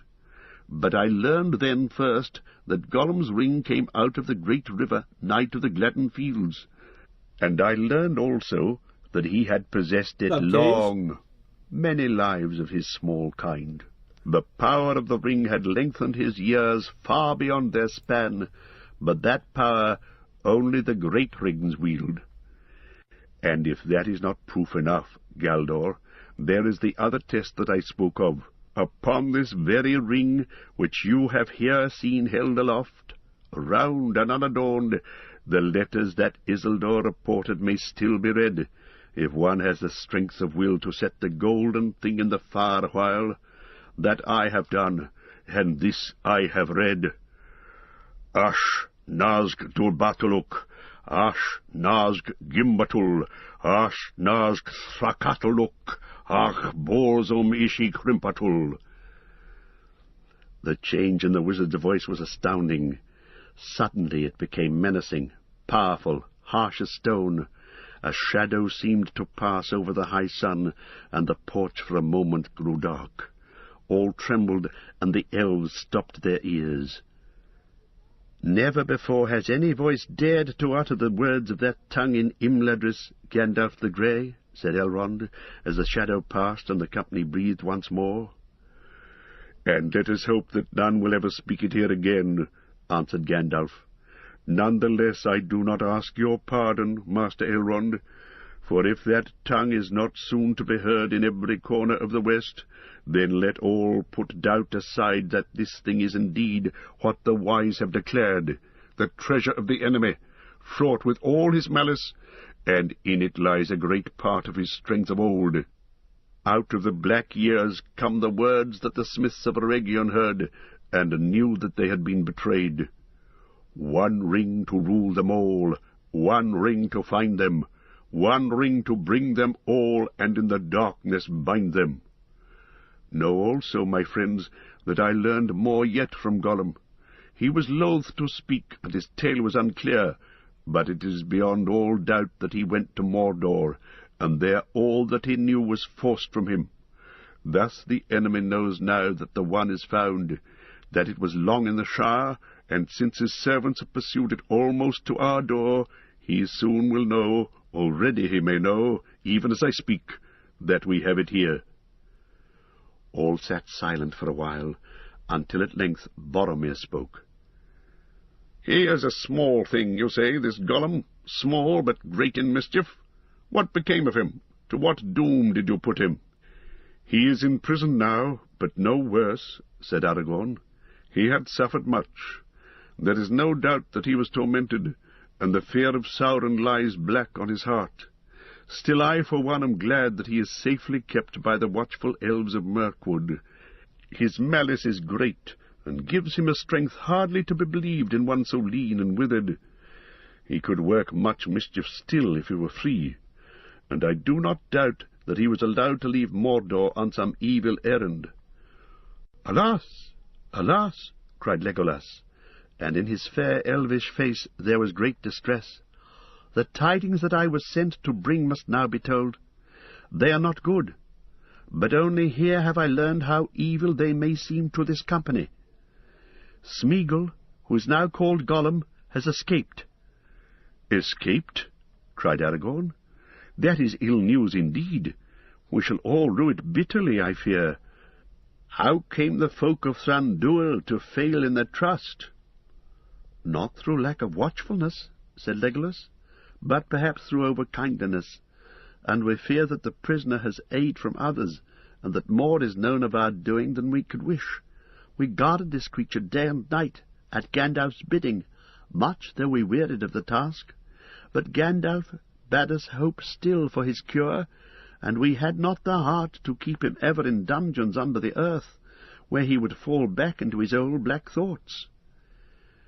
You were less tender to me, said Gloin with a flash in his eyes, as old memories were stirred of his imprisonment in the deep places of the Elven King's halls. Now come, said Gandalf, pray do not interrupt, my good Gloin. That was a regrettable misunderstanding, long set right. If all the grievances that stand between elves and dwarves are to be brought up here, we may as well abandon this council. There we go. Gloin rose and bowed, and Legolas continued. In the days of fair weather, we led Gollum through the woods, and there was a high tree standing alone far from the others which he liked to climb. Often we let him mount up to the highest branches until he felt the free wind, but we set a guard at the tree's foot. One day he refused to come down, and the guards had no mind to climb after him. He had learned the trick of clinging to boughs with his feet as well as with his hands, so they sat by the tree far into the night. It was that very night of summer, yet moonless and starless, Gollum, the little that monkey man. orcs came on us at unawares. We Man, drove we just them off need this after 50 some fire time. making. Let's go. They were many and fierce, but they came from over the mountains and were unused to the woods. When the battle was over, we found that Gollum was gone, and his guards were slain or taken. It then seemed plain to us that the attack had been made for his rescue, and that he knew of it beforehand. How that was contrived we cannot guess, but Gollum is cunning, and the spies of the enemy are many. The dark things that were driven out in the year of the dragon's fall have returned in greater numbers, and Mirkwood is again an evil place, save where our realm is maintained. We have failed to recapture Gollum. We came on his trail among those of many orcs, and it had plunged deep into the forest, going south. But ere long it escaped our skill, and we dared not continue the hunt, for we were drawing nigh to Dol Guldur, and that is still a very evil place. We do not go that way. Well, well, he is gone, said Gandalf. We have no time to seek for him again. He must do what What's up? he will. Just trying to get some fire making levels, But he may play a part man. yet that neither he nor Yeah, Sauron 50 have fire foreseen. making. We can get the winter toad tonight. And now I will answer Goldor's other question. What of Saruman? What are his counsels to us in this need? This tale I must tell in full, for only Elrond has heard it, and that in brief. But it will bear on all that we must resolve. It is the last chapter in the Tale of the Ring, How's my night? so far That's as alright, it has man. yet Just gone. living life, you know how it goes. At the end of June I was in the Shire, but a cloud of anxiety was on my mind, and I just rode living to the life, southern man. borders of the little Can't land. complain, everything's for I had good, a God is foreboding of some great, danger, so still hidden I'd from be a me, fool. but drawing I'd be near. a fool to complain, man. Their messages reached me, telling me of war and defeat in Gondor, and when I heard of the Black Shadow, a chill smote my heart. But I found nothing save a few fugitives from the south. Yet it seemed to me that on them sat a fear of which they would not speak. I turned then east and north, and journeyed along the Greenway, and not far from Bree I came upon a traveller sitting on a bank beside the road, with his grazing horse beside him. It was Radagast the Brown, who at one time dwelt at Hasgobel, near the borders of Mirkwood. He is one of my order. How about but you? I How's had your not name, seen man? him for many a year. Gandalf, he cried, I was seeking you, but I am a stranger in these parts. All I knew was that you might be found in a wild region with the uncouth name of Shire. Your information was correct, I said, but do not put it in that way if you meet any of the inhabitants. You are near the borders of the Shire now, and what do you want with me? It must be pressing. You were never a traveller, unless driven by great need. I have an urgent errand, he said. My news is evil. Then he looked about him, as if the hedges might have ears. Nazgul, he whispered. The Nine are abroad again. They have crossed the river secretly, and are moving westward. They have taken the guise of riders in black. I knew then what I had dreaded without knowing it. The enemy must have some great need or purpose, said Radagast. Just relaxing, you got some hoops, yeah, I'll take a toke. I gotta go take a piss really bad. I I've cannot been drinking guess. lots of water recently, you know? What do you mean? Said I. I have been A bird's told nest follow? wherever they go, So- the riders ask for news of a land called Shire. The Shire? Say hi. I said, but my heart sank.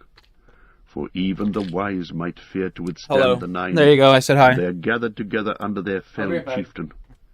A great king and sorcerer he was of old, and now he wields a deadly fear. Who told you, and who sent you? I asked. Saruman the White, answered Radagast, and he told me to say that if you feel the need, he will help. But you must seek his aid at once, or it will be too late. And that message brought me hope, for Saruman the White is the greatest of my order. Radagast is, of course, a worthy wizard, a master of shapes and changes of hue, and he has much lore of herbs and beasts, and birds are especially his friends. But Saruman has long studied the arts of the enemy himself, and thus we have often been able to forestall him. It was by the devices of Saruman that we drove him from Dol Guldur. It might be that he had found some weapons that would drive back the Nine. I will go to Saruman, I said. Then you must go now, said Radagast, for I have wasted time in looking for you, and the days are running short. I was told to find you before midsummer, and that is now here. Even if you set out from this spot, you will hardly reach him before the Nine discover the land that they seek. I myself shall turn back at once. And with that he mounted, and would have ridden straight off. Stay a moment, I said.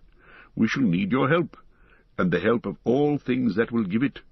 Send messages to all the beasts and birds that are your friends. Tell them to bring news of anything that bears on this matter to Saruman and Gandalf. Let messages be sent to Orthanc. Right. I will do that, he said, and rode off as if the Nine were after him. I could not follow him then and there. I had ridden very far already that day, and I was as weary as my horse, and I needed to consider matters. I stayed the night in Bree, and decided that I had no time to return to the Shire. Never did I make a greater mistake. However, I wrote a message to Frodo, and trusted to my friend the innkeeper to send it to him. I rode away at dawn, and I came at long last to the dwelling of Saruman.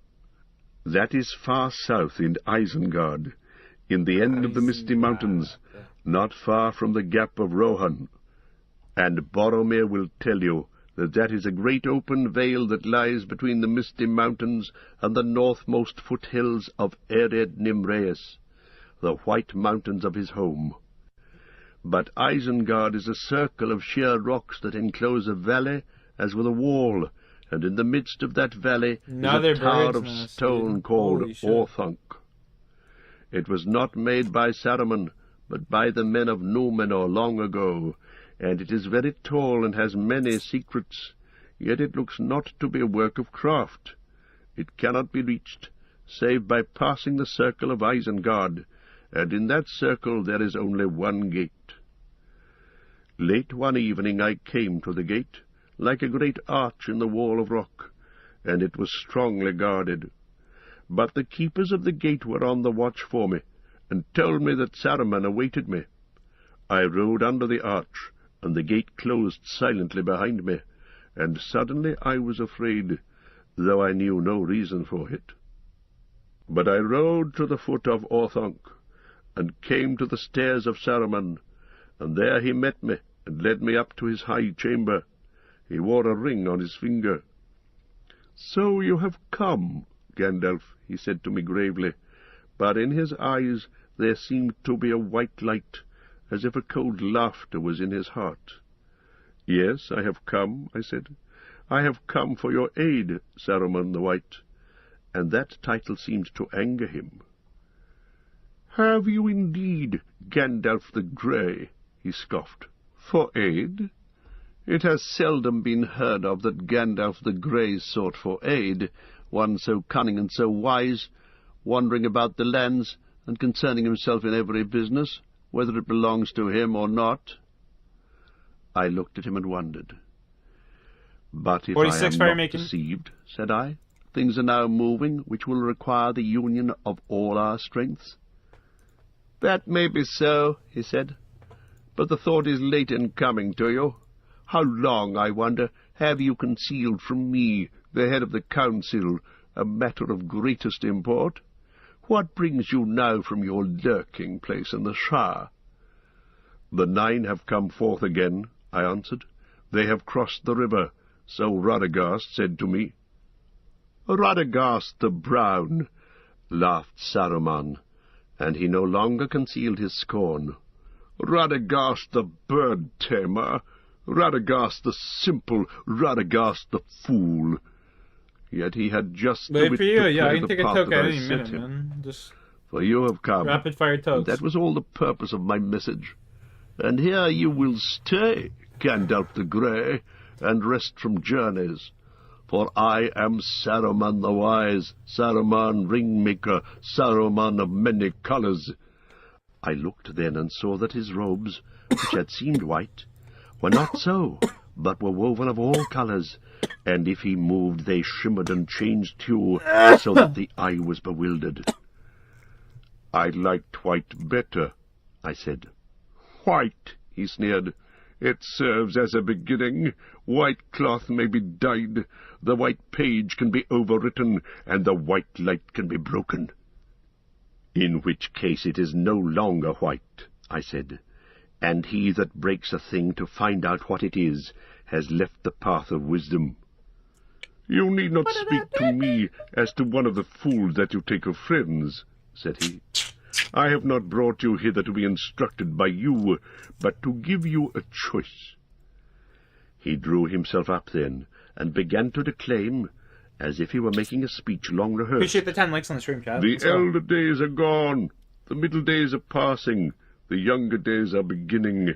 The time of the elves is over, but our time is at hand, the world of men, which we must rule. But we must have power, power to order all things as we will, for that good which only the wise can see. And listen, Gandalf, my old friend and helper, he said, coming near, and speaking now in a softer voice. I said we, for we it may be, if you will join with me. A new power is rising. Against it the old allies and policies will not avail us at all. There is no hope left in elves or dying Númenor. This, then, is one choice before you, before us. We may join with that power. It would be wise, Gandalf. There is hope that way. Its victory is at hand, and there will be rich reward for those that aided it. As the power grows, its proved friends will also grow, and the wise, such as you and I, may with patience come at last to direct its courses, to control it.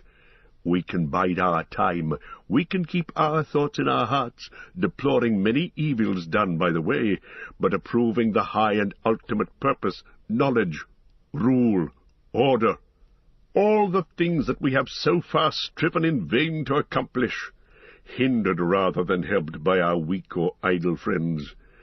There need not be, there would not be any real change in our designs, only in our means. Saruman, I said, I have heard speeches of this kind before, but only in the mouths of emissaries sent from Mordor to deceive the ignorant. I cannot think that you brought me so far only to weary my ears. He looked at me sidelong, and paused a while, considering. Well, I see that this wise course does not commend itself to you, he said. Not yet. Not if some better way can be contrived. He came and laid his hand on my arm. Way through woodcutting? And why not, Gandalf, he whispered. Why not? The ruling ring. If we could command that, then the power would pass to us.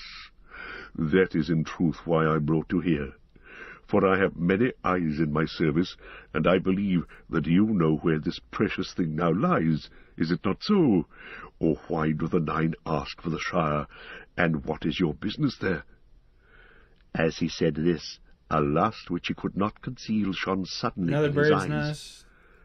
Saruman, I said, standing away from him, only one hand at a time can wield the ring, and you know that well, so do not trouble to say we. But I would not give it, nay, I would not give even news of it to you, now that I learn your mind. You were head of the council, but you have unmasked yourself at last. Well, the choices are, it seems, to submit to Sauron or to yourself. I will take neither. Have you others to offer? He was cold now and perilous. Yes, he said. I did not expect you to show wisdom, even in your own behalf, but I gave you the chance of aiding me willingly, and so saving yourself much trouble and pain. The third choice is to stay here until the end. Until what end?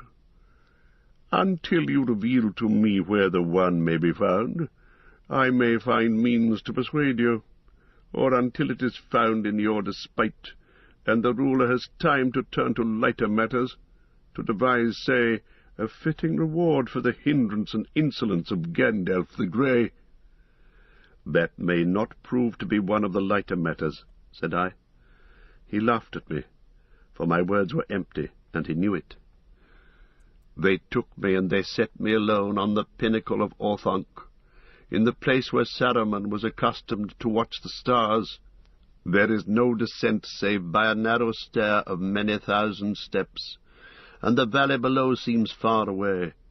I looked on it, and saw that, whereas it had once been green and fair, it was now filled with pits and forges.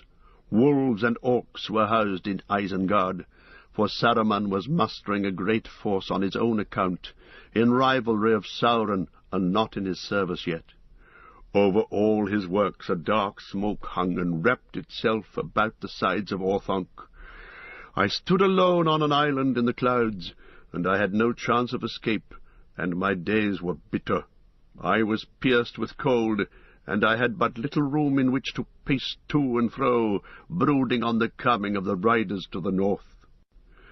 That the Nine had indeed arisen I felt assured, apart from the words of Saruman which might be lies. Long ere I came to Isengard, I had heard tidings by the way that could not be mistaken. Fear was ever in my heart for my friends in the Shire, but still I had some hope. I hoped that Frodo had set forth at once, as my letter had urged, and that he had reached Rivendell before the deadly pursuit began.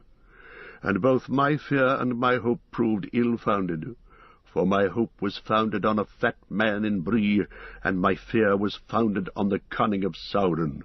But fat men who sell ale have many calls to answer, and the power of Sauron is still less than fear makes it. But in the circle of Isengard, trapped and alone, it was not easy to think that the hunters before whom all had fled or fallen would falter in the Shire far away. "I saw you," cried Frodo. "You were walking backwards and forwards. The moon shone in your hair." Gandalf paused astonished and looked at him. "It was only a dream," said Frodo, "but it suddenly came back to me. I'd quite forgotten it. It came some time ago, after I left the Shire, I think." "Then it was late in coming," said Gandalf, "as you will see. I was in an evil plight, and those who know me will agree that I have seldom been in such need, and do not bear such misfortune well. Gandalf the Grey caught like a fly in a spider's treacherous web, yet even the most subtle spiders may leave a weak thread. At first I feared, as Saruman no doubt intended, that Radagast had also fallen. Yet I had caught no hint of anything wrong in his voice or in his eye at our meeting. If I had, I should never have gone to Isengard, or I should have gone more warily. So Saruman guessed, and he had concealed his mind and deceived his messenger. It would have been useless in any case to try and win over the honest Radagast to treachery. He sought me in good faith, and so persuaded me. That was the undoing of Saruman's plot, for Radagast knew no reason why he should not do as I asked, and he rode away towards Mirkwood, where he had many friends of old. And the eagles of the mountains went far and wide, and they saw many things, the gathering of wolves, and the mustering of orcs, and the 9 riders going hither and thither in the lands, and they heard news of the escape of Gollum, and they sent a messenger to bring these tidings to me. So it was that when summer waned, there came a night of moon, and Gwaihir the Windlord, swiftest of the great eagles, came unlooked for to Orthanc, and he found me standing on the pinnacle. Then I spoke to him, and he bore me away, before Saruman was aware. I was far from Isengard, ere the wolves and orcs issued from the gate to pursue me. How far can you bear me? I said to Gwaihir. Many leagues, said he, but not to the ends of the earth. I was sent to bear tidings, not burdens.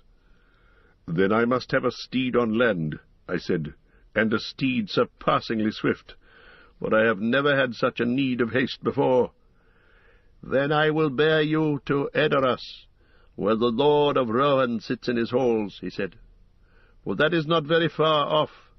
And I was glad, for in the Riddermark of Rohan, the Rohirrim, the horse lords dwell, and there are no horses like those that are bred in that great vale between the misty mountains and the white.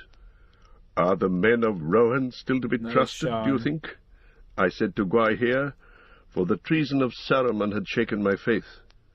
They pay a tribute of horses, he answered, and send many yearly to Mordor, or so it is said. But they are not yet under the yoke. But if Saruman has become evil, as you say, then their doom cannot be long delayed. He set me down in the land of Rohan ere dawn, and now I have lengthened my tale over long. The rest must be more brief. In Rohan I found evil already at work, the lies of Saruman, and the king of the land would not listen to my warnings. He bade me take a horse and be gone, and I chose one much to my liking, but little to his. I took the best horse in his land, and I have never seen the like of him. Then he must be a noble beast indeed, said Aragorn, and it grieves me more than many tidings that might seem worse, to learn that Sauron levies such tribute. It was not so when last I was in that land. Nor is it now, I will swear, said Boromir. It's a lie that comes from the enemy. I know the men of Rohan, true and valiant, our allies, dwelling still in the lands that we gave them long ago. The shadow of Mordor lies on distant lands, answered Aragorn. Saruman has fallen under it. Rohan is beset. Who knows what you will find there, if ever you return? Not this, at least, said Boromir, that they will buy their lives with horses. They love their horses next to their kin, and not without reason, for the horses of the Riddermark come from the fields of the north, far from the shadow, and their race, as that of their masters, is descended from the free days of old. True indeed, said Gandalf. And there is one among them that might have been foaled in the morning of the world. The horses of the Nine cannot vie with him. Tireless, swift as the flowing wind, Shadowfax they called him. By day his coat glistens like silver, and by night it is like a shade, and he passes unseen. Light is his footfall. Never before had any man mounted him, but I took him and I tamed him, and so speedily he bore me that I reached the Shire when Frodo was on the Barrow Downs, though I set out from Rohan only when he set out from Hobbiton. But fear grew in me as I rode. Ever as I came north, I heard tidings of the riders, and though I gained on them day by day, they were ever before me. They had divided their forces, I learned. Some remained on the eastern borders, not far from the Greenway, and some invaded the Shire from the south. I came to Hobbiton, and Frodo had gone, but I had words with old Gamgee, many words and few to the point. He had much to say about the shortcomings of the new owners of Bag End. I can't abide changes, said he, not at my time of life, and least of all changes for the worst. Changes for the worst, he repeated many times. Worst is a bad word, I said to him, and I hope you do not live to see it. But amidst his talk I gathered at last that Frodo had left Hobbiton. Change that shit up.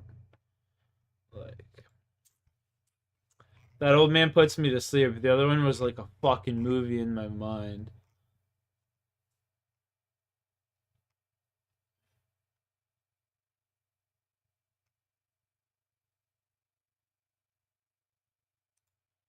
Willoughby Hills, Ohio. Let's just fucking watch some true crime, man. Why not, right? A leafy and normally quiet suburb of Cleveland. That is until the 16th of November 2012, when police received a 911 call at 1:15 a.m. from a young girl asking for help, hysterically telling dispatchers that her mother was being stabbed. Police arrived at the scene, entered the home, and were pointed in the direction of the master bedroom. They find a horrific scene. The bedroom was awash with fresh blood, the bed sheets completely transformed into a sea of scarlet red, so much so it was impossible to tell what their original colors had been.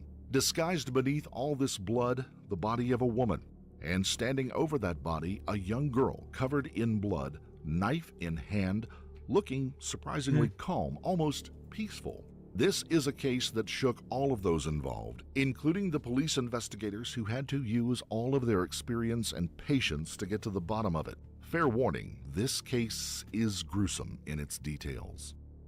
Before we start, we would like to send out our condolences. Most of them are.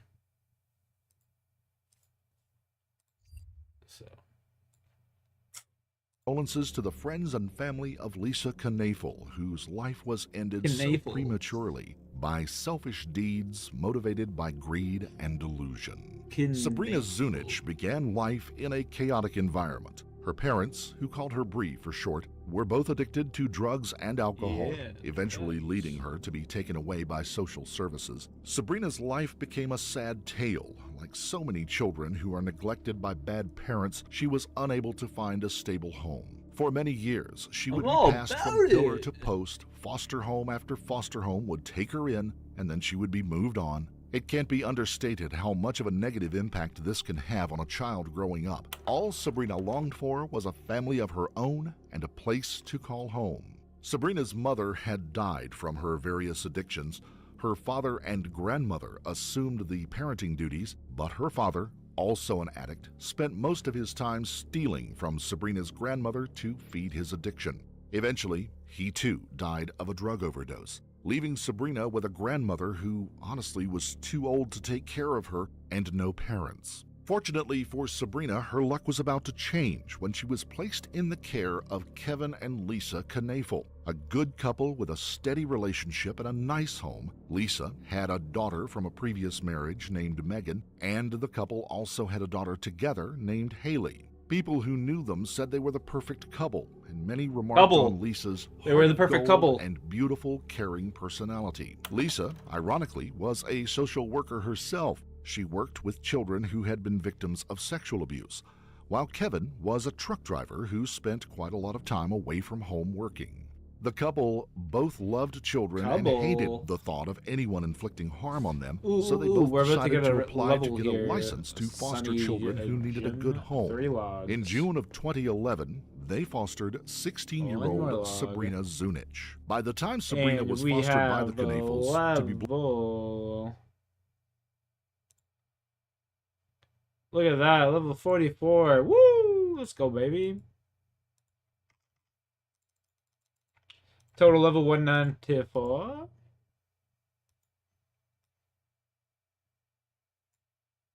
Blunt, her life was a mess. She had already started following in the footsteps of her parents, taking drugs and drinking. This was another reason her grandmother had her put into care. Sabrina had also started stealing from her to fund her next fix. No elderly person would have the strength to put up with this kind of behavior in their later years, so we must not judge her too harshly for putting her granddaughter into care. It isn't surprising that Sabrina had taken that path, though. After all, her upbringing was neglectful, traumatic, and really anything but stable. Thankfully, she now found a home with two foster parents who genuinely cared and wanted the best for her.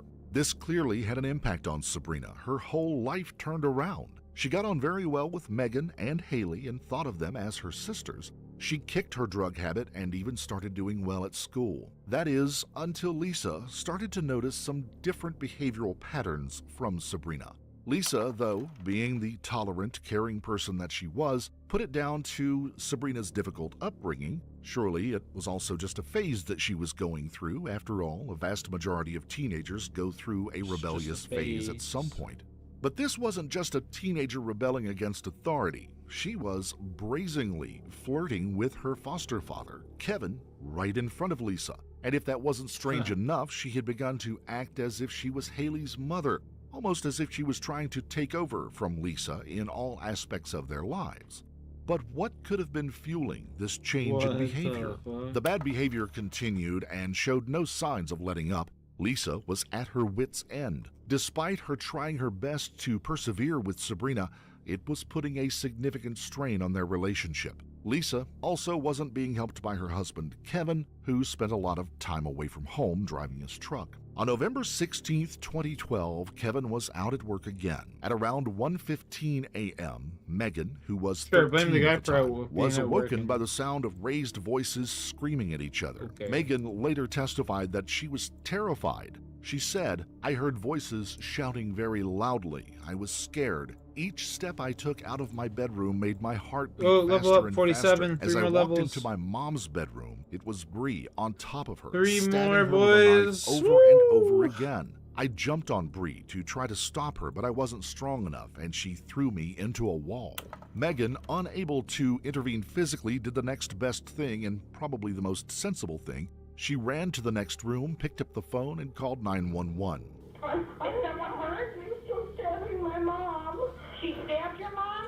Yeah. The police were very efficient, arriving quickly. As they approached the house, a young girl with a dog came running outside. Officers didn't know what was really happening at this point, so it's fair to cut them a little bit of slack. But not knowing who was running at them with a dog, they pointed their weapons at Megan, who had been clearly traumatized enough by this point. Quickly realizing their mistake, the officers listened to Megan as she directed them into the master bedroom. Officers swiftly but cautiously made their way into the house, up the stairs, and down the hall, weapons drawn. They took a left turn into the bedroom and they got their first glimpse of this horrific scene. But it was only a glimpse. Without warning, Sabrina acted very serene at first, looking at the body of her foster mother. She then quickly turned and charged at officers with that knife in hand. She's very lucky they didn't just shoot her, but the officers acted extremely calmly and professionally, dodging Sabrina's lunge and telling her to drop the knife. There was a brief standoff, but Sabrina eventually did drop the knife and then laid on the floor with her arms outstretched. The officers retrieved the weapon and handcuffed the young woman. She was covered from head to toe in blood, so much so that when the officers stood her Man, I got a she small left ass a bladder. I'll be right back, imprint chat. on I the can take floor another where piss. she had been laying. Next, the officers had to enter the bedroom and survey the scene. Police officers have to deal with all kinds of situations, many of them not very nice, but this scene shocked even them. This was no argument that had gotten out of hand. The lifeless corpse of Lisa Knafel was sprawled across the blood-soaked covers, so much blood that the officers found it difficult to determine where Lisa's body began and ended. The floor and walls were covered in her blood, which had been splattered far and wide as the result of a knife being plunged into her body. In the dark, eerie silence of the bedroom, they heard a small whimper come from a wardrobe. Upon opening the door, they found 3-year-old Haley crying uncontrollably. This innocent little girl had witnessed the entire attack. After the initial shock had passed, the investigation, of course, commenced. Law enforcement had a lot of questions they needed answering. What had provoked this savage attack? Why would a teenager suddenly turn on a woman who had given her everything she had always wanted, a stable family home? These two questions were just the tip of a very large iceberg. Initially, of course, the investigation began with the body. Lisa had been stabbed a staggering 178 times. Barely any part of her body was left unharmed. It was clear that Lisa had put up a fight. Her hands had been cut to pieces as she tried to block the knife in a desperate attempt to save herself. The way the knife had been used also told a story. As it was being thrust into Lisa's body, the knife was being twisted by Sabrina. This is a technique that soldiers are taught if they ever have to use their bayonets. The purpose is to disable the enemy as fast as possible by severing veins and arteries. Sabrina had used the knife in this way so repeatedly that the knife had bent. Even bones had been shattered during the attack. Officers and investigators alike both agreed they had never seen a knife used with such ferocity before. Sabrina is taken to a local hospital to be treated for self-inflicted wounds that she had sustained whilst attacking her. While there, she is questioned by police, but simply tells them that she can't remember anything about the incident. Soon, she is released from the hospital and taken into custody. There was never any question of bail. The evidence was irrefutable. The police naturally contacted Kevin Knafel to come home immediately. Megan and Haley needed someone to take care of them, and his wife had just been murdered in cold blood. Investigators had a mammoth task before them. There didn't seem to be any motive for the attack. Friends and family of Lisa and Kevin just couldn't believe what had happened. They all spoke of this wonderful couple who not only loved and adored their own children, but also had selflessly offered their home and lives to other children like Sabrina who needed help. Well, when we say all friends and family, that isn't quite true. There was one friend of Lisa's, Carol Beese, who had suspicions of Kevin. She wasn't accusing him of murder. After all, he was away driving his truck and no one could deny that Sabrina was the perpetrator, but she did think that he may have known more than he was letting on. Her suspicions were aroused at the funeral for Lisa. She noticed Kevin was the only one who wasn't crying and didn't look overly upset. Carol Beese said, "The first time I thought there was something wrong was when I attended the service and wake. There was a lot of emotion and tears from friends and family and co-workers, but Kevin was the only one there who didn't look very upset." When the police are left in a situation like this, they have to find a motive where there appears to be none.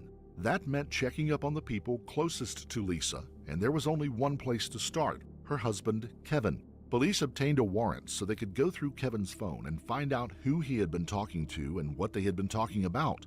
It didn't take long before something looked very odd. In a 1-month period, Kevin had sent no fewer than 1,500 text messages to Sabrina, while in comparison, he had only texted his wife 200 times. Kevin, obviously aware by this point that police suspected he may have had some involvement, called in the lawyers, a wise thing to do, as simultaneously that's a little the police weird. called Kevin back Messaging in your for further questioning. stepdaughter, But what about adopted Sabrina? daughter, fucking. Well, she had sat in custody for that many 6 times? months by That's this crazy. point and hadn't spoken a single word about the murder. But that was about to change. Sabrina's lawyer advised her to use a protocol within the U.S. justice system known as proffer. Proffer is a process where the chief prosecutor meets with someone accused of a crime alongside their lawyers. If the prosecutors agree to this, the whole conversation is considered officially off the record, meaning that no new details they gain can be used against the defendant in court. The prosecution had little to lose by allowing Sabrina to use proffer. There was no doubt that she had committed the murder and she intended to plead guilty. So they had all the evidence they needed for a conviction. But from their point of view, could an off-the-record conversation provide more clarification around motive and if anyone else had been involved? Sabrina was about to blow the case wide open. She had a lot to say for herself. During the conversation, she told prosecutors that she had been in a relationship with Kevin behind Lisa's back for months before the murder. Kevin had begun by asking for massages from Sabrina to his upper legs and inner thighs, claiming to be in pain from sitting in the cab of a truck for long periods of time.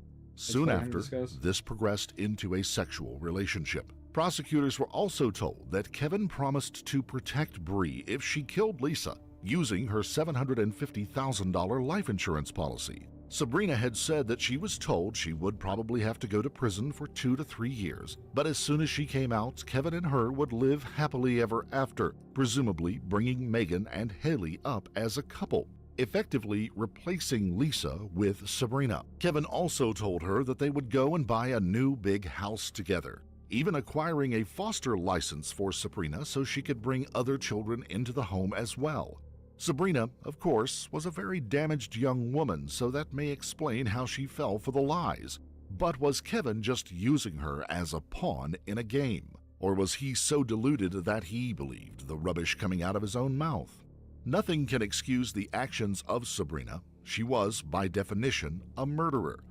But as we mentioned earlier, Because of her bad parents and difficult upbringing, she craved a stable home, a family, all the things that she never had. Yeah, so he killed She the was taken. extremely vulnerable and easy to manipulate, Sean, genuinely woo, believing good job, that buddy. after a short stint in jail, she would come out to a brand new life and a family of her own. Before Kevin fell under suspicion, he only made the effort to visit her in custody once. He became very aggressive to the desk sergeant when he was told he wasn't allowed to see her. While Sabrina was rotting in a jail cell, Kevin didn't seem to be very worried about her welfare. He made the claim for Lisa's life insurance policy shortly after Sabrina was locked up, and because there weren't any criminal proceedings against him, he was paid the $750,000. Did he use this money to protect Sabrina as he had promised? Maybe hire a top attorney for her? Not a chance. He started spending money like a drunken sailor. He bought an RV and various high-end cars. Completely by accident, Kevin had done a huge favor to law enforcement with his actions. Sabrina may have been damaged and easily manipulated, but she wasn't stupid. It may have taken 6 months, but she could see that Kevin had lied to her. He wasn't protecting her in any way. He wasn't even sending a few dollars into prison for her to spend inside. He What a had dickhead. completely abandoned her now that he had gotten what he wanted, Lisa's money. He could have been smart. He may have maintained contact with her, given her some money, and kept making the false promises of the past. If this had continued, Sabrina would have continued to cling onto the pipe Coulda dream gotten of away living with out it. the fairy tale family life with Kevin that he had previously told her, giving her no reason to speak to prosecutors. But now, she was giving the police everything they wanted. After all, it was the only way of getting her own back on Kevin, who had just become another adult in her troubled life to betray her. Her conversation under proffer pointed the cold finger of blame in one direction, straight at Kevin Knafel. Kevin's trial began in June of 2014. Sabrina was now 19 years old. Her testimony was damning. She told the whole story of how Kevin had manipulated her and how he told her that Lisa was worth more dead than alive. All of the details, including the intimate messages and sexual relationship, were laid bare in front of the whole courtroom. Something new also came to light about Lisa. Sabrina said that Lisa wanted her out of the home because of her deteriorating behavior. She said she was told that she was too much of a disruptive influence, as well as Lisa's correct suspicions that Kevin was sleeping with her. Sabrina said in court, "After he told me about the life insurance and said that Lisa was worth more dead than alive, he then started talking openly about killing Lisa and how he would do it. He suggested stabbing her with a large blade." Sabrina was asked why she stabbed Lisa and why she thought it was a good idea. She simply said, "I was doing what I was told to do." Kevin, of course, denied all the allegations made against him by Sabrina, and the whole court case became a shameful game of he said, she said. Kevin's defense lawyers were confident that he would get off the charges. It seemed all prosecutors had was the testimony of a murderer, someone who could be easily accused of saying absolutely anything and blaming anyone to try to get some mitigation to the crime they had committed. That is, until the prosecution pulled an ace from their sleeve, their star witness, a girl named Autumn, who was a friend of Sabrina's. Autumn said that she had had a conversation over the phone with Sabrina one evening when she was asked if she could find a hitman. Autumn not only spoke to Sabrina, but she testified that Kevin was in the background participating in the conversation as well. Kevin, she alleged, offered to take her on drug runs in his car as long as she asked around to see if anyone would be willing to kill Lisa for him. Although Kevin didn't know it at the time, Autumn had gone to speak with the police as soon as she saw that Lisa had been murdered, and she told them everything. Not only did she agree to testify in court, but she also agreed to engage Kevin in a conversation while wearing a wire. Unfortunately, despite her best efforts, when she spoke to Kevin over the phone, he deflected and denied any knowledge of the conversations around hiring a hitman. Maybe he wasn't quite as stupid as it seemed. Nevertheless, the prosecution did play the recording of the wiretap conversation in court. Although Kevin admitted nothing, he also didn't fully deny the conversations had happened, stating in some instances that he didn't remember all of the conversation and that Sabrina had talked big about a lot of things. Now it was down to a jury to consider all of the conflicting evidence that had been brought before them. Was Kevin a dangerous manipulator who had preyed on a young, vulnerable girl? Or was he the victim of slanderous lies by a murderer trying to get off? The jury adjourned for 2 days, 9.5 hours before coming to a verdict. Kevin was found guilty of 11 charges, 6 of which involved sexual battery and sexual acts with a minor, the other 5 referring to his contribution in the murder of He's Lisa getting Knaefel. fucked in prison. He was I'll tell given you a that life much. sentence with the possibility of parole in 30 years. He was also given an additional New 12 name is gonna years be for the Caitlin. sexual offenses. He was 42 years old when sentenced, so it is possible that he will never be a free man again. Despite Sabrina eventually cooperating with law enforcement and her defense's argument that she was also a victim of Kevin's manipulation, she too was given a life sentence with the possibility of parole in 30 years when she is 49 years old. Amazingly, and in a show of perhaps undeserved compassion, some friends of Lisa's have defended Sabrina since the trial. Many believe that she herself was a victim, someone who had never experienced real love in her life, and someone who had never had a family or a stable home. One friend said, "I believe Sabrina is a victim. She was very vulnerable and confused. The superficial love that Kevin had shown her convinced her that she could have a life and a family of her own. Her troubled life is responsible for that, and so is Kevin for taking advantage of her." We cannot underestimate Kevin's involvement here. They were both in a position of trust, but Kevin not only betrayed the trust that was placed in him, he used that position to make a young girl commit murder and participate in sexual acts with him. He was nothing more than an opportunist I'm on predator PC, who deserves homie. the punishment he was I handed play on by my the courts. play But my we PC, cannot and this is must not RuneScape, and I forget also who play is at the Apex core of Legends. this case. Play some Lisa COD Knaefel. Zombies as well from time At to just time. 41 years old, her life was brutally taken away by the actions of Sabrina Zunich, and by extension, Kevin Knaefel. Sabrina was a young girl who Lisa had taken into her heart because of her caring and compassionate nature. It You was know? perhaps her willingness to trust and love people that left her know what vulnerable I'm to the saying, horrific fate that she suffered. Lisa believed that Sean, you're addicted to gambling, my man. Homie is addicted to heist.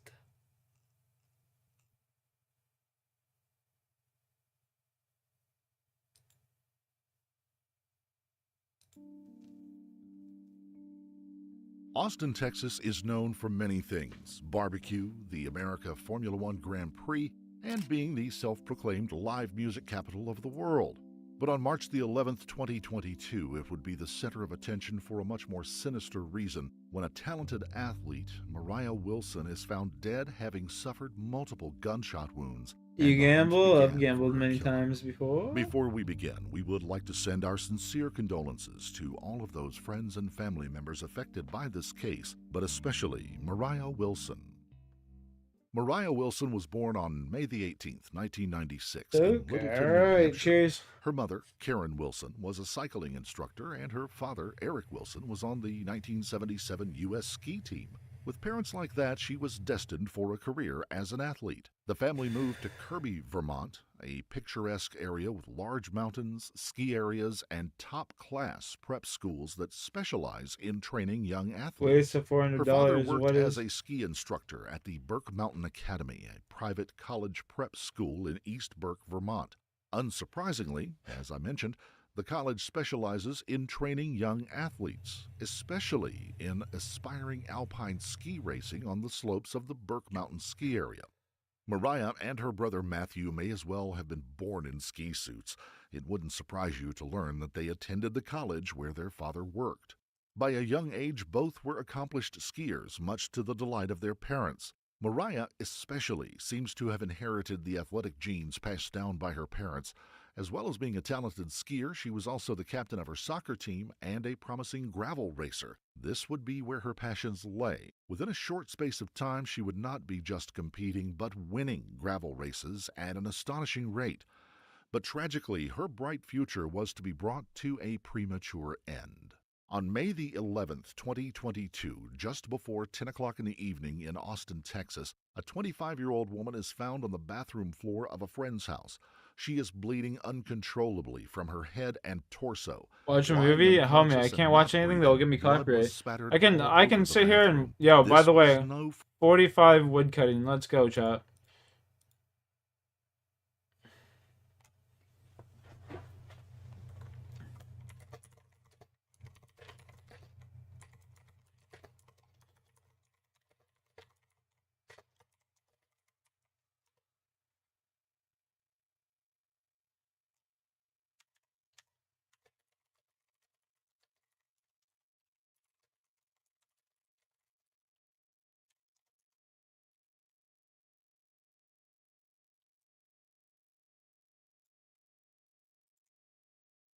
But yeah, I wish that dude. If I could watch a movie, I'd be watching Kung Fu Panda 2 right now. She had been shot twice in the head and once in the stomach. In a complete state of shock, her friend immediately called 911 in an attempt to save the young woman's life. First responders attended the scene as fast as they could. They began CPR, but tragically, it wasn't long before they gave up. It was already too late. The young woman's fight for life was over. But how had it come to this? What had driven someone to shoot this young woman in cold blood and take her life so heartlessly? In 2019, Mariah graduated from the University of Dartmouth with a degree in engineering. But as you could probably guess, she had no intention of going into a career as an engineer. She had her heart set on a career in sports. Whatever Mariah put her mind to, she accomplished, and within 2 years, she was a renowned cyclist, climbing her way up the rankings and sharing podiums with already well-established professional cyclists. She did have a job as a demand planner for a company, but she soon left that job to pursue cycling. Homeboy, if I put it on, you're not going to be able to listen to it or watch it. She did have a social side. I'm down to watch. Fuck it. You know what? If you guys... You know what? I don't give a fuck. Sure. I'll watch it on the side. I don't give a fucking rat's ass, homie. I'm all about it.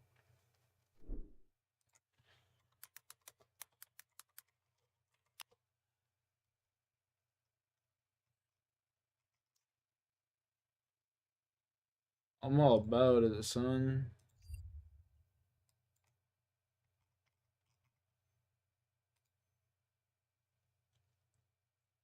Let's go.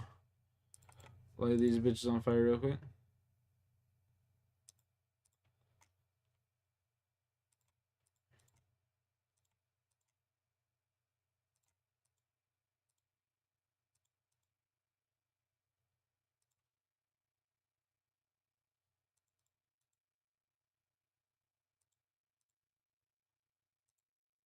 $48 well fire making. Let's go.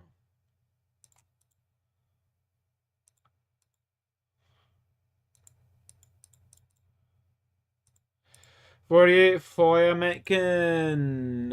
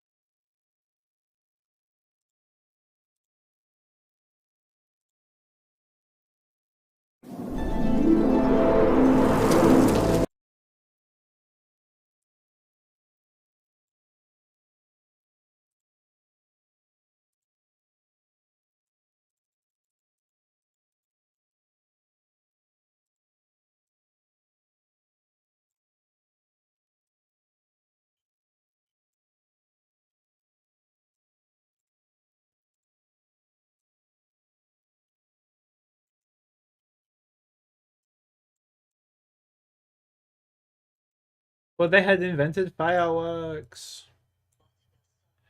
Let's go, baby.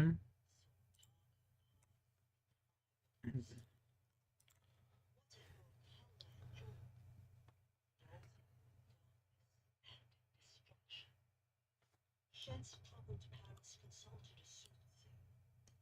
She foretold that if Shen continued down this dark path, he would be defeated by a warrior.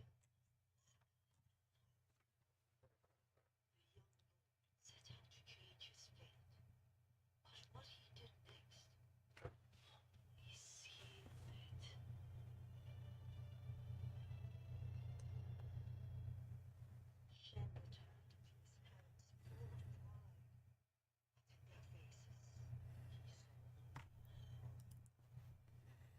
in their faces he saw he was banished from the city forever. Shen swore revenge. Someday he would return, and all of China would bow at his feet.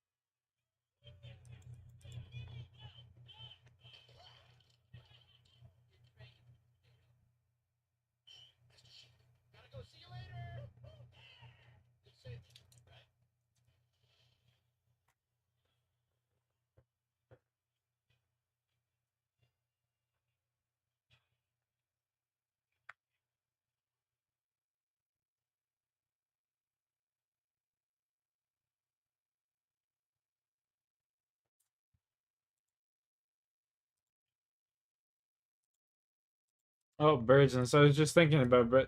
Not even trolling chat. I was literally in my brain just thinking I haven't gotten a bird nest in a while. That's crazy. What the fuck? That's wild.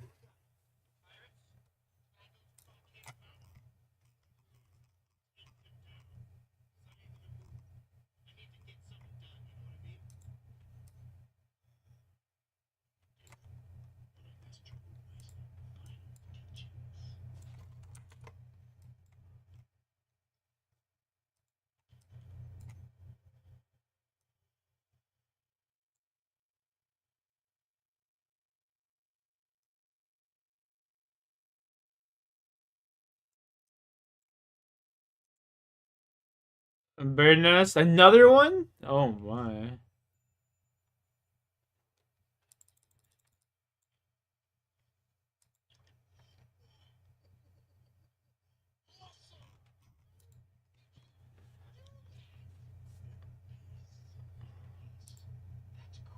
So 2 more fire making levels.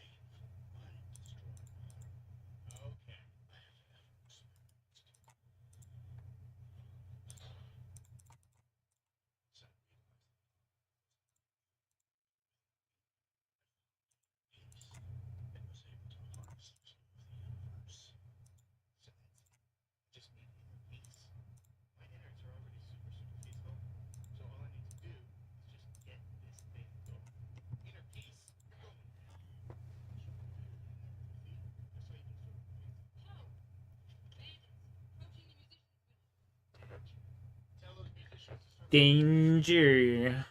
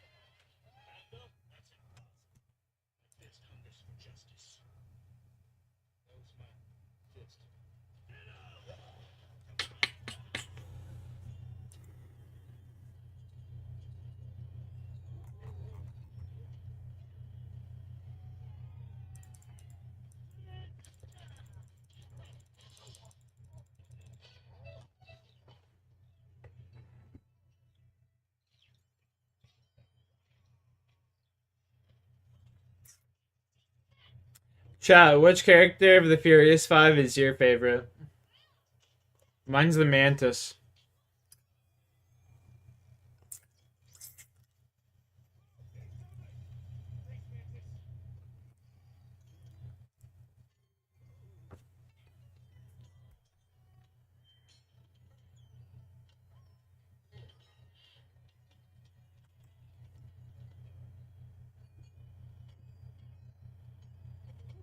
Yeah, face was good.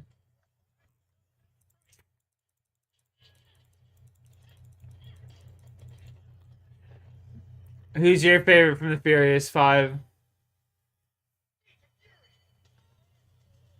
Mine's definitely the Mantis.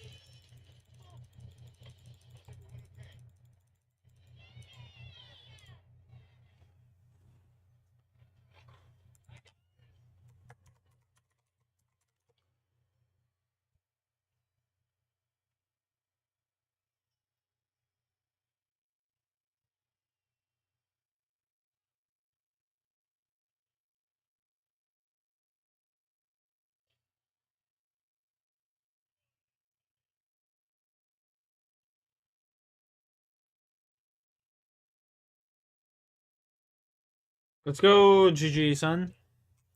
GG, son.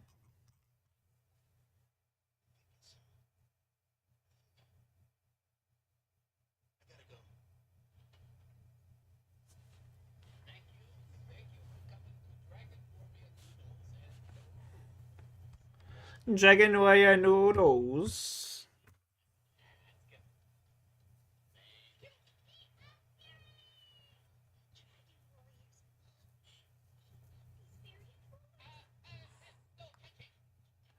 Smoke them.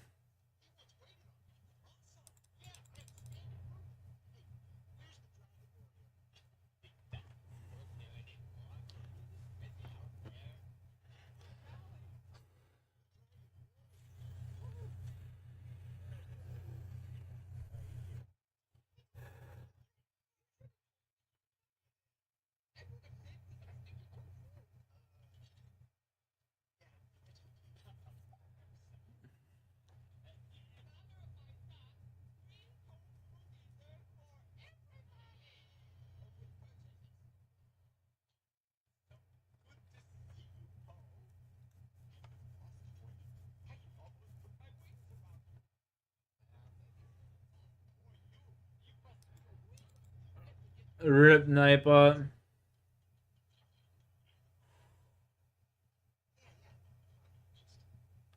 Imagine it accepts. That'd be funny.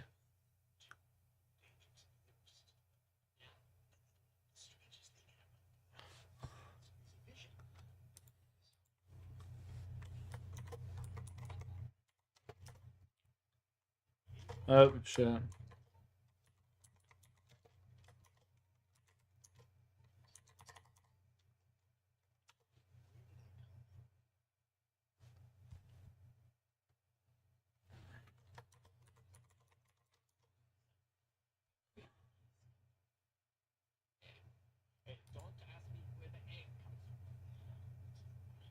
Oh, no way you won that? Get the fuck out of here.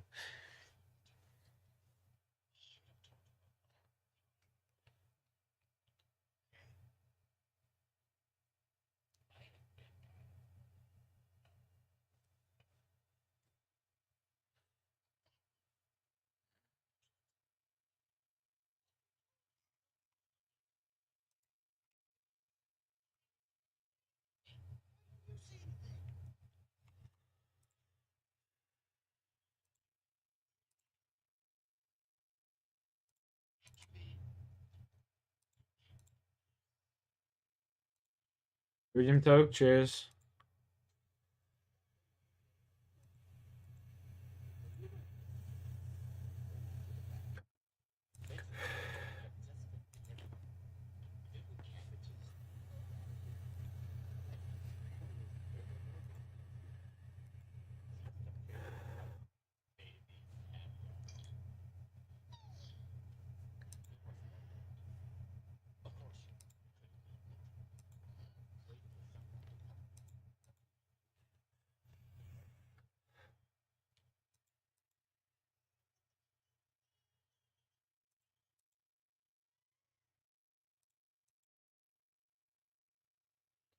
Let's go, baby.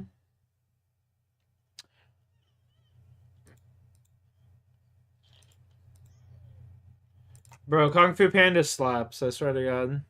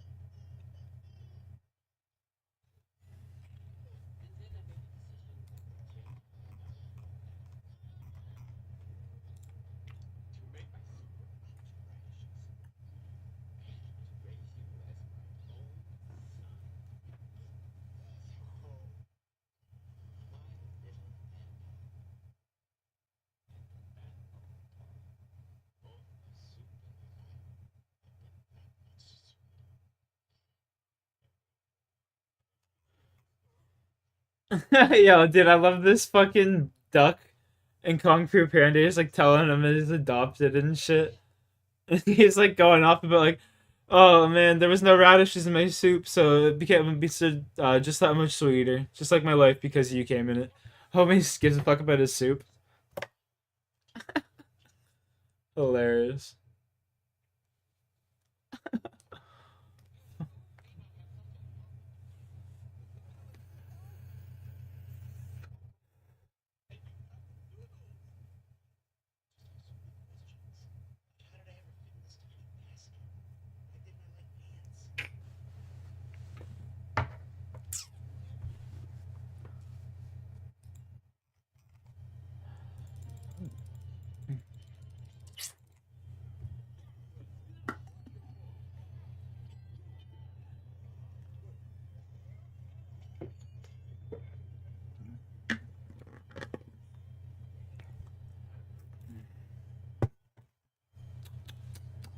Yummy. Oh no, Shen's coming up. My homeboy Shen's coming up to fuck up the day. Ooh. Not the goats.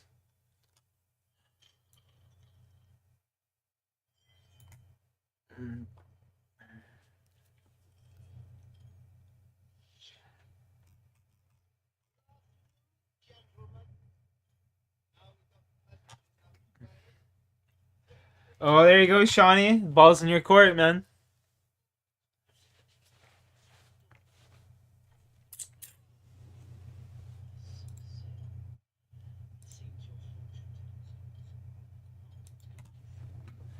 I'm gonna go take a piss so bad.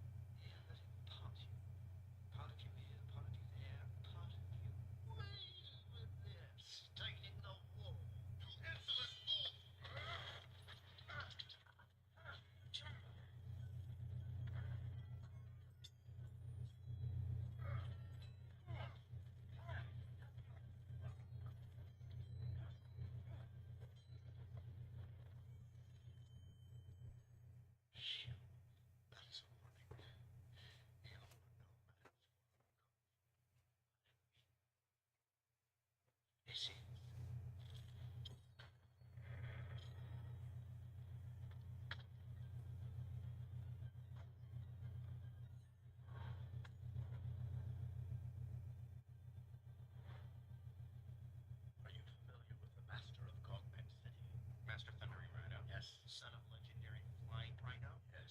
Slayer of the 10,000 serpents in the Valley of Woe. That's impossible. Rhino's sworn defense is impervious to anything. There was no technique.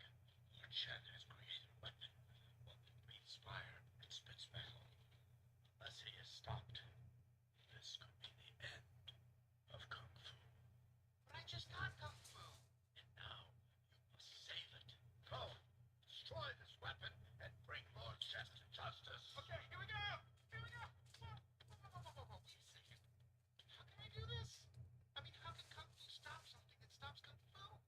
Remember, Dragon Warrior, anything is possible when you have inner peace.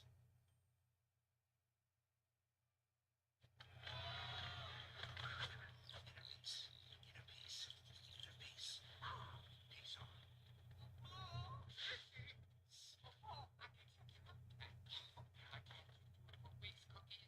Vegetables, and I even pack all your action figures. Oh, hey, I don't know what those are. I've never seen them before in my life. It's scratches of a tigress. Taking some of our best time together.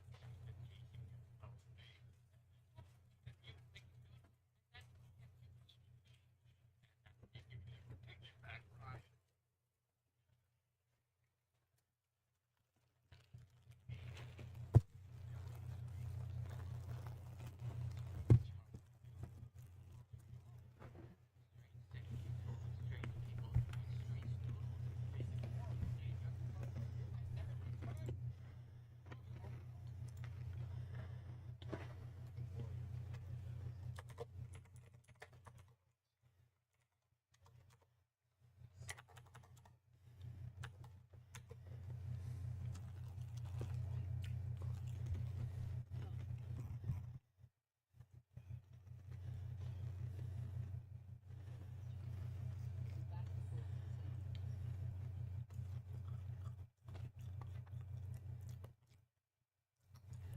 Let's go, bro.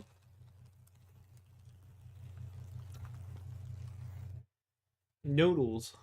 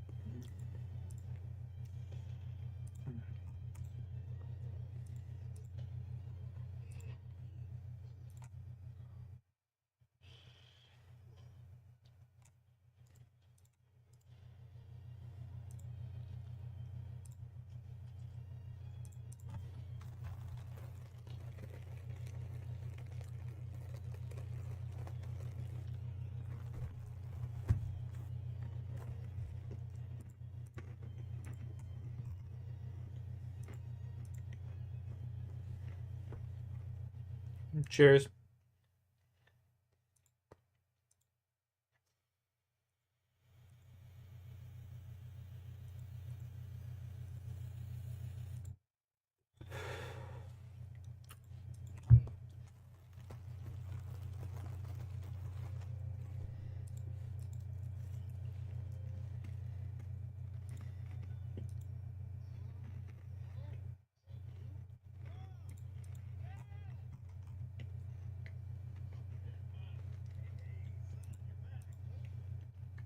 Yeah, I'm out of bud.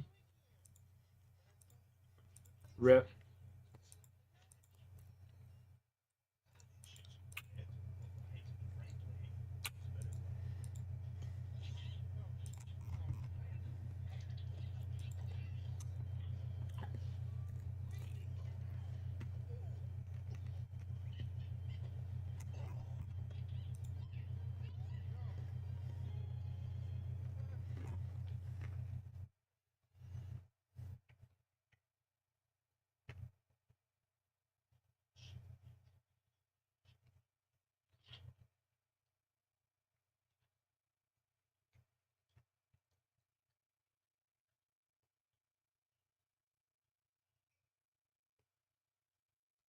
Six wood cutting, let's go.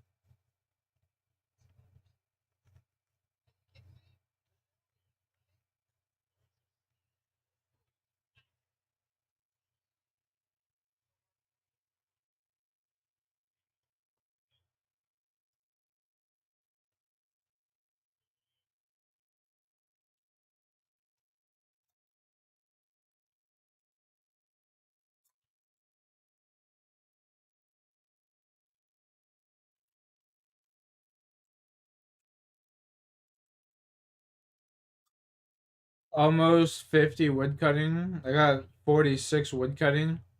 Wow. Can't believe that. I wasn't expecting that. I was expecting like 45, 44.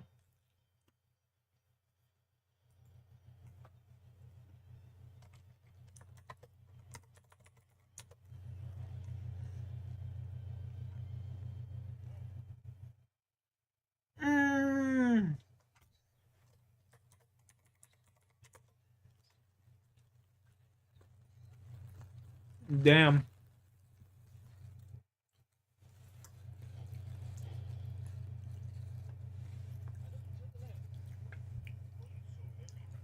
Cheers.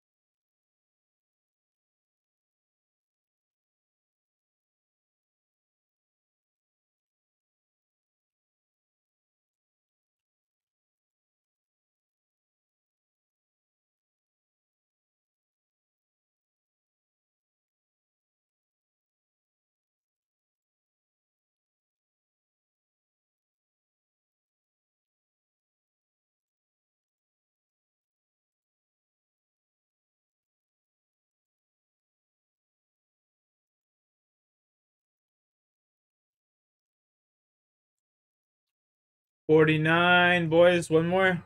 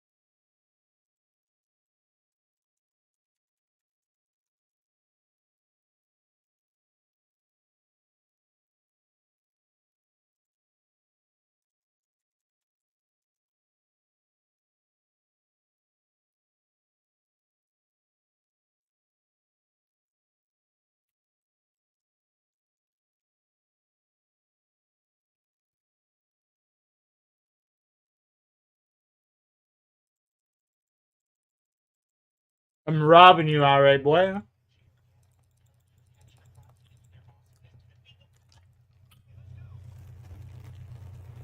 Let's go, baby.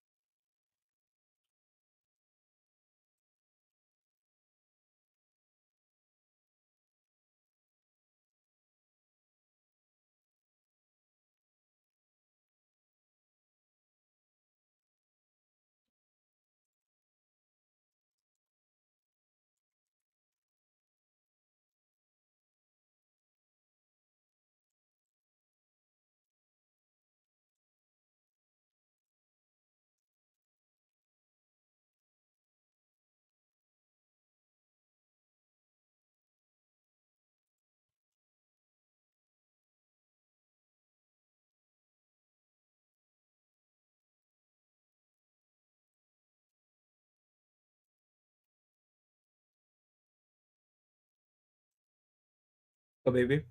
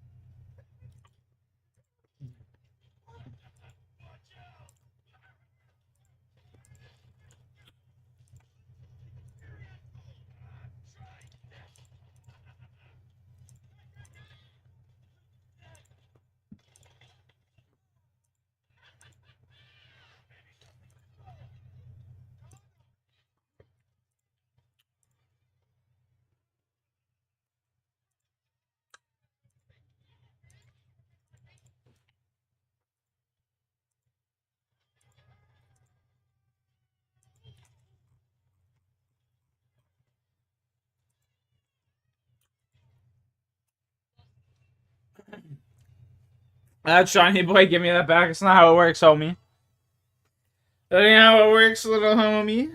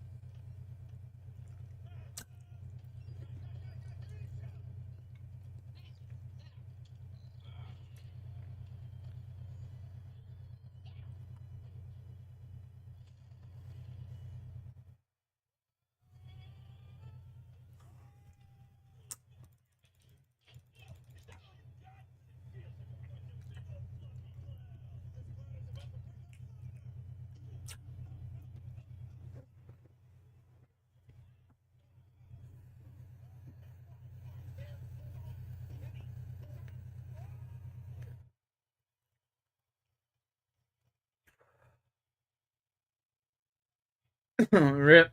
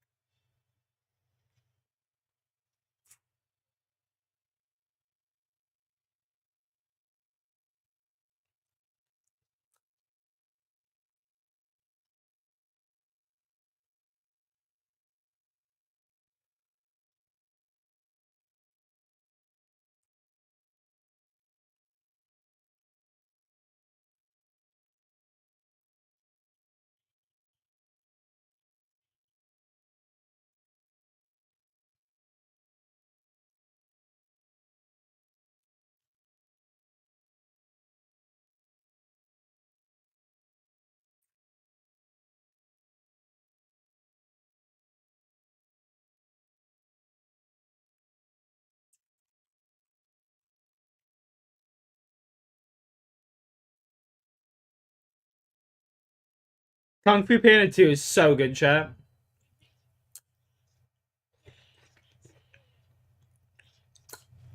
Perfect blend of like humor, storytelling, like animation's great.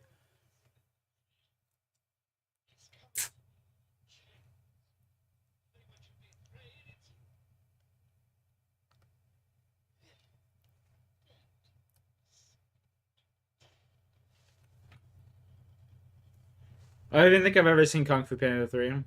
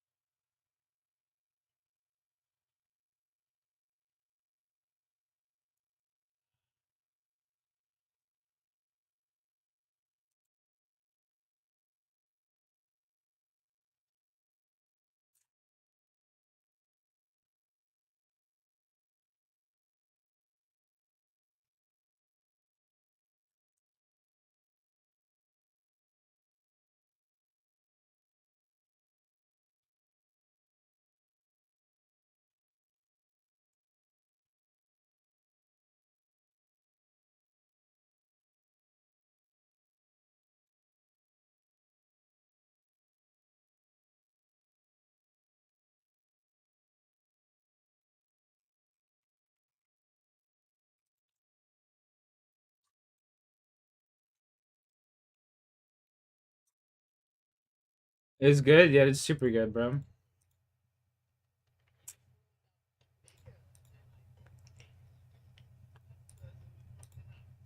Yeah, nothing than poking around, yeah.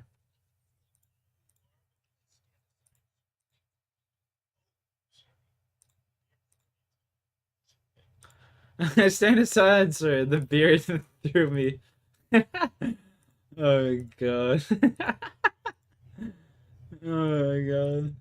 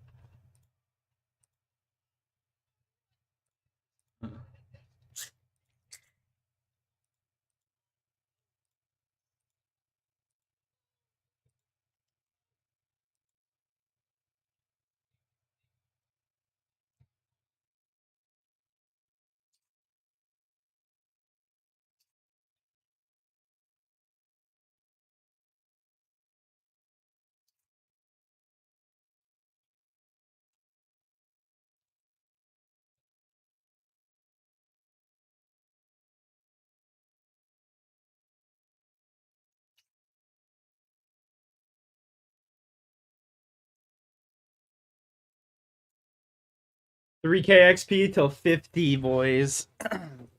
It's huge. That's monumental for the account.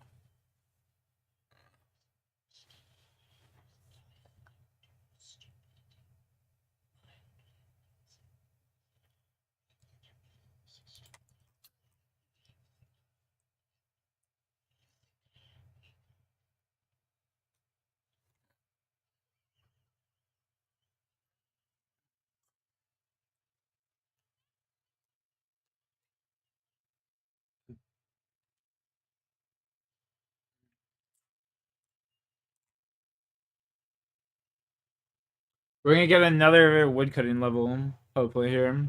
That'd be pretty sick.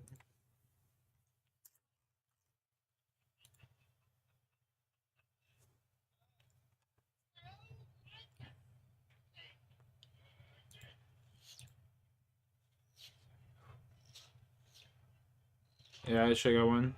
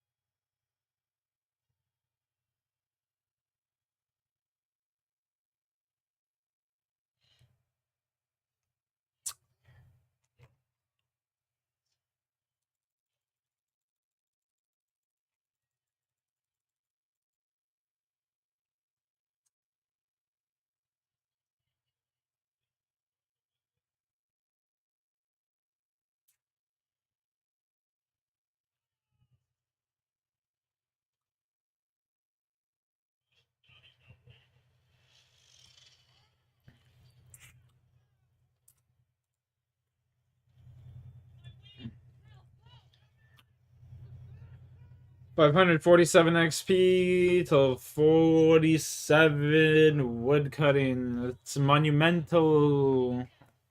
Next level is level 200 for the account. Yeet, skeet, skeet.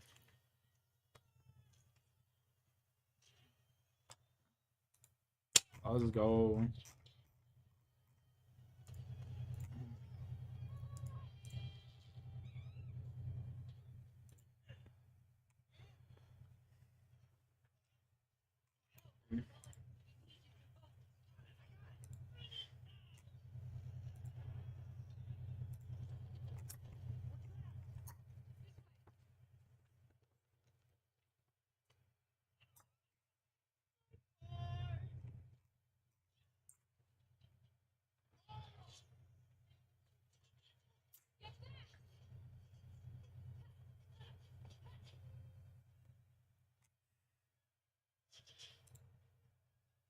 Let's go. 47 wood cutting.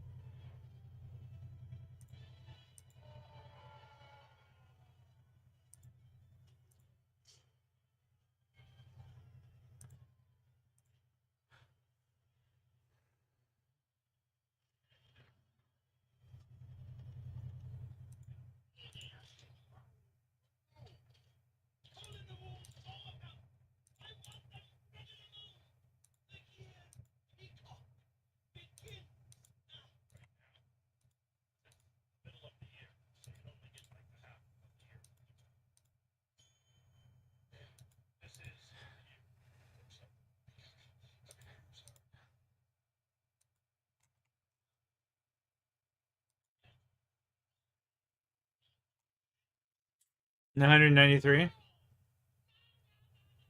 XP. And then that will be 50 wood cutting. And then we can, you know, move on.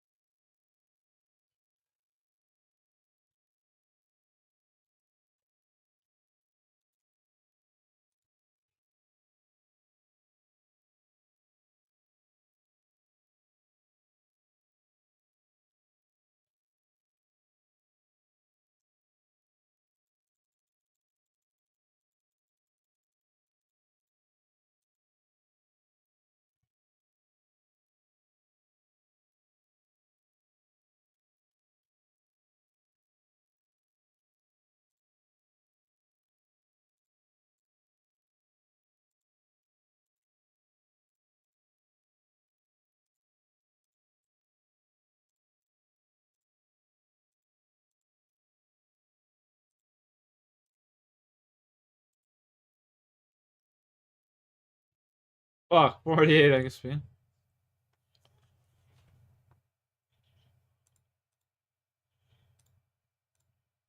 There we go, chat. Level 50. Book it, ship it, clip it. Level 50 fire making, hardcore Iron Man, done. Nice.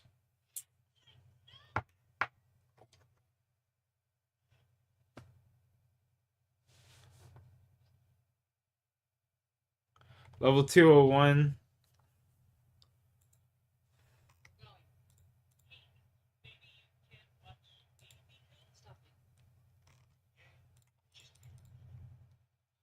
Willow, Sage Orange Tree Curry, Caliquat. Home Telly, Lumby.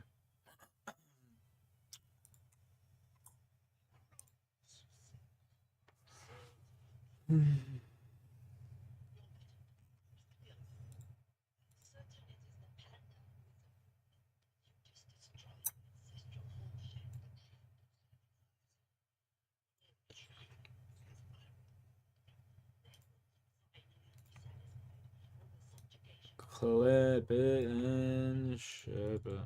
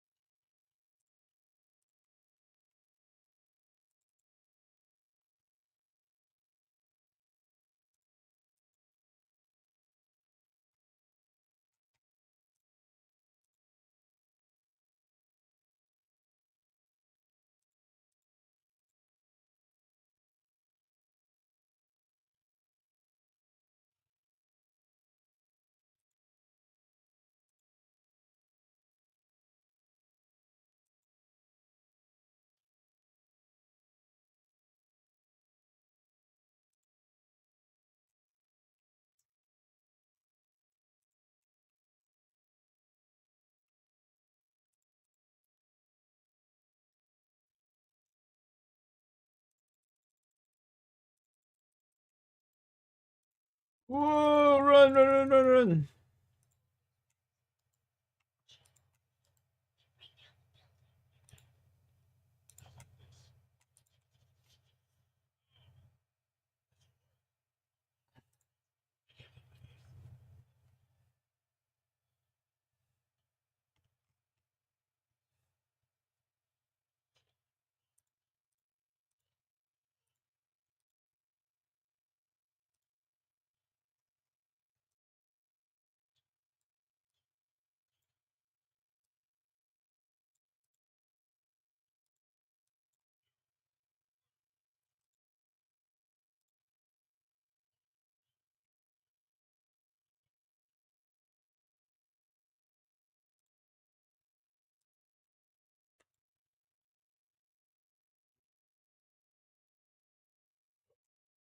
Okay, what am I grabbing from my thing here?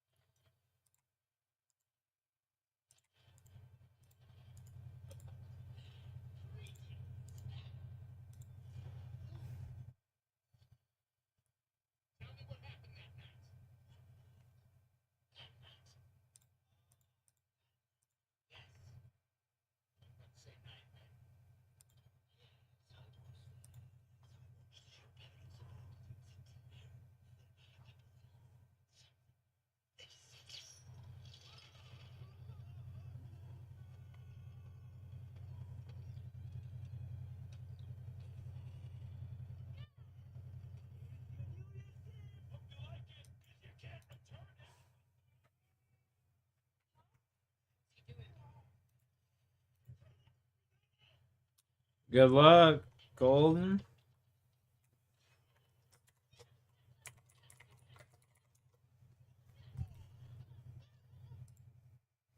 Alright, okay, let's see. Let's jump back.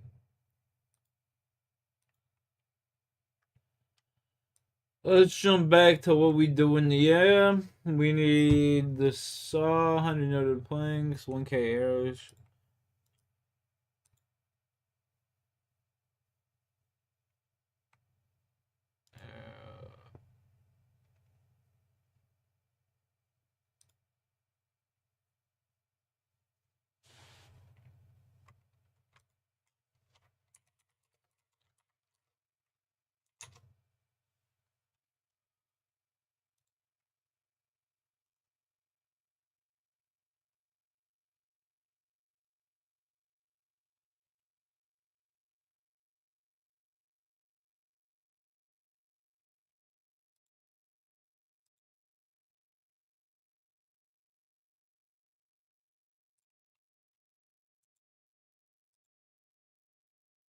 By two.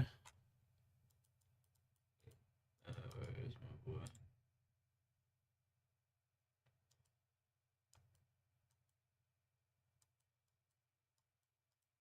What am I buying from my boy here? By Chronicle. 2 teleport.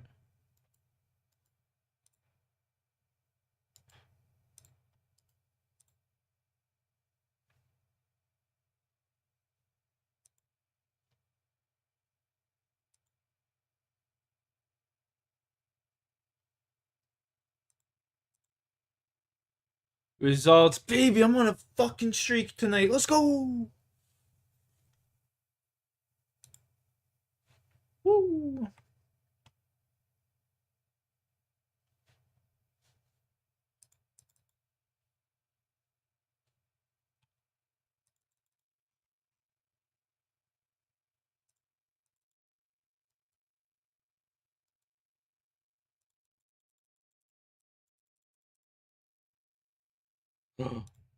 Pay attention, I almost kill myself. Re.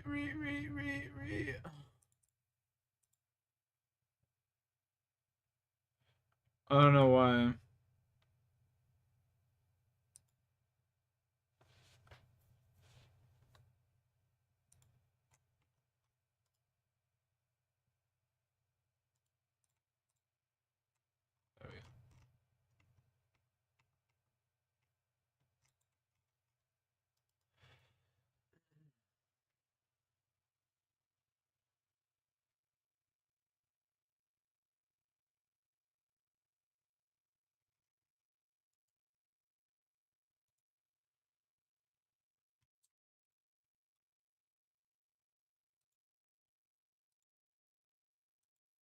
Johnny, I don't know what to tell you, brother. I just don't know what to tell you, son.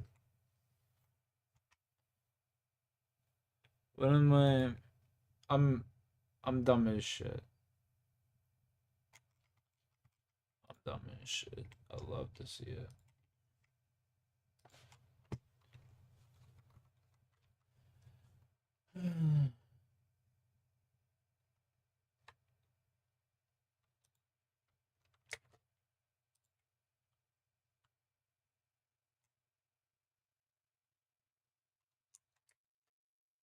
For fuck's sake, mate.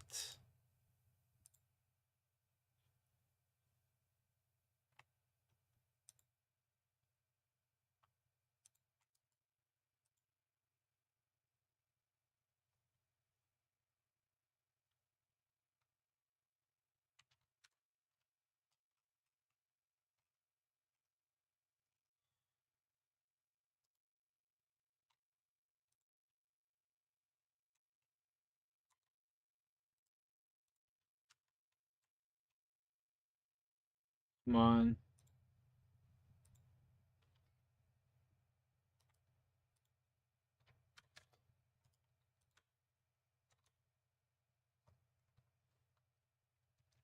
Build the bookcase. Come on. There we go.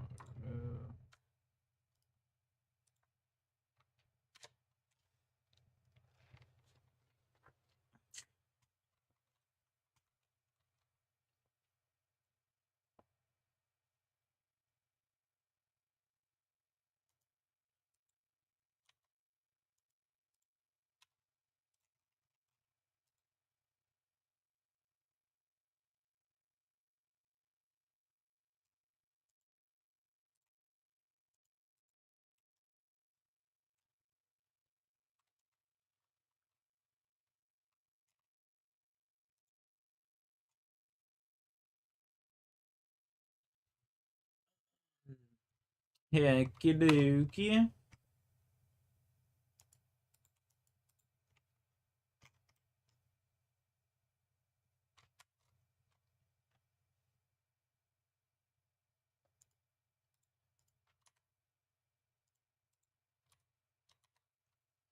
We are fucking cooking right now, child. This count is cooking. Total level 203. Let's go. We're cooking.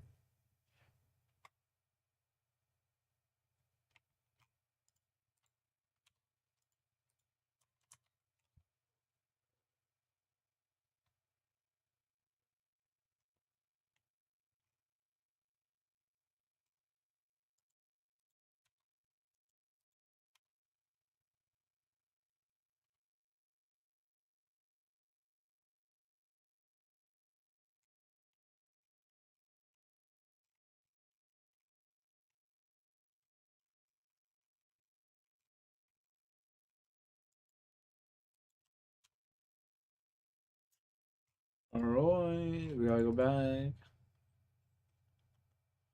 Let's go. We getting there, son. We getting there.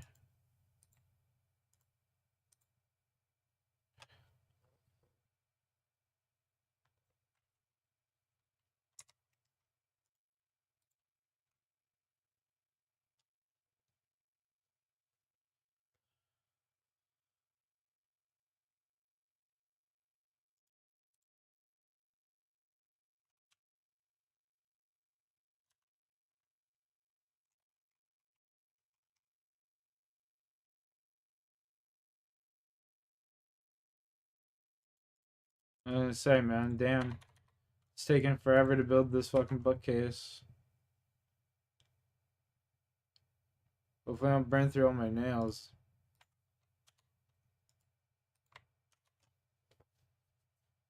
That'd be fucking terrible. That'd be my luck.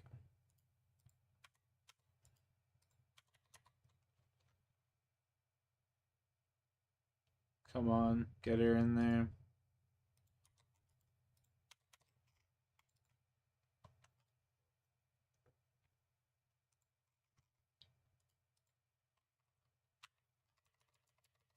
Go, baby. Come on, hit me, baby, one more time.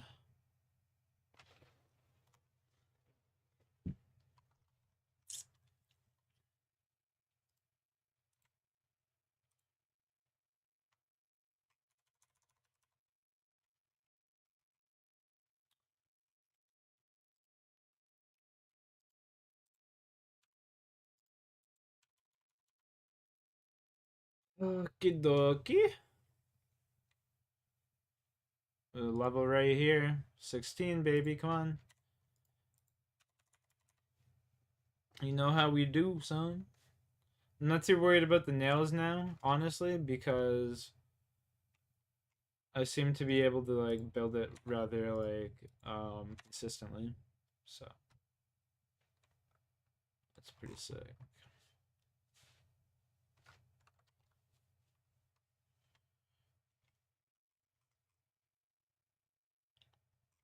I gotta do Druidic's what is it called? Druidic's quest or whatever? Druidic ritual before I go so I can unlock herb lore as well. Simply put, it is essential because I want to dip this fucking book of knowledge. Oh, no. Can I build mode? There we go. Because I want to dip this book of knowledge in the fucking herb lore. The herb. The herb. Tokes up.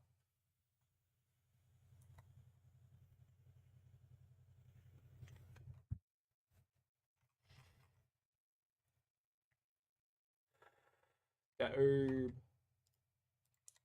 Level 17.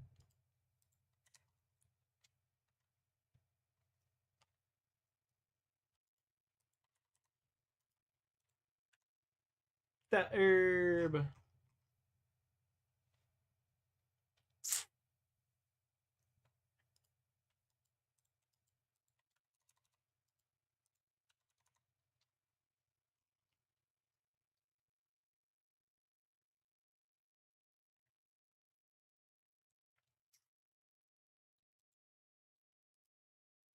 I just don't remove the bookcase real quick, I guess, before we head back.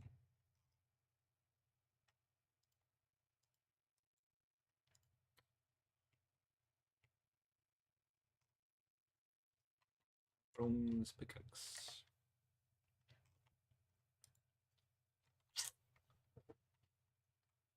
What do we need for Druidic ritual? Just a bunch of meat, don't we? I think that's all we need. I think might do Druidic ritual after this. I don't know. We'll think. I'll think about it. We'll see what's good. We'll see what's up. We'll see what's up.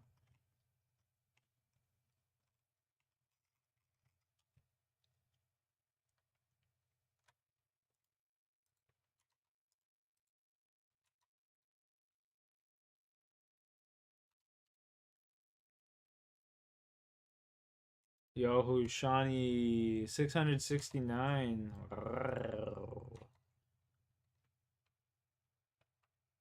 360 with the Rig D.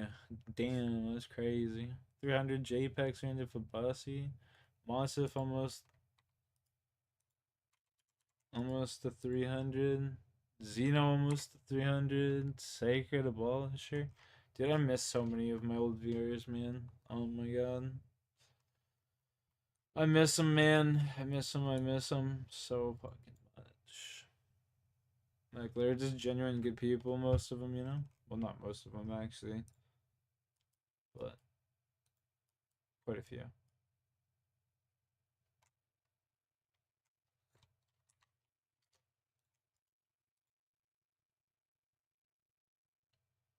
Fucking sad, man.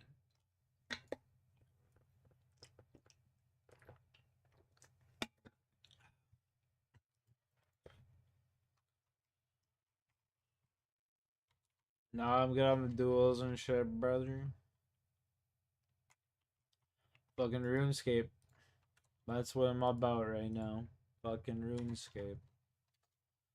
We got a goal for the end of the night, and it's to get to Winter Toad, and we got a long ways to fucking go yet, so. I gotta work tomorrow, too, so. It's the worst part of all this. Video games first. You know how it goes, though.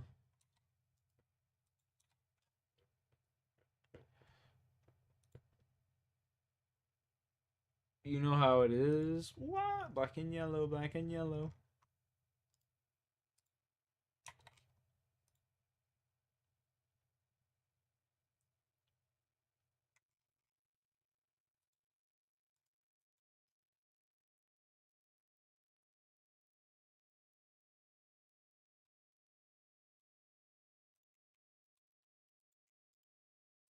Is it over? What do you mean, is it over? It's never over. I don't know where I was going with that.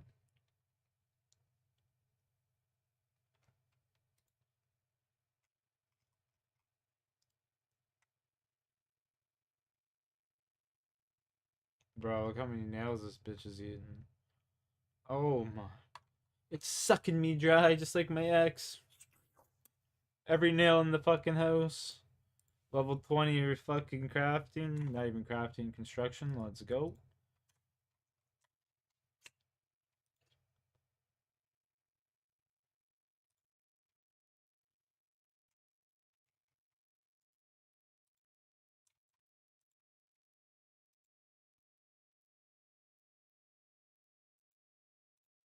Alright.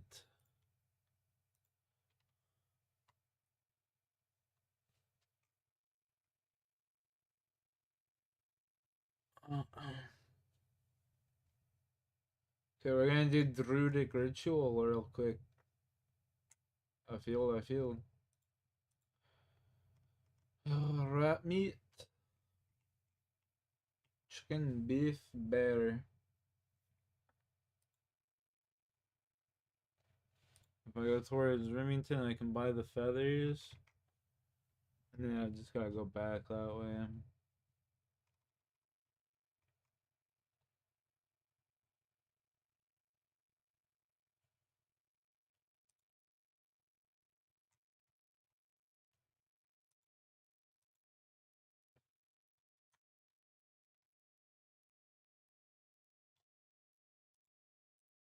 Fishing shop.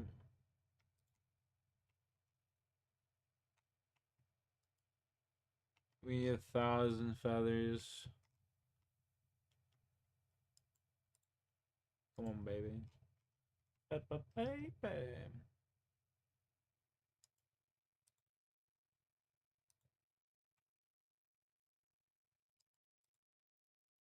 2 coins.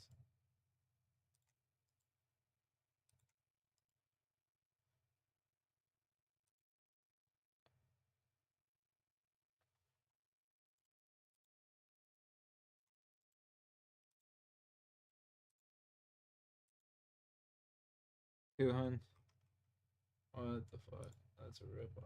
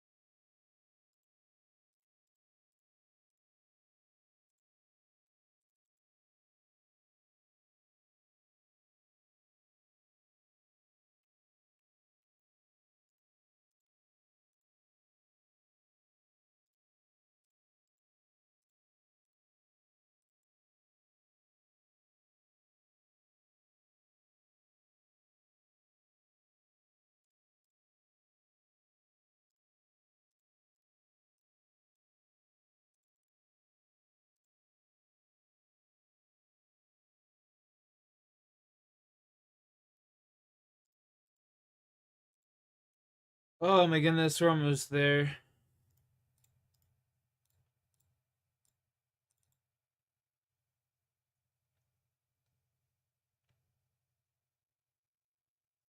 Yeah, you still got bud. Nice. Good for you.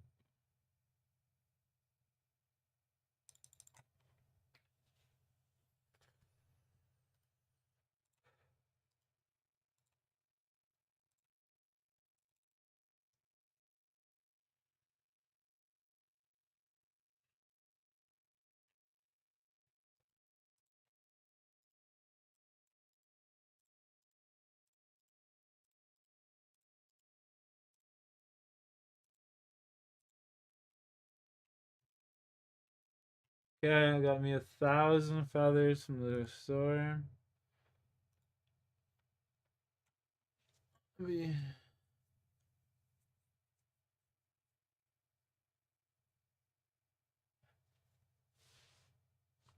Okay, so I'm gonna go do Druidic's ritual now.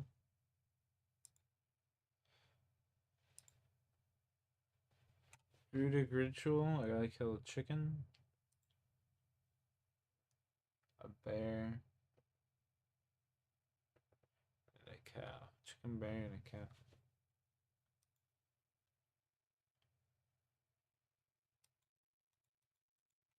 I'm just gonna go back to the long bridge, I guess. Oh, shit, my bad, chat. I didn't realize I was full screen. Chicken, bear, cow.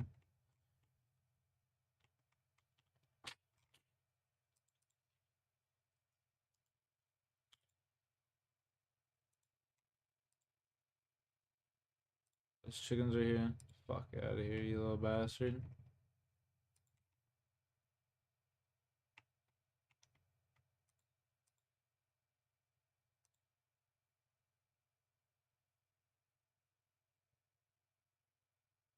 Chicken, bear, cow.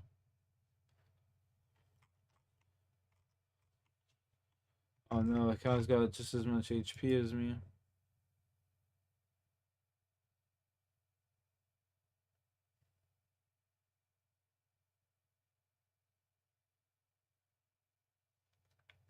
Come on, baby. Oh, he fucking healed. We got this. Hit him again. Consecutive hits. That's what we need. Hit him. Hit him. Hit him. Come on. There we go. Ooh, huge. Let's go.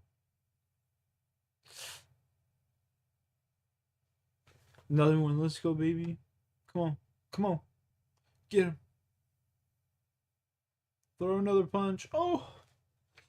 Get him. Oh my god. That's so close. Ooh, you get fucked, bud. Oh, pissed on. Ooh, sit down.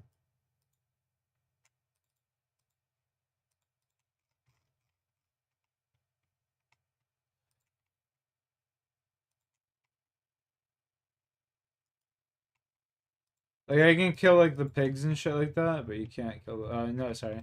You can kill, like, the cows and, like, the chickens, but you can't kill the pigs.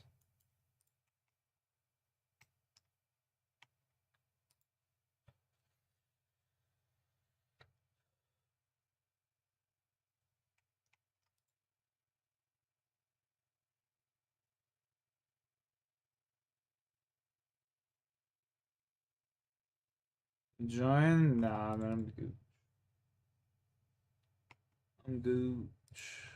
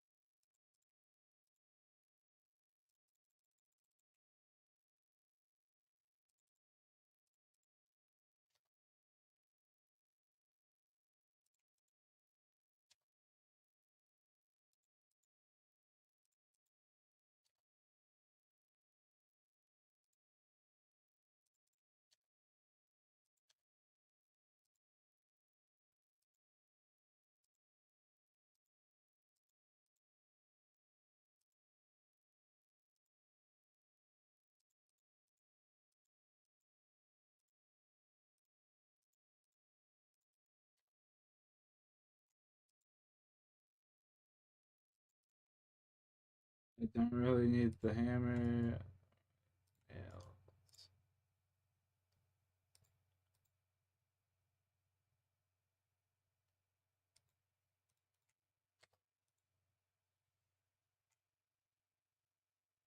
I need the rat meat out of there though.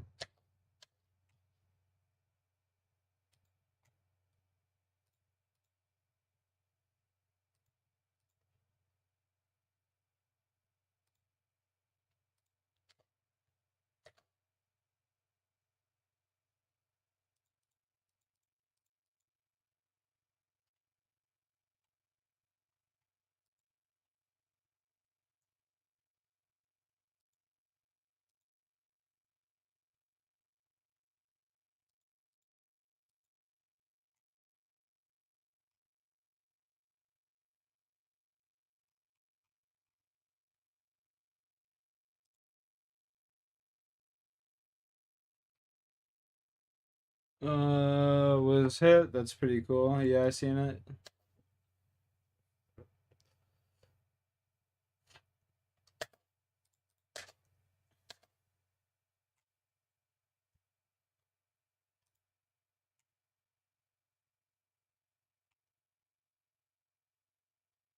I seen it. It's pretty cool.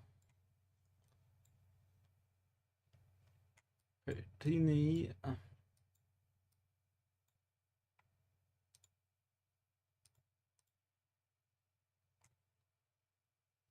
Yo, Mikhail, what's up, man? Long time no see, indeed.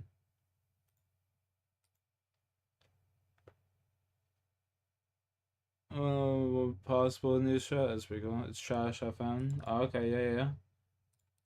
That's pretty cool, man. I don't fuck with zombies no more, honestly, though. I don't really play none of that shit. You know what I'm saying? Still pretty cool, though.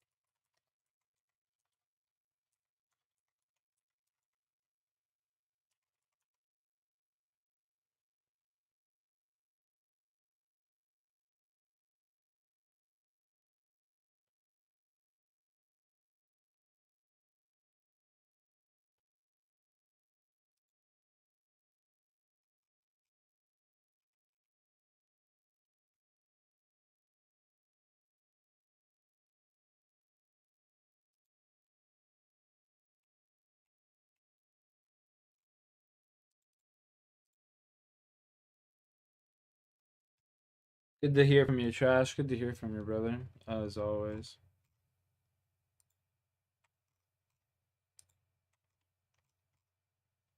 As fucking always, mate.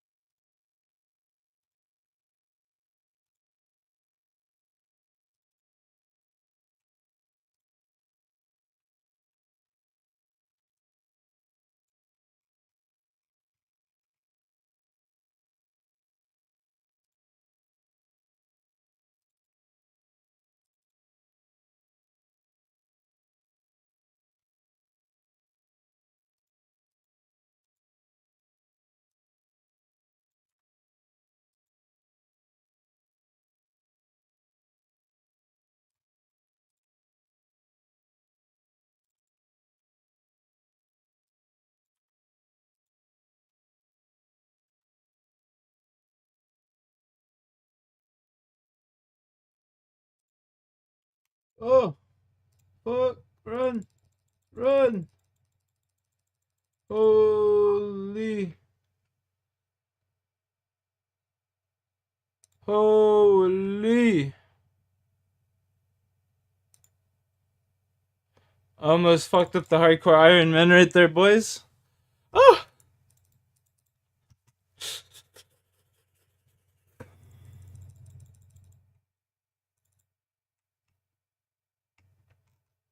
Whew. Jesus, man.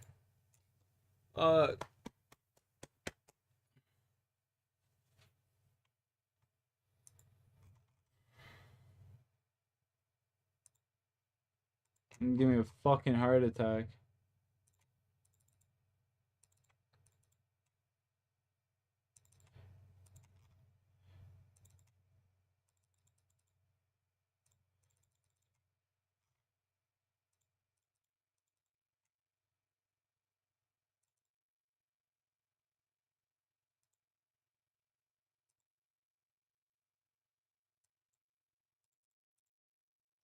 Oh my god, I'm so glad I looked at the fucking game right there, man. That would have been such a stupid way to fucking die. Holy fucking Jesus. I'm glad I had a run too. Oh my god. Unbelievable, man.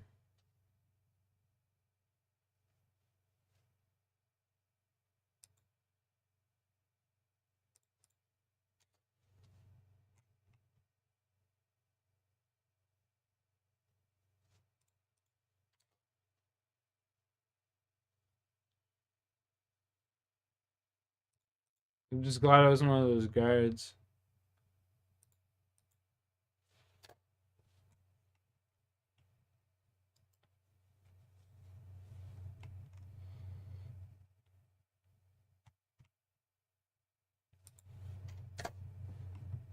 Here's a unicorn. There should be a fucking bear around here somewhere.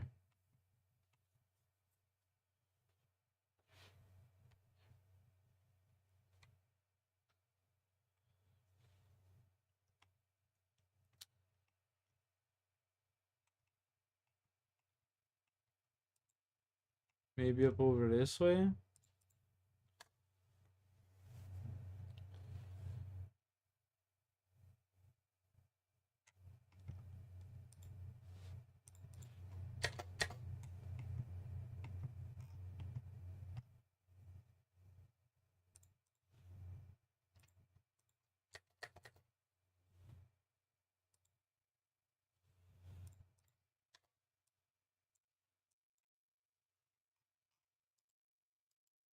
Oh, run, run. Don't want that fucking guy hitting me. Dark mage over there. Don't want him hitting me. Fuck, man. Where is this guy at?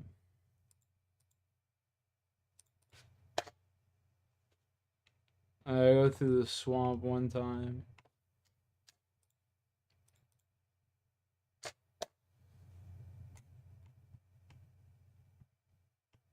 I'm looking for the grizzly bear, boys. Come on now.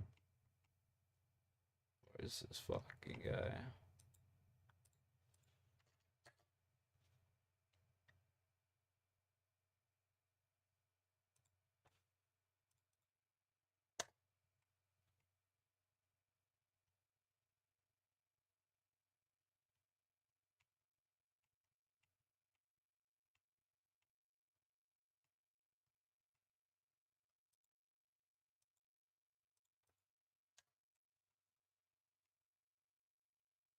Where is the bear?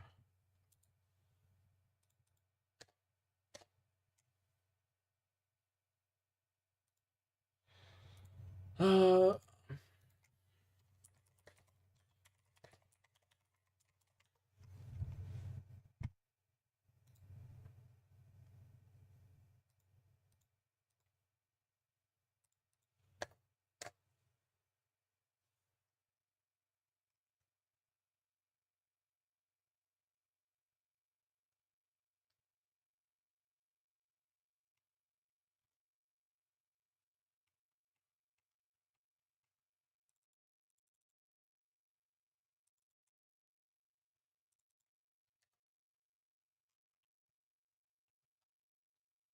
Is it actually just like straight up? Like, do I have to just go up towards fucking Varrock? It's kind of lame.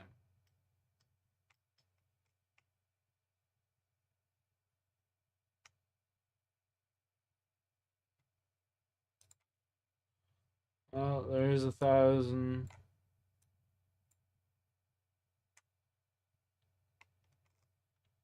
Thousand arrows, bronze arrows. Let's go, baby.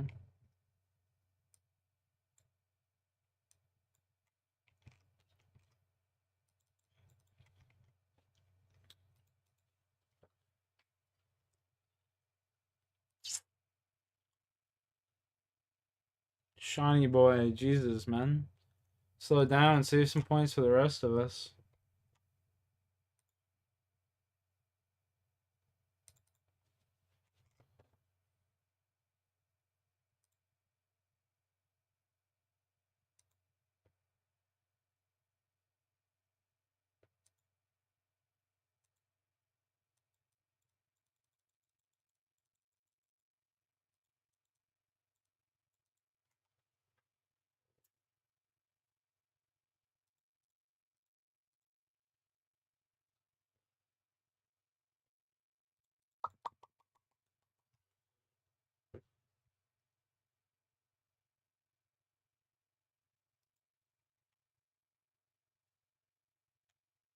Last ice for a while. Good luck, good luck. Let's get in on it.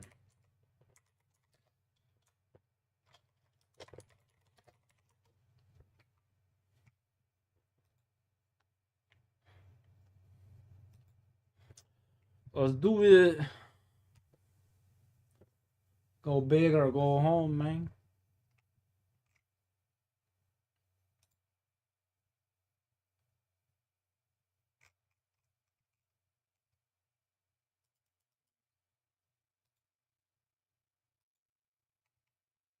There is the black bear. No. Okay. Attack.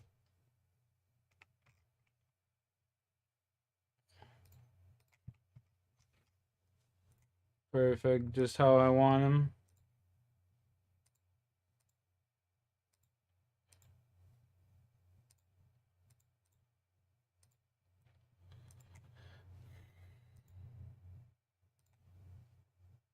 $25 HP. This will be a long time right here. We have enough runes for this shit. Level 3 magic. Let's go. Level 4 combat. Huge.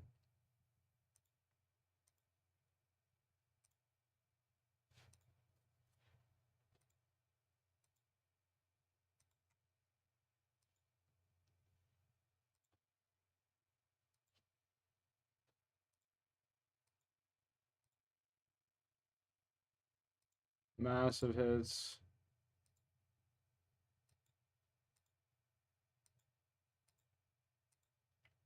Just fucking rinsing this bear. We're about to get another magic level 2.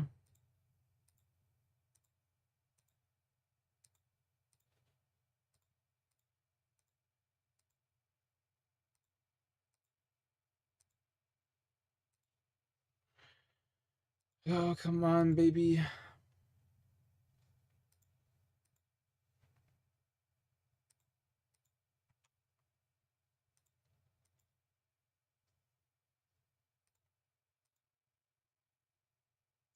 Four more HP on this fucking guy. How many casts? I got 23. Oh, that's a game right there for homie.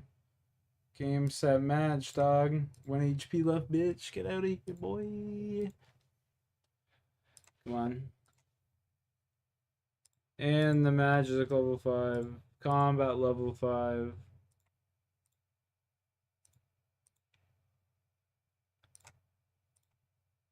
There we go. He's dead.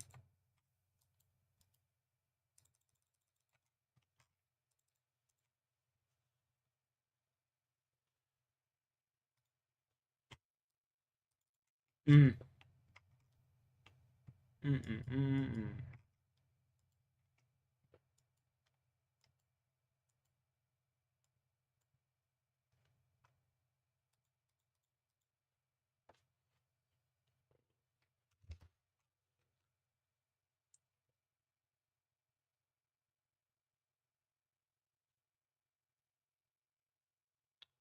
All right.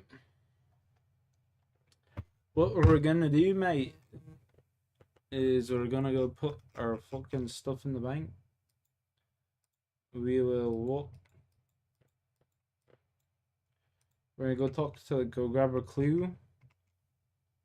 We're gonna go bury these bones. We're gonna go grab our clue.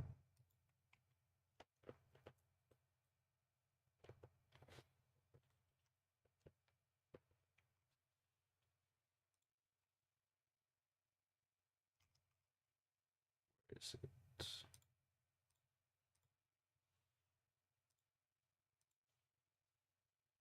We're gonna go talk to Charlie. I'm gonna put some shit in the bank here. Those in, those in.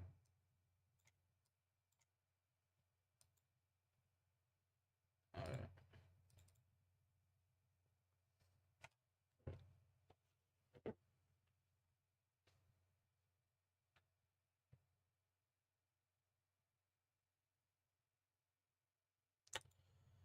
We go talk to Charlie, and then we go do the ritual all the way over there.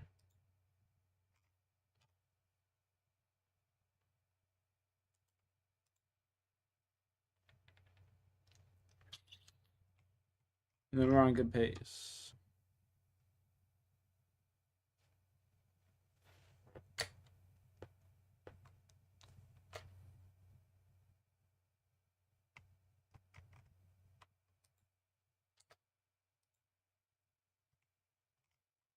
A roll herring.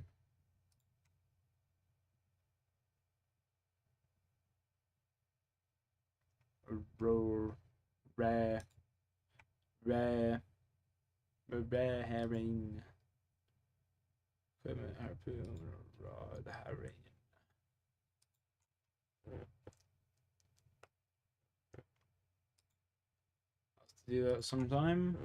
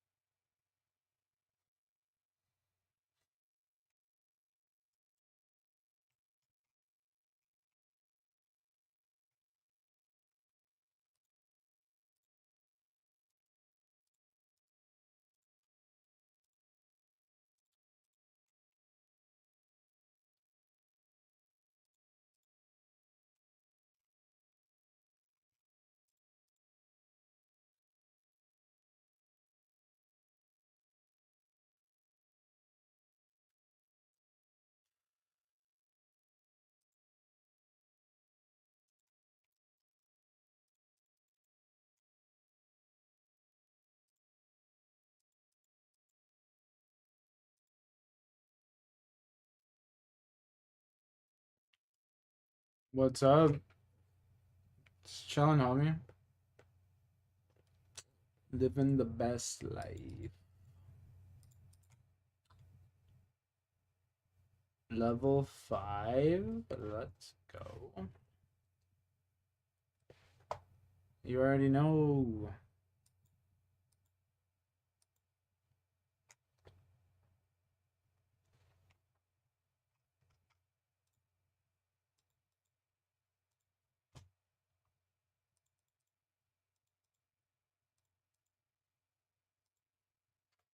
No, don't leave. Oh, old man, he gave me a gem. How sweet. I thought I dismissed him by accident. I was low-key saddened.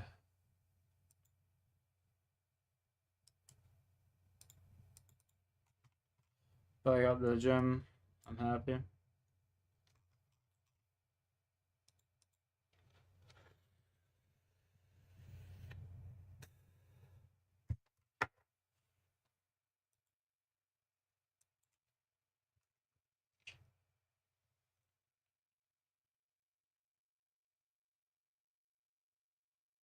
There's a good seeing the grandson? Yeah, I'm sure, bro. I'm sure. That's awesome, man. I'm glad to hear, Sean. I'm glad to hear. That's what's up. Glad the fam's doing well, man.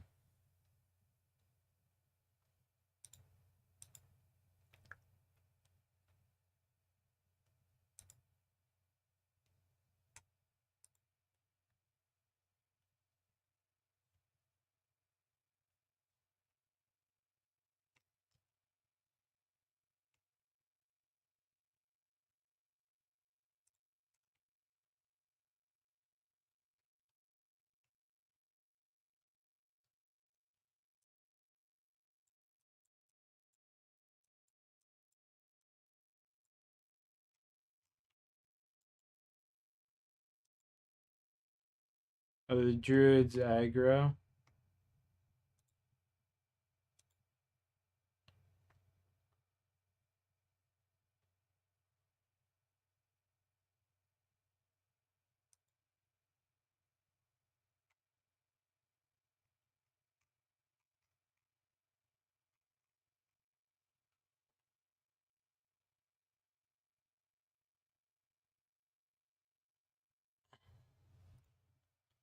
Anyone know, are these bad boys aggro? Fuck. We risk it for the biscuit.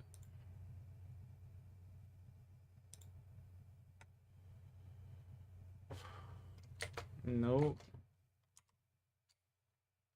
Let's go.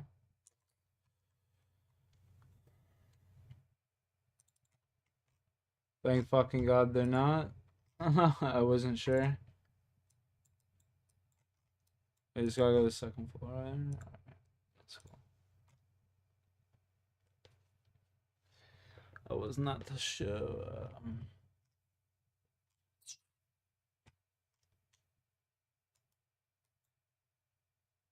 Wiped us all out. It got us all. Arr. Arr.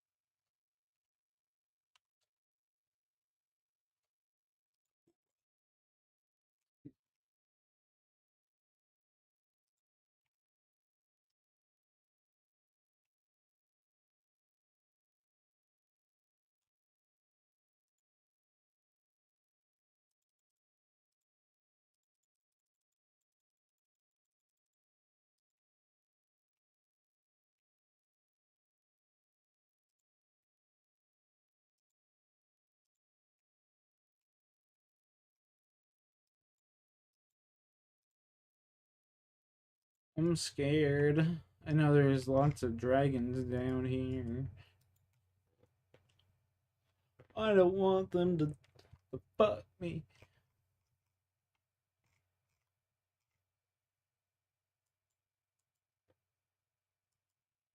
Oh goodness, golly god. Oh good golly gosh.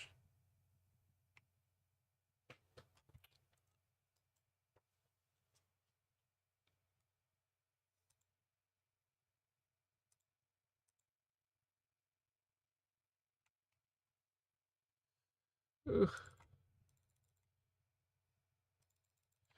Oh my goodness, what the fuck did I just do? Oh. Go back. I'm done. Open the prison door. Open the prison door. Open the fucking door.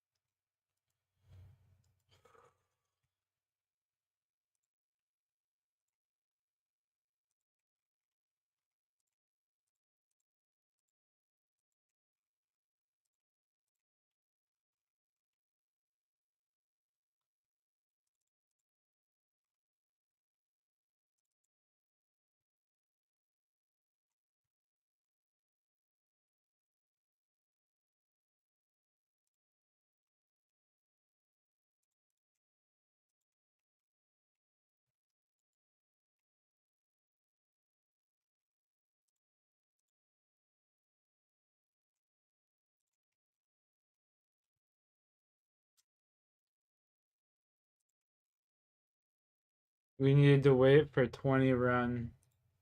And then we open that door and we get the fuck up out of there.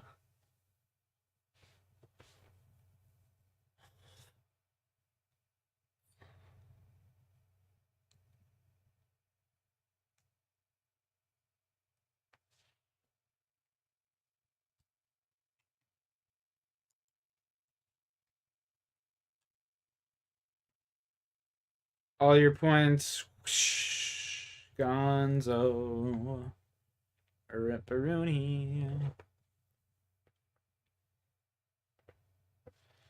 Alright, chat. You guys ready? Make or break here. Let's go. Ooh,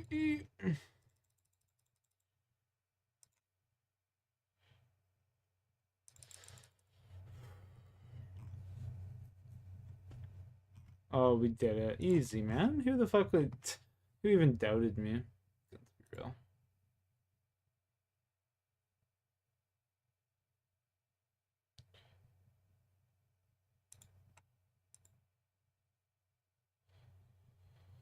Nothing like a good old cup of tea.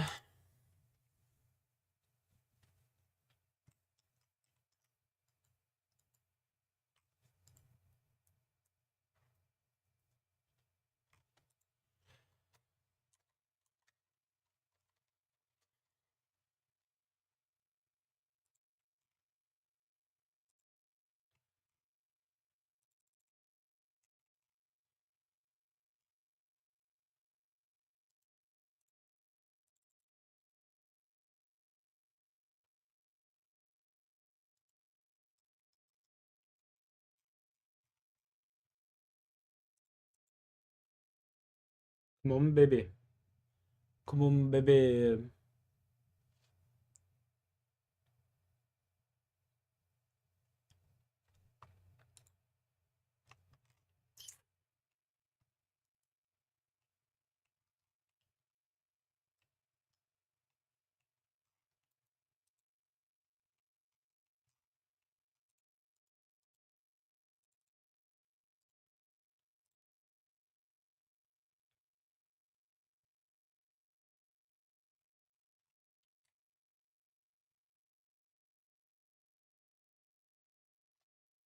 Look at that. Boom. Druidic Rich.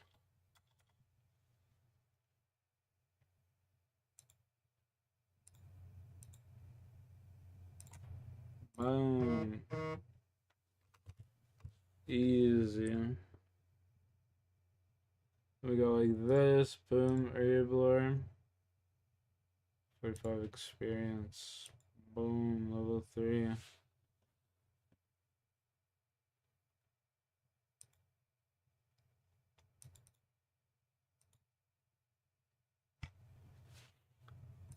Herbivore levels. Ching.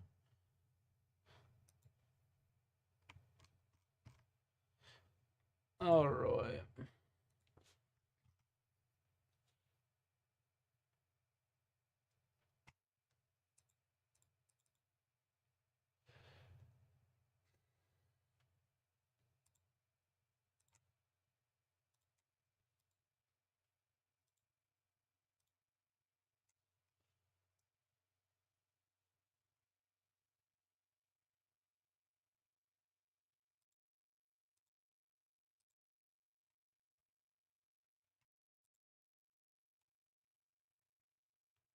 Now we make our way to Winter Toad at chat.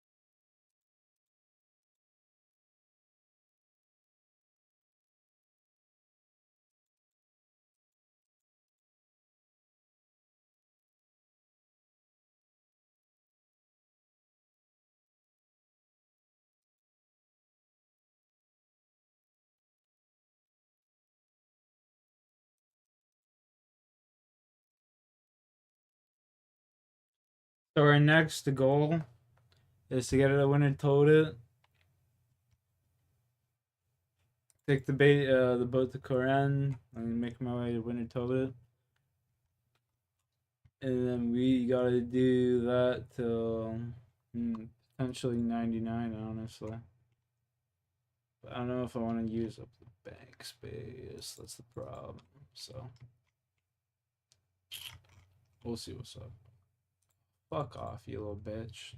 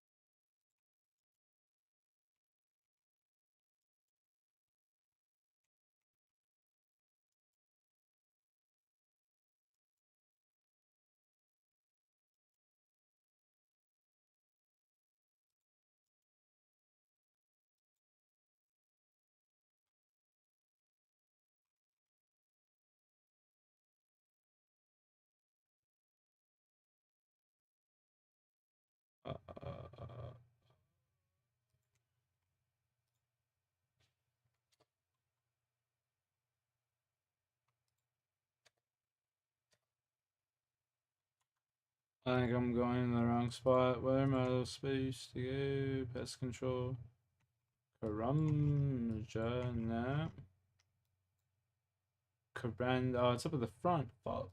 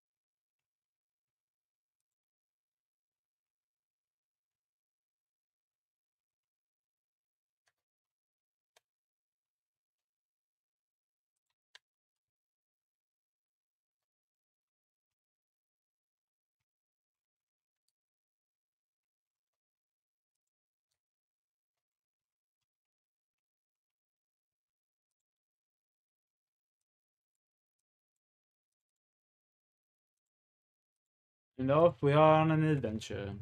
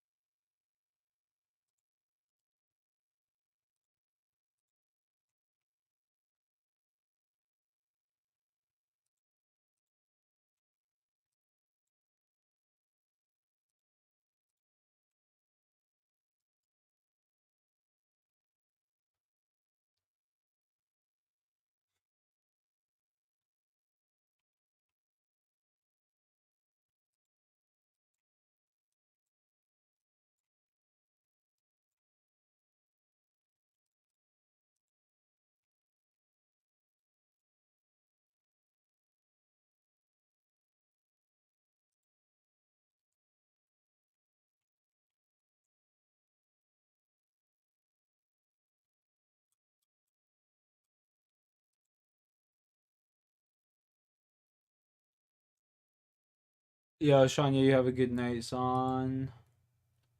Peace out, brother.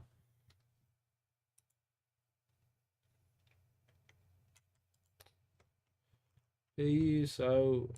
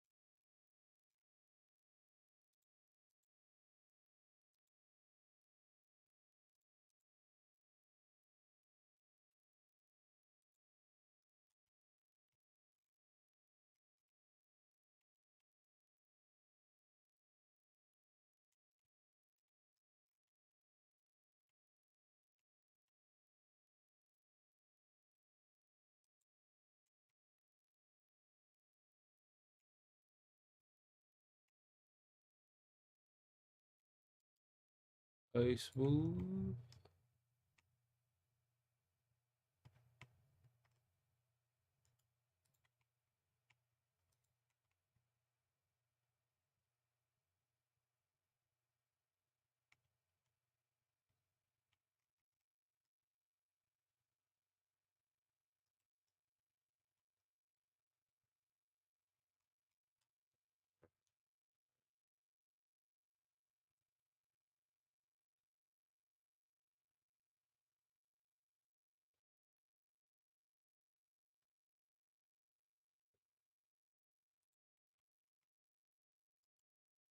Can't wait to be able to use fairy rings. Holy.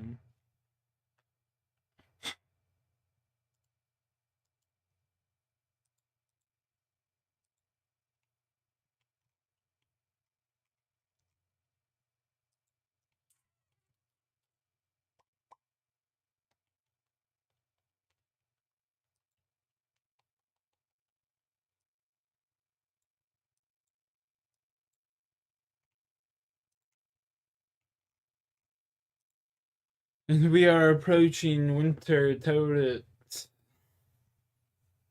Look at that. It's beautiful.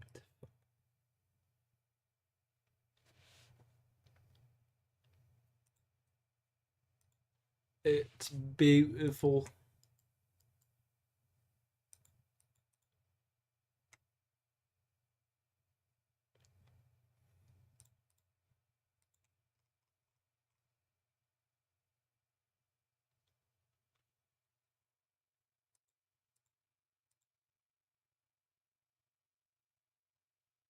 It's fucking just beautiful.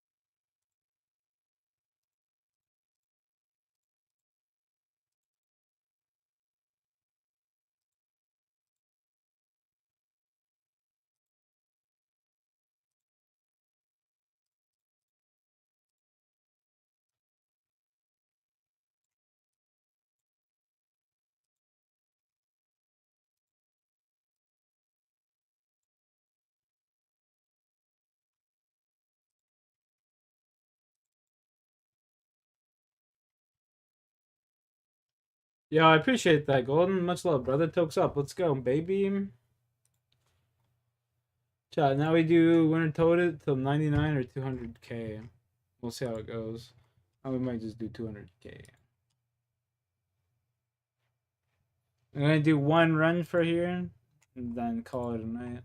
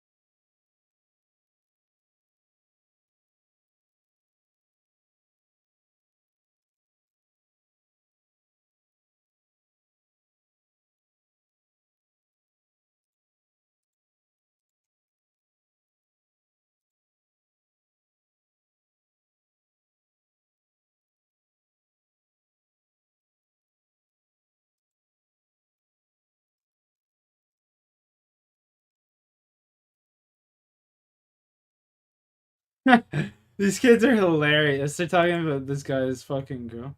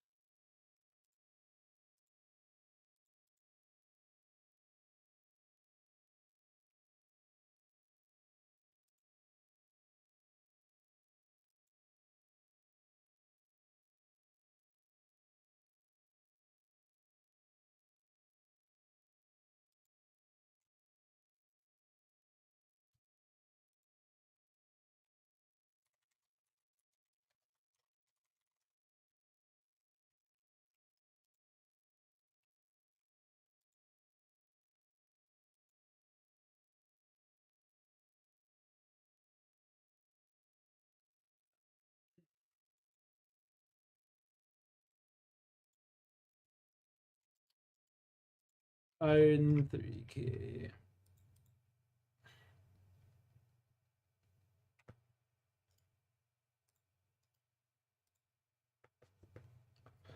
All right.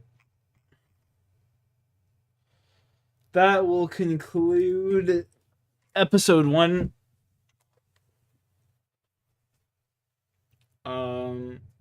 Yeah. From here on out, we're on episode 2, baby. Let's go.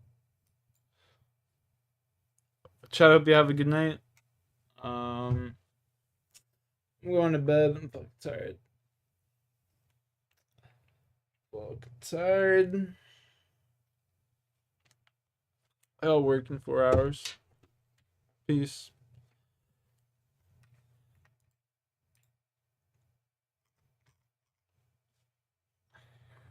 Appreciate y'all for watching.